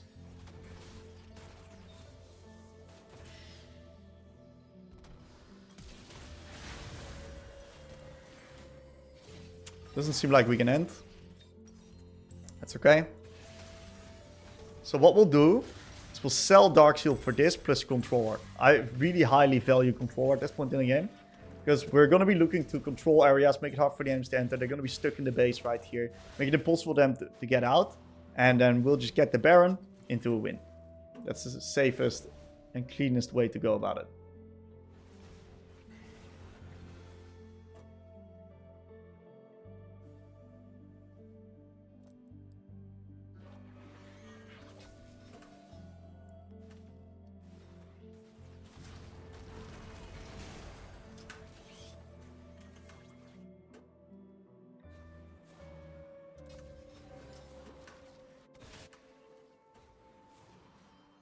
Maybe we can set up a bit of a trap here.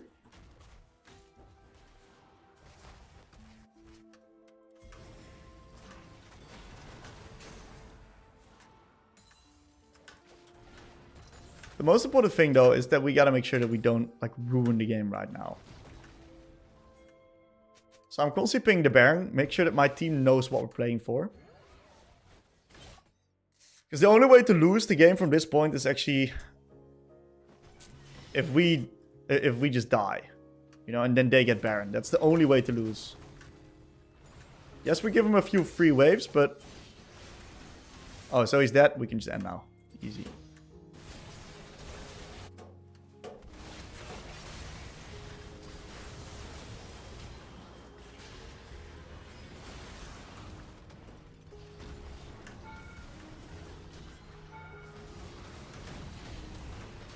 This Riven champ was looking kind of balanced over there.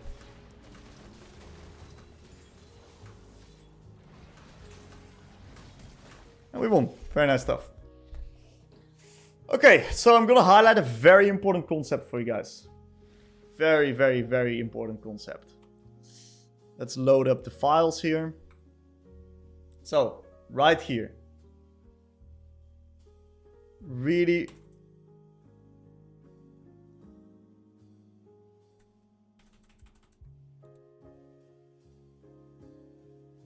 It's laggy as fuck. That sucks. How comes it's so laggy?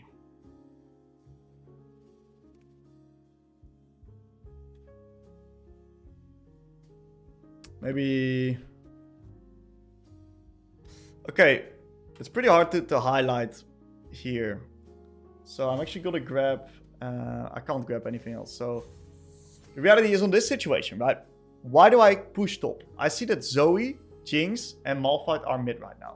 So this is going to allow me to keep putting pressure right here. Because I know that the enemies are contesting mid lane wave. So if I don't do anything on top lane right now, what's going to happen is that my team is going to get engaged upon on mid.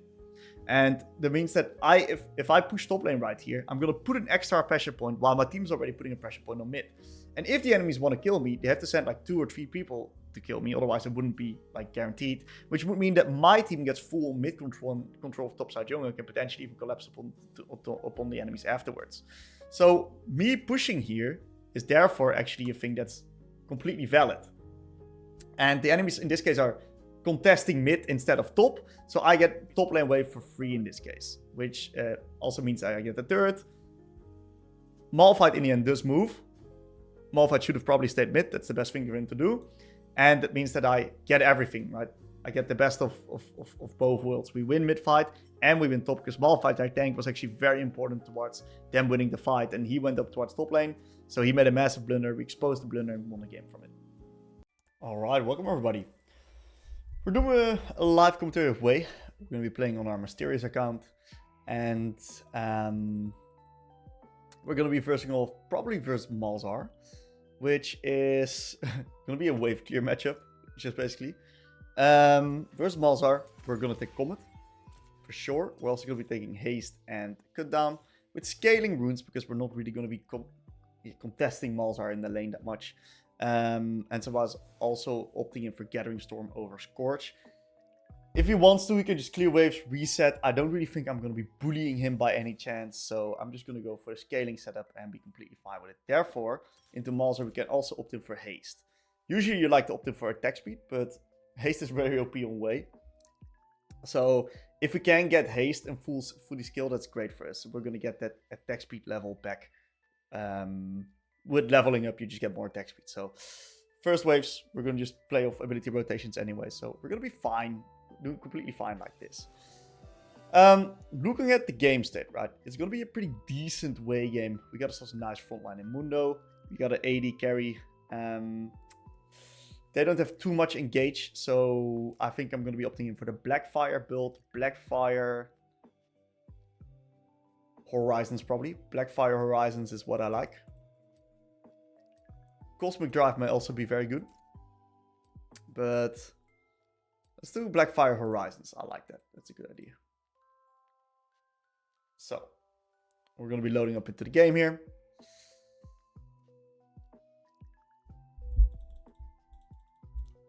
First things that we're always going to do, guys. Full mute at the start of the game. Don't forget. We gotta make sure we want to making our own decisions here. So let's take a look. We play with Malzahar. Used to be a little bit of Malzahar main. We're going to be starting off with Dorans and Q. And one thing that's very important in these control mage versus control mage matchups is to grab up the push early. So that's exactly what we're going to do. We're going to be fighting for the push. And there we go. I'll start off with the full mute. We see that we have a Darius jungle versus Mundo jungle. So Mundo is a scaling oriented champ. While Darius is quite good at fighting in the early game. We're doing some shenanigans with the Singed. I think that's okay.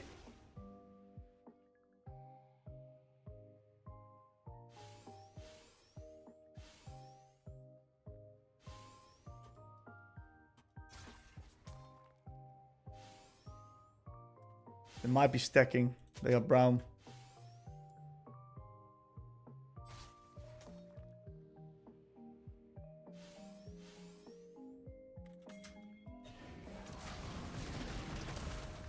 Okay. I don't know if it's good. It is really good. Sin's gonna flip him.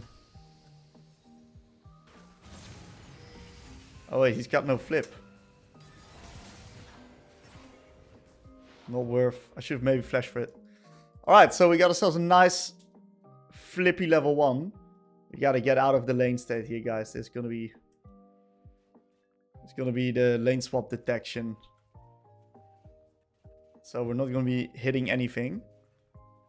Malzahar lost the creep. Okay.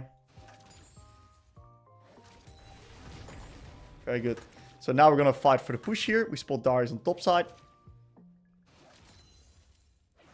We can definitely feel that our attack speed is slower. Time that Q onto the last hit. We gotta make sure we don't get hit by that Malzahar thing that's spreading. Oh my god, the attack speed is very slow. Gonna be getting our mana back. Usually I take E level 2 here. But since he's not contesting anyway, I'm just taking the W, get my mana back. It's pretty bad what's happening on top.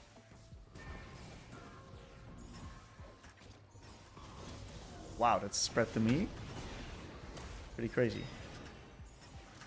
He's losing a lot of creeps and we're instantly grabbing a prio for the next wave right here.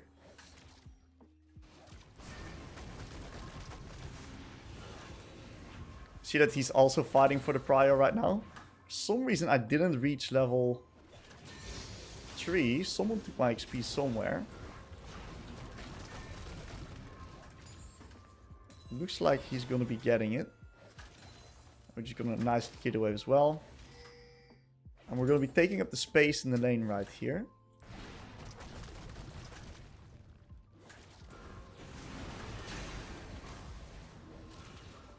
It's going to be especially a lot easier for me to fight for the prio once I got my Lost Chapter.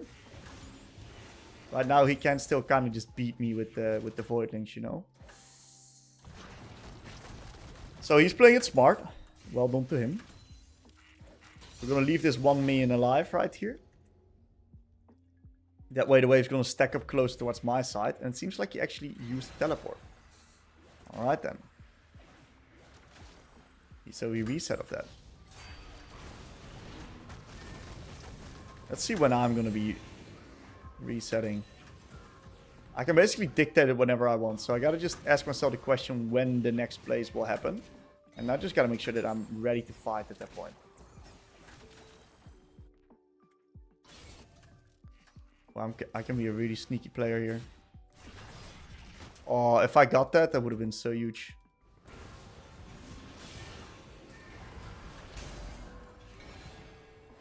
We don't really want to be contesting right now. So I'm just going to try to stay in lane for a little bit longer.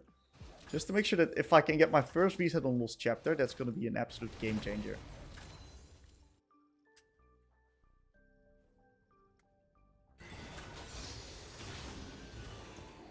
I may have trolled a bit here. It's fine. Get a lot of mana back here. Yeah, we're just going to skill. We're just going to very slowly chill. And get the Lost Chapter. That's the goal. I don't want to contest right now. Oh.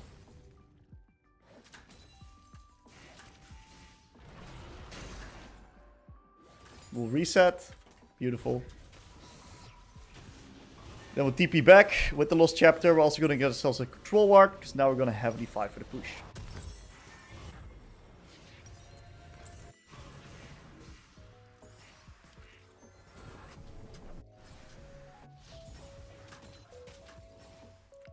I gotta focus on the wave here. My Mundo's a goat. What the hell? He just killed that Malzahar. Great. So we're gonna hard push mid now. He's got no TP to Malzahar, so this is great for us.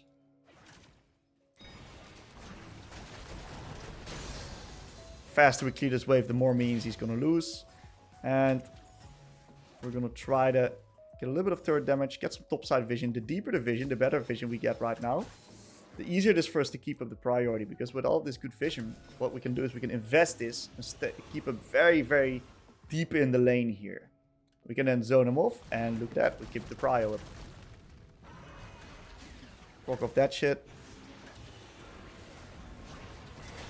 And whenever he lays down those creeps, I'm just going to be laying down the carpet, keeping the push up. Oh my god.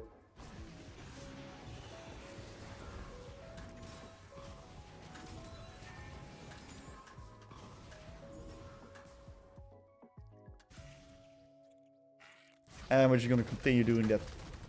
We got good vision topside, so we can just ward and lean.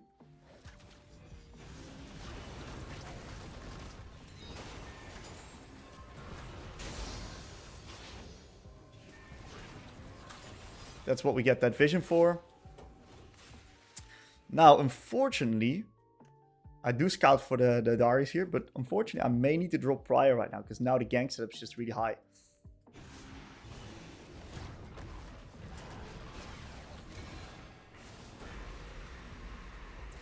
Okay. He just ulted me. He did chunk me, he did get lane control. But it's honestly fine. I wasn't going to be planning to stay too long in the lane anyway. And Darius shows top now. Braum shows bot. So I can push one more wave pretty freely.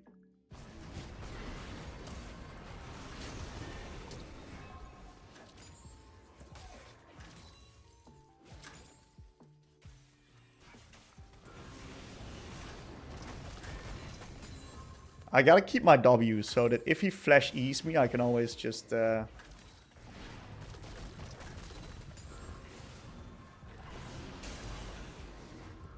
WW it. So we're gonna take a reset right now. And we grab this, this, this. And a new control ward. And we're going to be sprinting it back to lane. Gotta make sure I don't lose many minions. So the reason why I reset earlier than the Malzahar, right, is because I was low on resources, but I also want to get priority. So if you reset before your lane opponent, what you can do is you can then have prio onto the next minion wave coming up. So I can now get prio because I'm in lane a lot earlier. That's exactly what I'm going to do. Is I'm going to grab prio right here. We can then turn this into vision. So the enemies are now kind of contesting everything and they're winning everything because of the fact that they also got a slightly stronger early game jungle.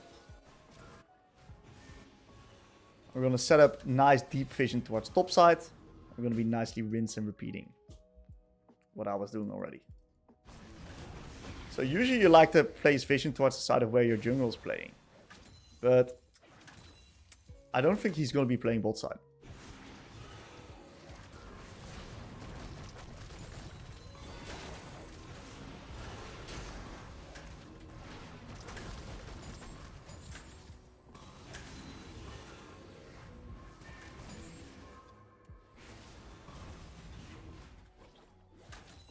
Fighting for prio here with the Malzahar. Procced off his passive shield, which he could.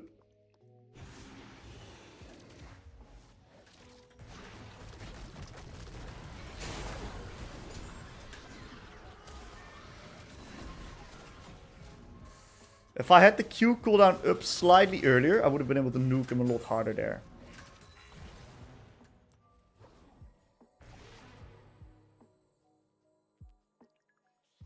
We're chilling. We have vision on Darius. I'm gonna be nuking the wave here. Baiting out Darius to gank me, potentially. I'm gonna be absolute annoying brat. Cancel him. That frustrates him. That really fucks up his tempo. That's gonna give my Mundo so much pressure. So I need 1200 for my item.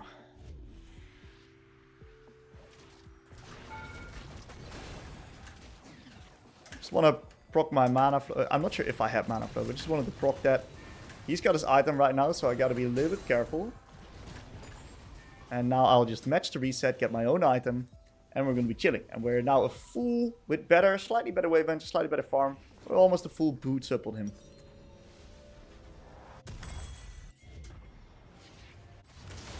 So, that's bad.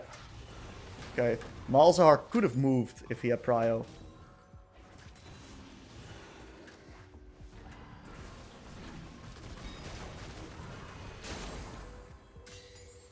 I cannot move in there.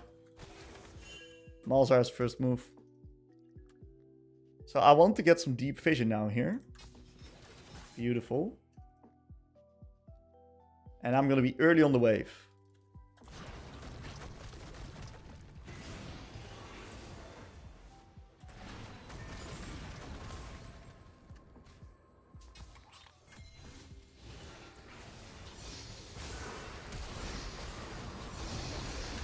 Okay, so I flashed upon the singed previous CC.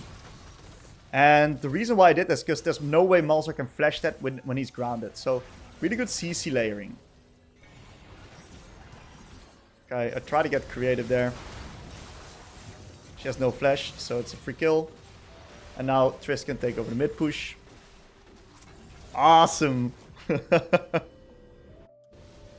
Let's see if we can get these Grubbies here. We can get the Grubbies, that's good. He probably sneaks one. That's fine, though. I'll just go bot. Yeah, if he sneaks one, that's okay. So we're now getting to the point where we can start beating the enemies. Look at the item spikes. We're starting to skill up a little bit better. Getting small leads here and there. So we can really look to start playing on different fronts right now. So what's very important to do then is whenever you're Hwei, you want to be playing around the neutral objectives. You're the best, you're the king of zone control. One of the best zone control champs in the game. So we're going to specifically try to play around the next neutral right now.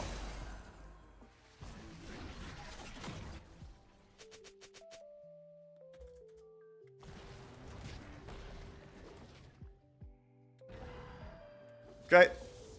We cannot really walk in if we don't have info on the Brown.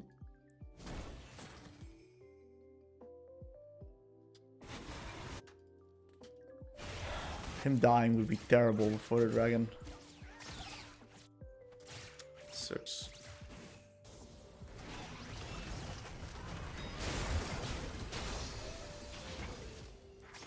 The entire wave is gone. Hwei versus these bot lane champs. Insanely good. Okay, we spot the Jinx escape there.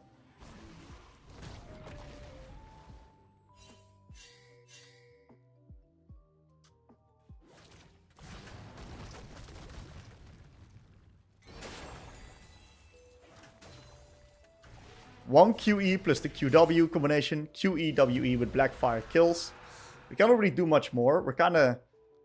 Yeah, it's really hard for us to be proactive as well. because of the fact that we're kind of relegated to weak side here, but you know, sometimes it's what it is. If you're gonna get some vision. We got top turret, that's nice.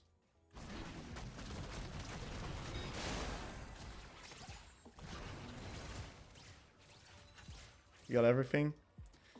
So we're just kind of chilling, and my team's taking over on the other side because Trash is around mid and I'm laning 1v2, right? So we're just doing nothing and we're winning the game because we're in a man advantage on different parts of the map. So all we have to do is just clear the wave, chill. Very important thing, not int.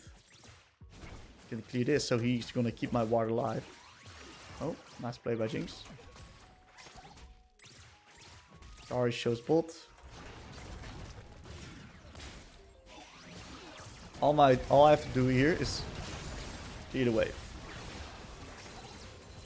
Cleared the wave, I did my job. Braum had a really good initial, I don't know what ability is, W, to block my QE. I should have laid it down a little bit earlier already, so that the minions would walk over it and they will kill them. But the reality is, I did a really nice job. Wait, my Tristana just got 1v1 by this guy? Oh, that sucks. Just clearing the wave, delaying their push. I'm gonna need to TP mid right now. Otherwise we'll lose that.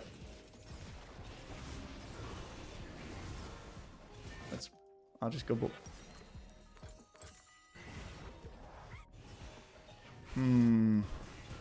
Losing mid T1 fucking sucks. Sinch is very strong, Mundo's strong. We got some tools to play around. He's dead though. He gave his life for it. Worth for him regardless though. But we can get a little tempo right now.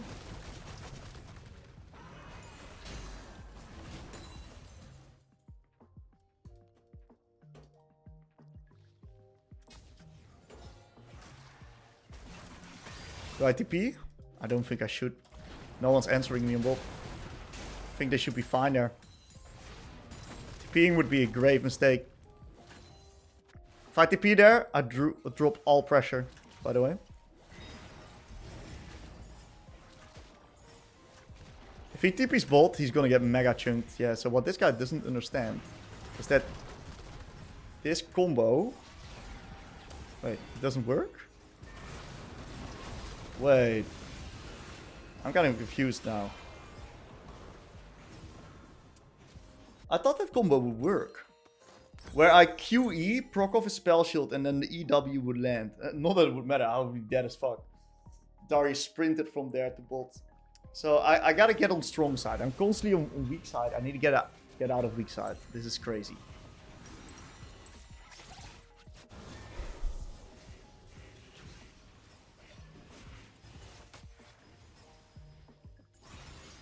Nice dodge.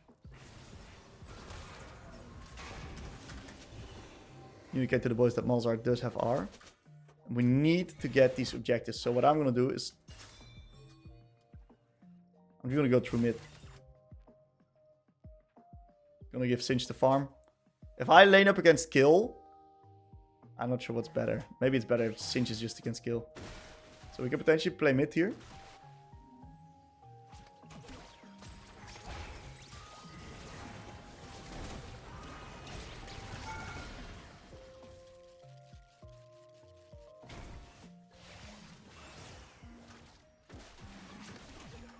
We need to get mid pry on this wave.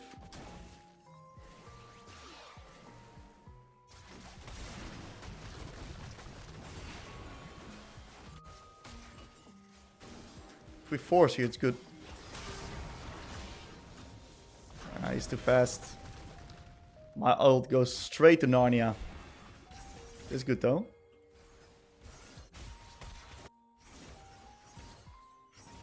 Nice. Zoning ult, boys. Zoning ult. Powerful ult, actually. This should be very fightable here. Yeah.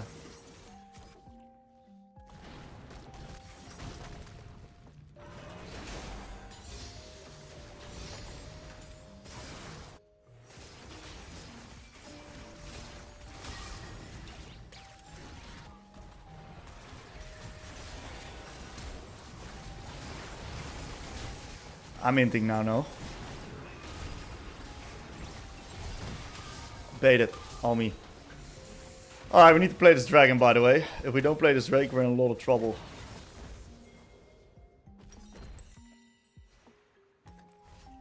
We need to play this dragon.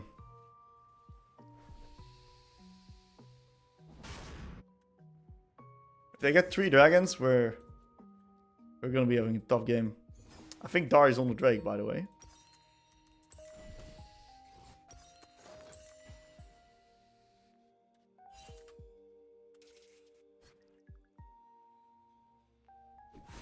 That's what I thought.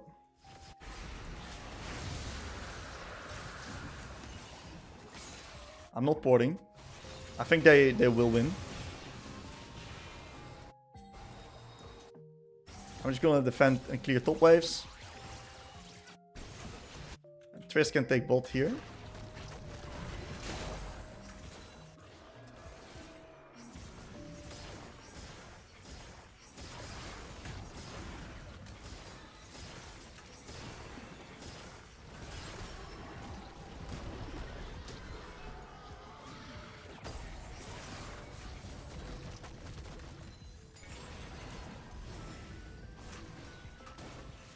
Fuck me, dude. I'm gonna constantly collapse upon. Oh, that's on me, man. I shouldn't do that. I'm kind of just making pretty big mistakes here in the mid game. Lane went pretty well, but I'm not really respecting the enemy's capability of collapsing upon me all the time. It's kind of costing us quite a lot. So definitely a lot of mid game mistakes here. We need to play the next objective.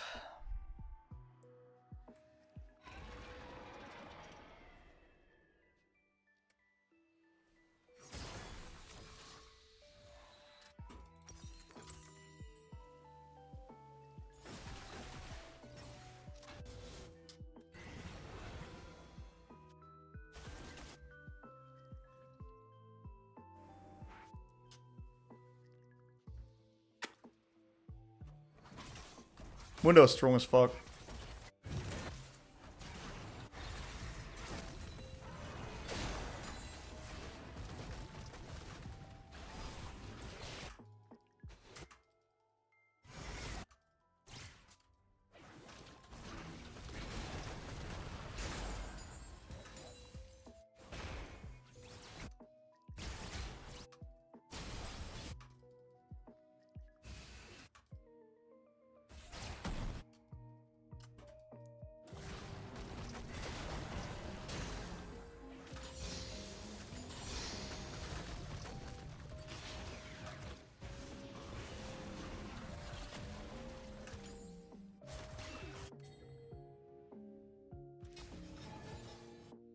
Rotating to mid.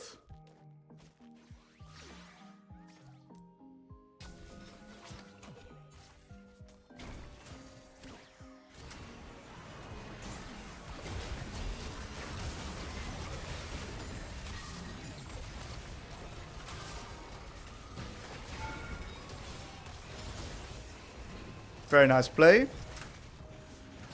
was really good ability usage using the W forward there.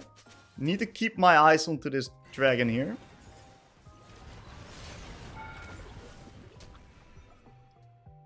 That was good.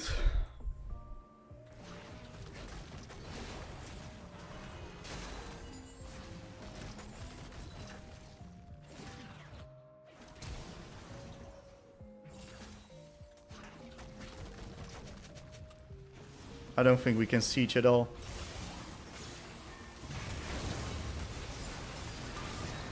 That guy just ran it. I'm just spamming the dragon, like...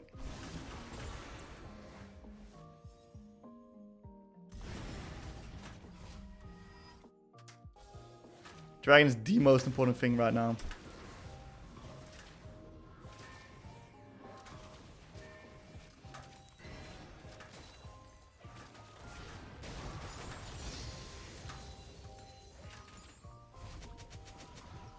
If we lose Drake, we lose the game.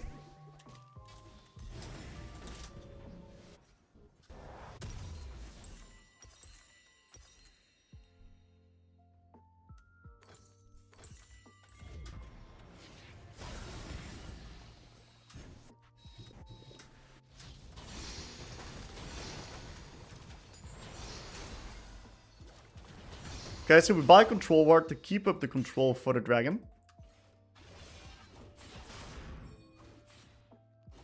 Potentially I can massively chunk this guy if he walks in here.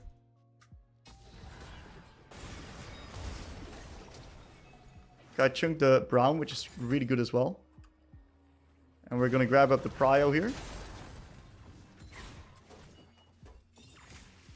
Which is gonna allow us easier access to the Drake.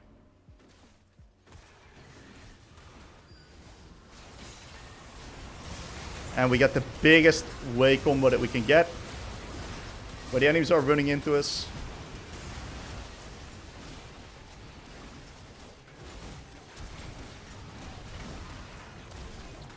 That's Hwei 101 right there. The enemies are running into you. Q, E, E, E, R. Everyone. Massive. I think we should do Baron, by the way. So we redeemed ourselves through proper setup. Very good.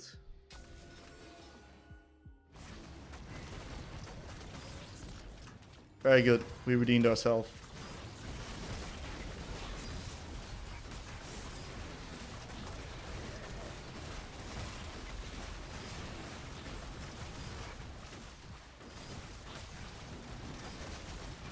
Jinx may rocket it. Not on time. Fantastic. We are in a mega position right now. So we have fully crawled back the game. Get another control ward. Because we are going to be using that for the bushes. So we got to figure out. We want to be playing top and mid right now. 2 lanes is what we want to be playing. Bot lane is completely whatever. Why? Because we want to get top tier 2. That's the next objective to take.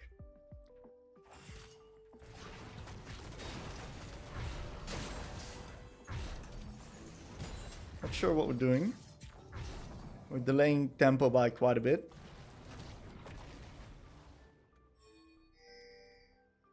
Oh, the tempo is disgusting.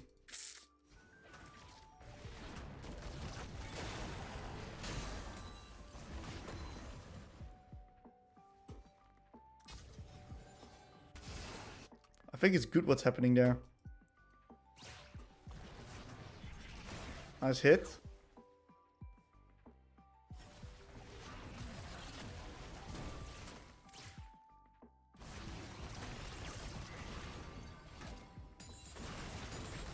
Malzahar is now forced to reset, so they're responding to us, which is exactly what we want. And now we're sieging 2 lanes.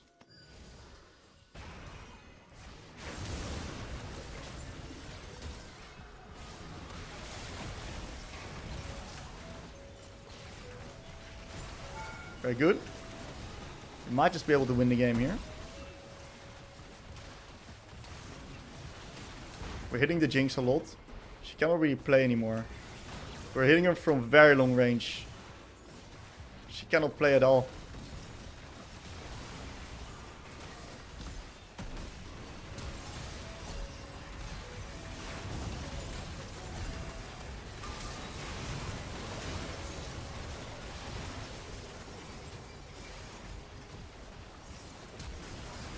What the fuck?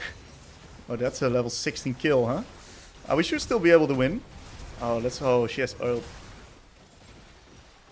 Damn, if we won't end, that's sad. We played it actually really well. 22 seconds. Maybe it's enough. Triss played. Oh, we win. Nice. Okay, so we redeemed ourselves. It was good. Let's do a review because we did fuck up a bit in the mid game, actually. Let's see what we should have done. Very nice. Very nice. We got back. That was a close call right there. Let's honor the... I don't know. Not sure who was tilted. We're just gonna do some honors. Regardless, let's take a look at the review here. So, everything went well. Everything was chilling. We got some good kills. So one thing that actually stands out to me, if I look at the score tab right now, I had the feeling we were dominating the enemies. But if I look, it's not even that much the case.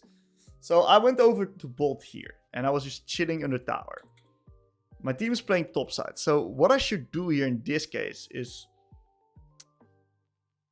I should probably either reset right here after pushing out this wave and let Singed go bot and me go towards top side, which is where the next objective's at.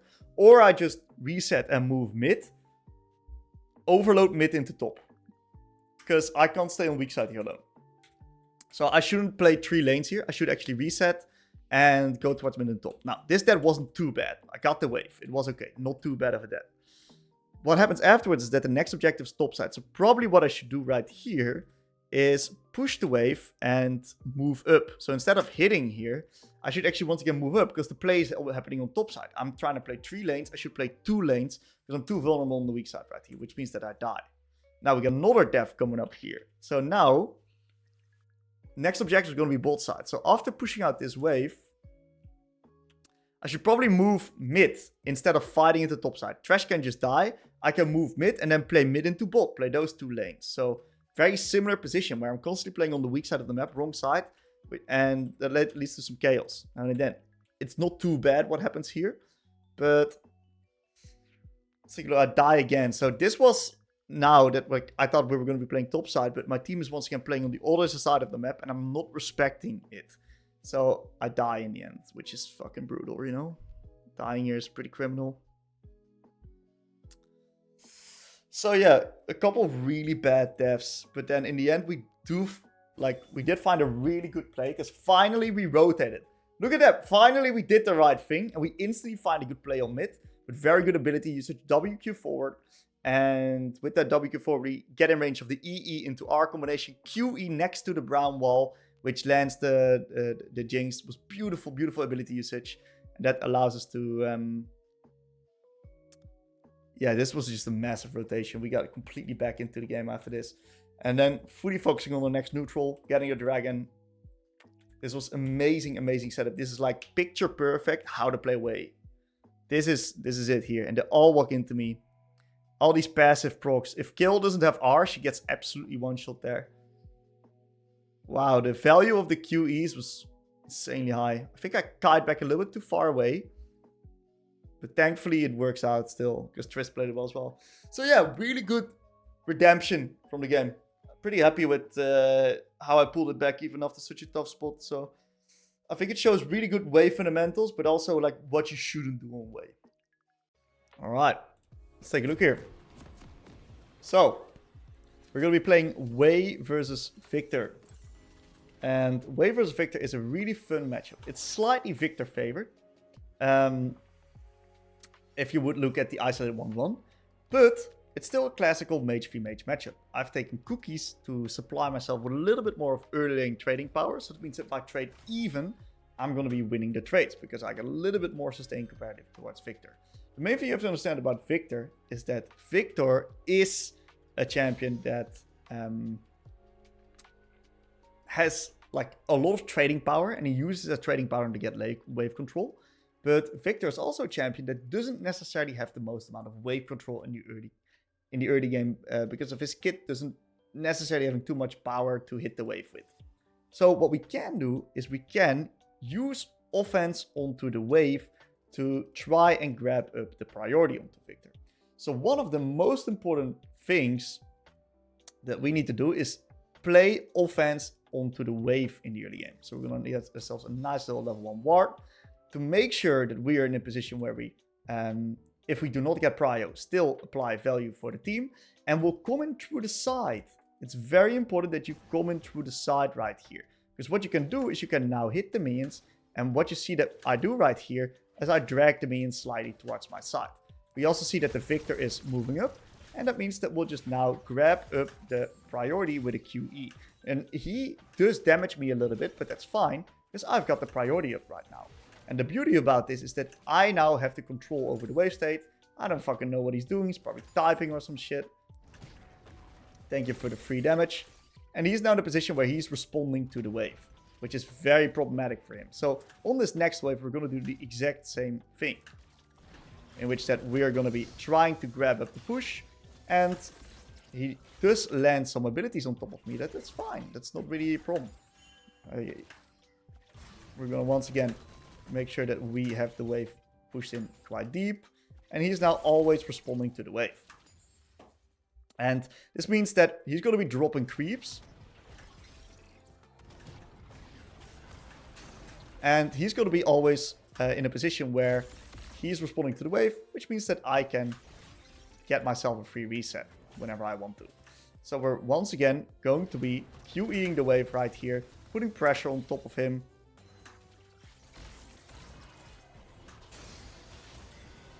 And these are completely fine trades for me because of the fact that I have cookies.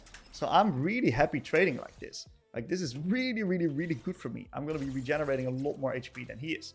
He's also slowly running So I'm very happy with the current lane state. Not sure what he's doing. Okay, he was just backing off.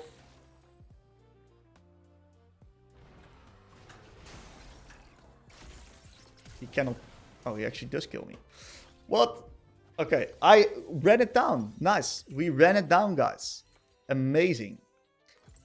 We did completely run it down. So we'll just TP back right now.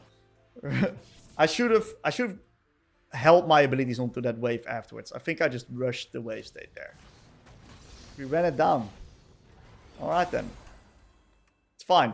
We're gonna push. And we're gonna try to get up a little bit of damage onto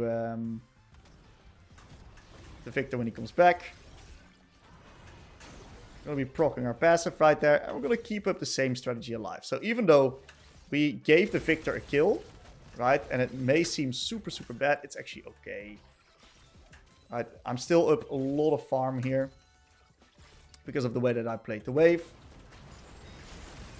And we see that we now can combine this QE-EE-WE combo. And even though he's stronger items than me, I'm in a position where I'm completely taking over the lane. The only problem is that he is in a position where he has now 2 extra stacks on his passive. And since he's so low, he's probably resetting. Otherwise, he'll lose full lane control. So what we'll do is we'll not hard push this wave, because then he's going to come back, catch everything on the tower. So it means we're going to be slow pushing this, and we're going to let all of his minions die to mine. And the other way around, of course. So I'd be very happy the more creeps that he loses. So that I'm going to CS as late as possible to make him bleed out as much as possible. And we land a nice little E.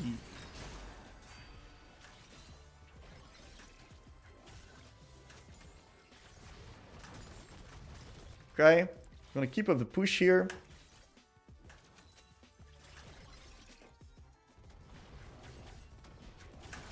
Nice little QQ.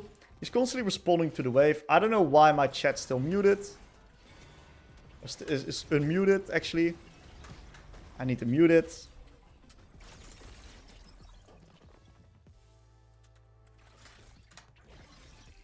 We're going to be popping our pots here.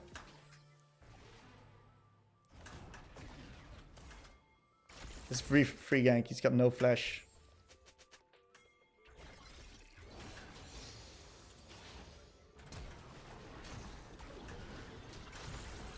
We'll just do it ourselves then. If the boys ain't doing it, we have to do it.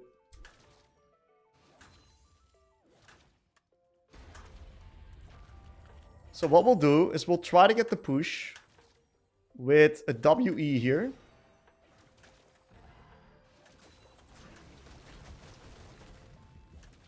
Fucking hell, Rels here. I ruined the wave state actually.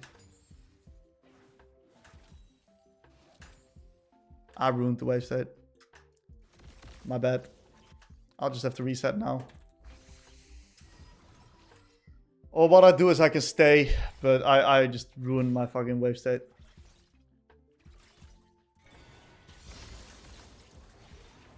It's fine.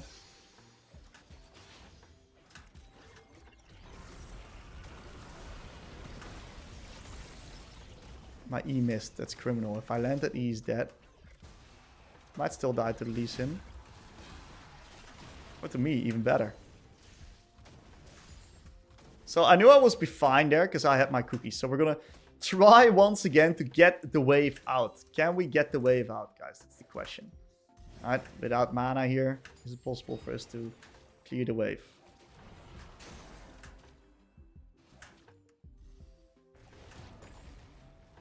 I think we did an okay job here. make an okay job here. We're a little bit back into the game now. Looks like top lane is also winning now, which is amazing. I am solo AP, but I still value Swifties because I'm a fucking Swifty goblin. So I'm going to get Swifties. Do I think I'll make a Nico? I'll absolutely do some Nico content in the future. When exactly, I'm not sure. When she's a little bit more popular, I'd say. So, we're now in this position where we're going to rinse and repeat what we were doing.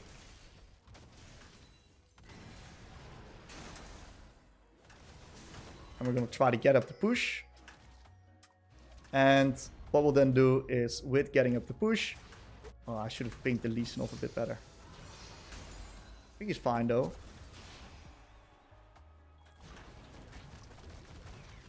And we're going to make it impossible for him to enter here.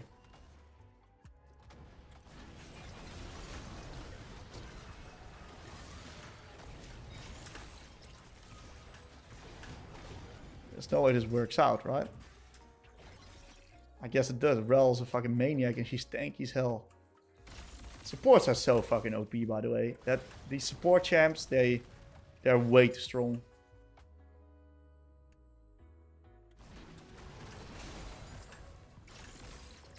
Okay, I'm gonna need to reset real soon. So, I'll just reset right here. We'll TP back. It's fine.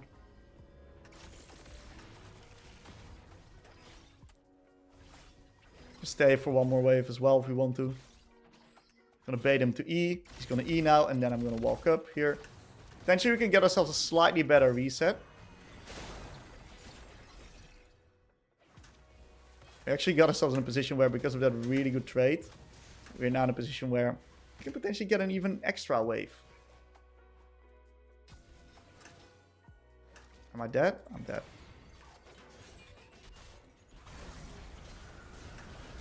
Yeah, my bad. I thought my bard would help me here. My bad. I inted. So we had some crazy ints here. We are doing some crazy ints here.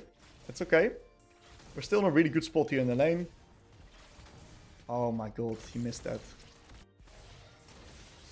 But yeah, we're in this position where we cannot really, like...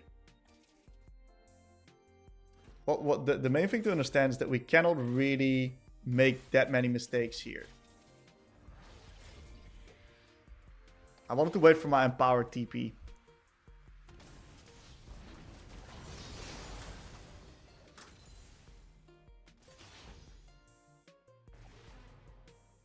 Then I can cancel him. No cancellation.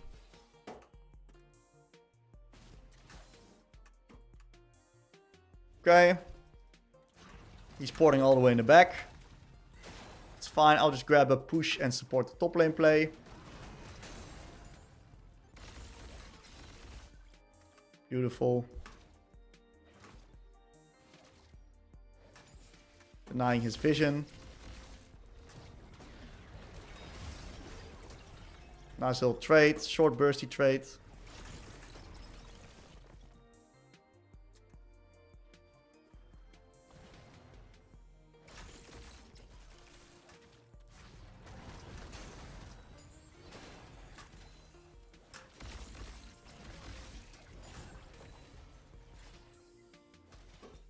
Okay. We'll move up top. There may be some stuff happening there.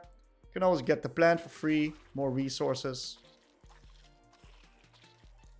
I think he's... No, I don't think he spotted me actually.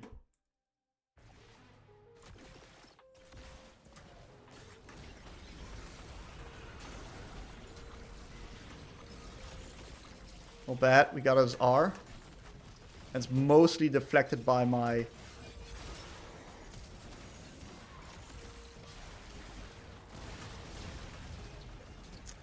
Yo, this Rel can suck it, dude. I already hate this guy. These support players that do shit like that, that infuriates me.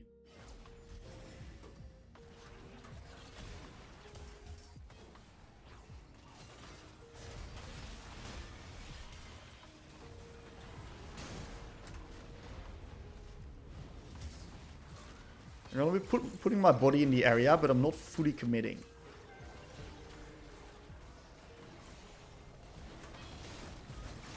Very nice QE.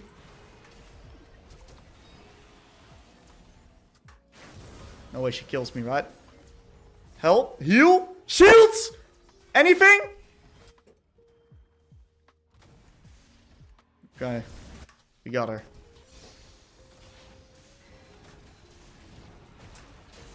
Into a nice little reset. We do not have our item completed yet. But I don't feel comfortable staying. So we're just going to get this. And we'll have to get our next item on the TP. Hwei's bouncing back into me anyway. At least very slowly. So it's okay.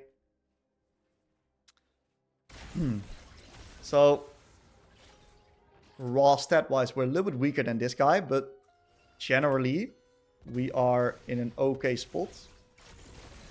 It's okay if I take a bit of damage. I don't really value my HP that much at the moment. Because of the fact that I will be resetting real soon anyway. Okay, we get the Viktor.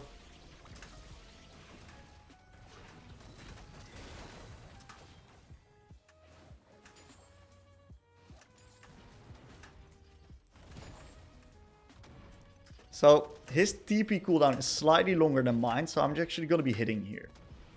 I'm going to be hitting, forcing the enemies to respond to this wave, pushing out next wave as well, and then I'll reset afterwards. Getting myself an even better base with even better items, and of course being super efficient on the gold. So right now we're going to be opting in for the reset. The enemies take the dragon. Not the biggest problem. I can potentially TP to contest Drake. Looks like we are contesting. So I'm going to do this, this, and this. Porting in, forcing the enemies off.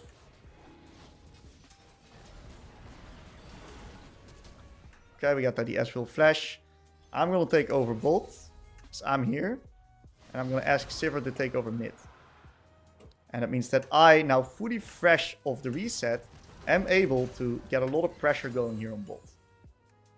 Because of the fact that I have 6 grips, I fully reset, I'm fully strong. Sivir is gonna need to reset real soon, so we're gonna send her to mid, which she can now just clear the mid lane waves, eventually take a reset. And then in the meantime, I'm just gonna be pressuring bot very hard.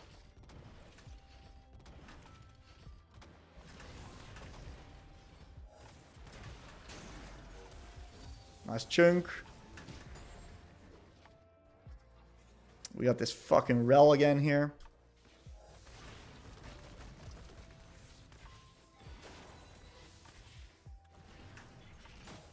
It's a very good trading combo that you can do. Oh, Rel was spotted there actually. So the only thing that can really mess me up if I get wave click combo, I mean QE into QW at the end. Ah, nice. I blindly hit this guy. Okay, we're slowly chipping away at their HP bars. Rel may have flash.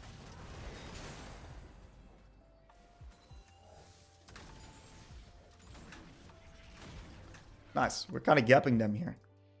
So what this guy's doing means that there's either a swap or a dive. So I'm going to be sitting back and I'm just going to wait to see what the enemies are doing right now. Looks to be more of a swap.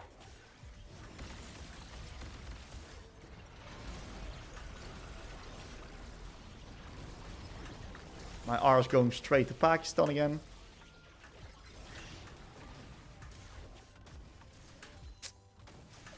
My bad. Gotta work on those R's. It's honestly a really good... Oh, he's dead as fuck. Wow, thank you very much, actually. He's tilted, probably.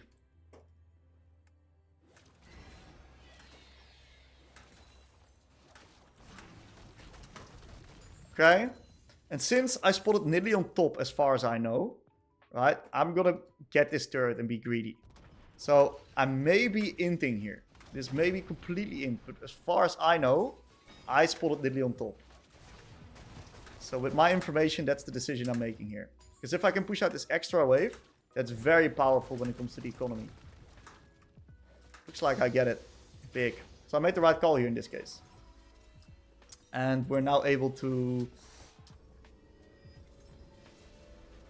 I think this is a good... The enemies are not that tanky. I think it's a good haste game with this.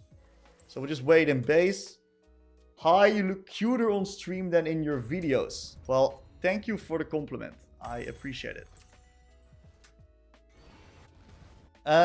What we're going to do right now is recognize what is the next objective. What are we playing for? Well, it looks to be bot side onto the dragon. So I'm going to be pinging bot and ping on the dragon. And we're now going to be opening up towards mid and bot. I'm going to ask myself the question, does my team need me on the mid prio? Right? I don't really think they do. Bot lane wave's a Narnia. I cannot really go bot. I should need to set up vision control with team. So, oh man. Oh, this guy's dead as fuck. Actually, not.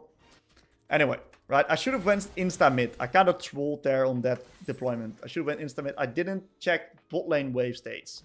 And if I would have checked bot lane wave state that it would have actually been pushing out into the enemies, I could have known that I could have gone mid and set up vision control. Also because we had no vision. So I didn't properly check bot lane wave state and wasted a little bit of time. So right now, we're going to be pushing bot. And then afterwards, we're going to be moving mid. I think I can also stay, but I don't want the enemies to get mid tier 1. So I'm just going to hover. And we're totally chilling here.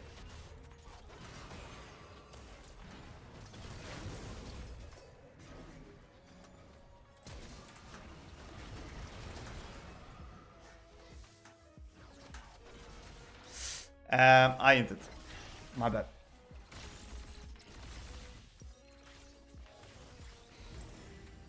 We got these occasional ints on this champion.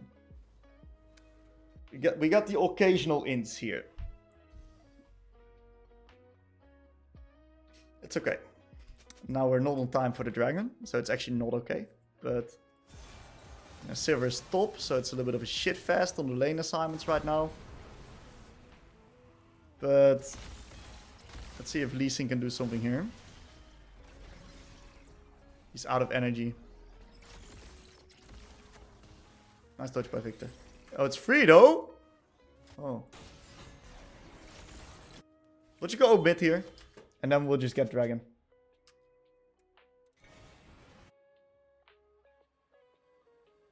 We're gonna have to push mid lane wave. And then we will...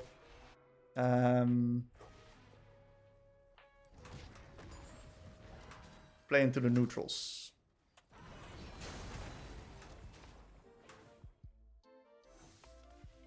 This fucking Rel is fishing again.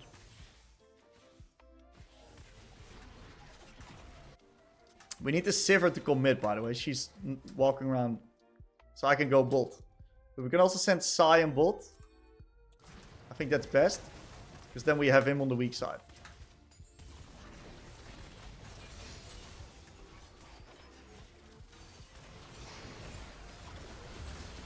Go, hey, Rel. Nice engage, bro. Keep it up. That was strong. Let's play Atacam now. These support players, man. They make me mad.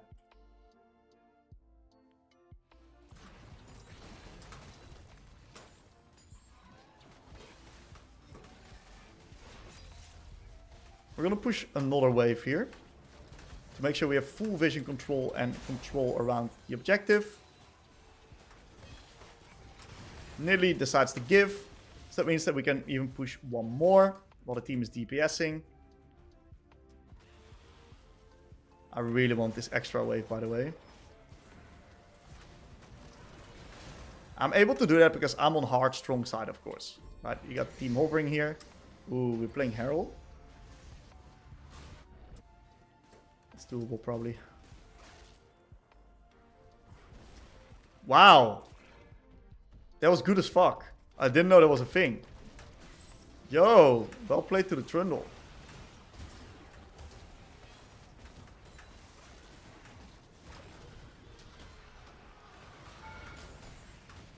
I think we gotta back off now, brother. This is not looking too good. I can't play there. I'm gonna... Maybe we can, actually. I didn't see Nidalee was bot. My bad. Let's play. Nice. Well played. Yeah, so I was a bit slow on the information getting. Yo, I need hover. Oh, we got this stinking Rel coming up again.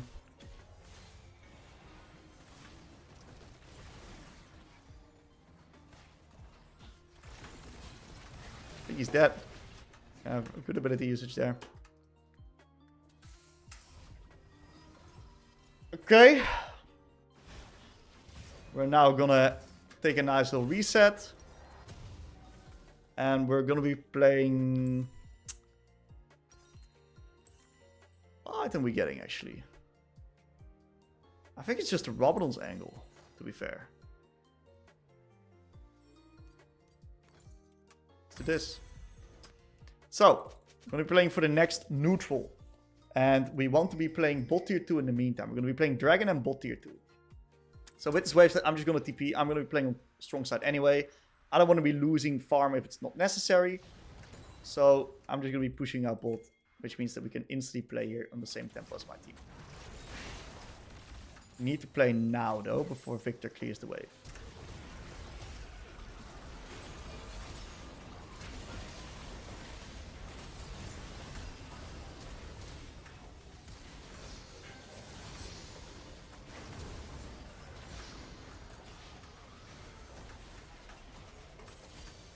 As we'll just eat forward. Wow. Okay, not too bad. The good thing is I landed my R. And now we got big stacks on the mage eyes. So I'm fast as fuck now too. So the game is pretty wrapped up from this point.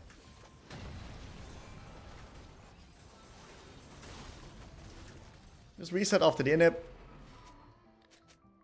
We can now potentially look into not playing Dragon and actually setting up Nash. Give.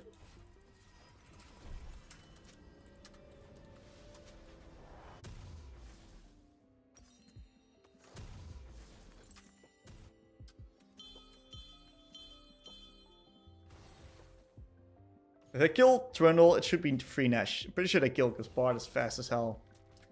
This Bard champ, I've seen Bard solo kill anyone, by the way. This Bard champ is known for just taking over the game and solo killing everyone.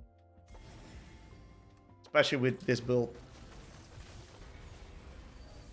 This Rel was hiding again.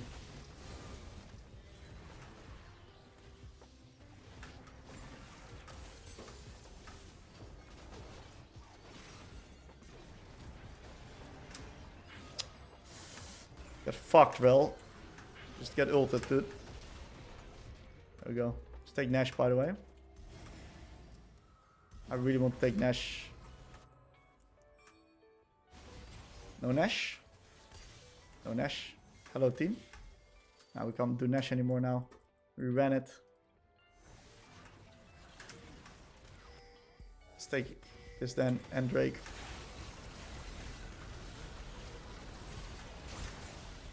It's a really big EE. Well, we massively inted our tempo there.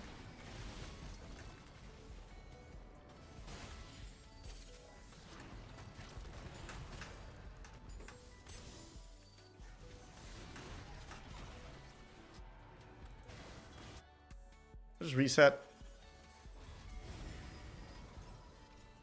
Rel's opening up on the wrong side, so they don't have proper topside vision now.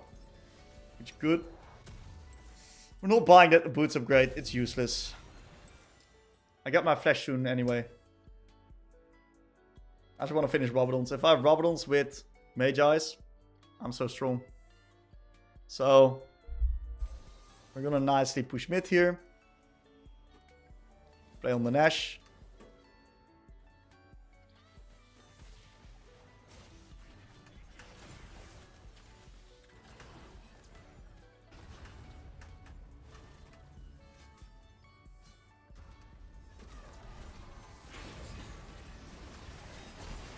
Beautiful.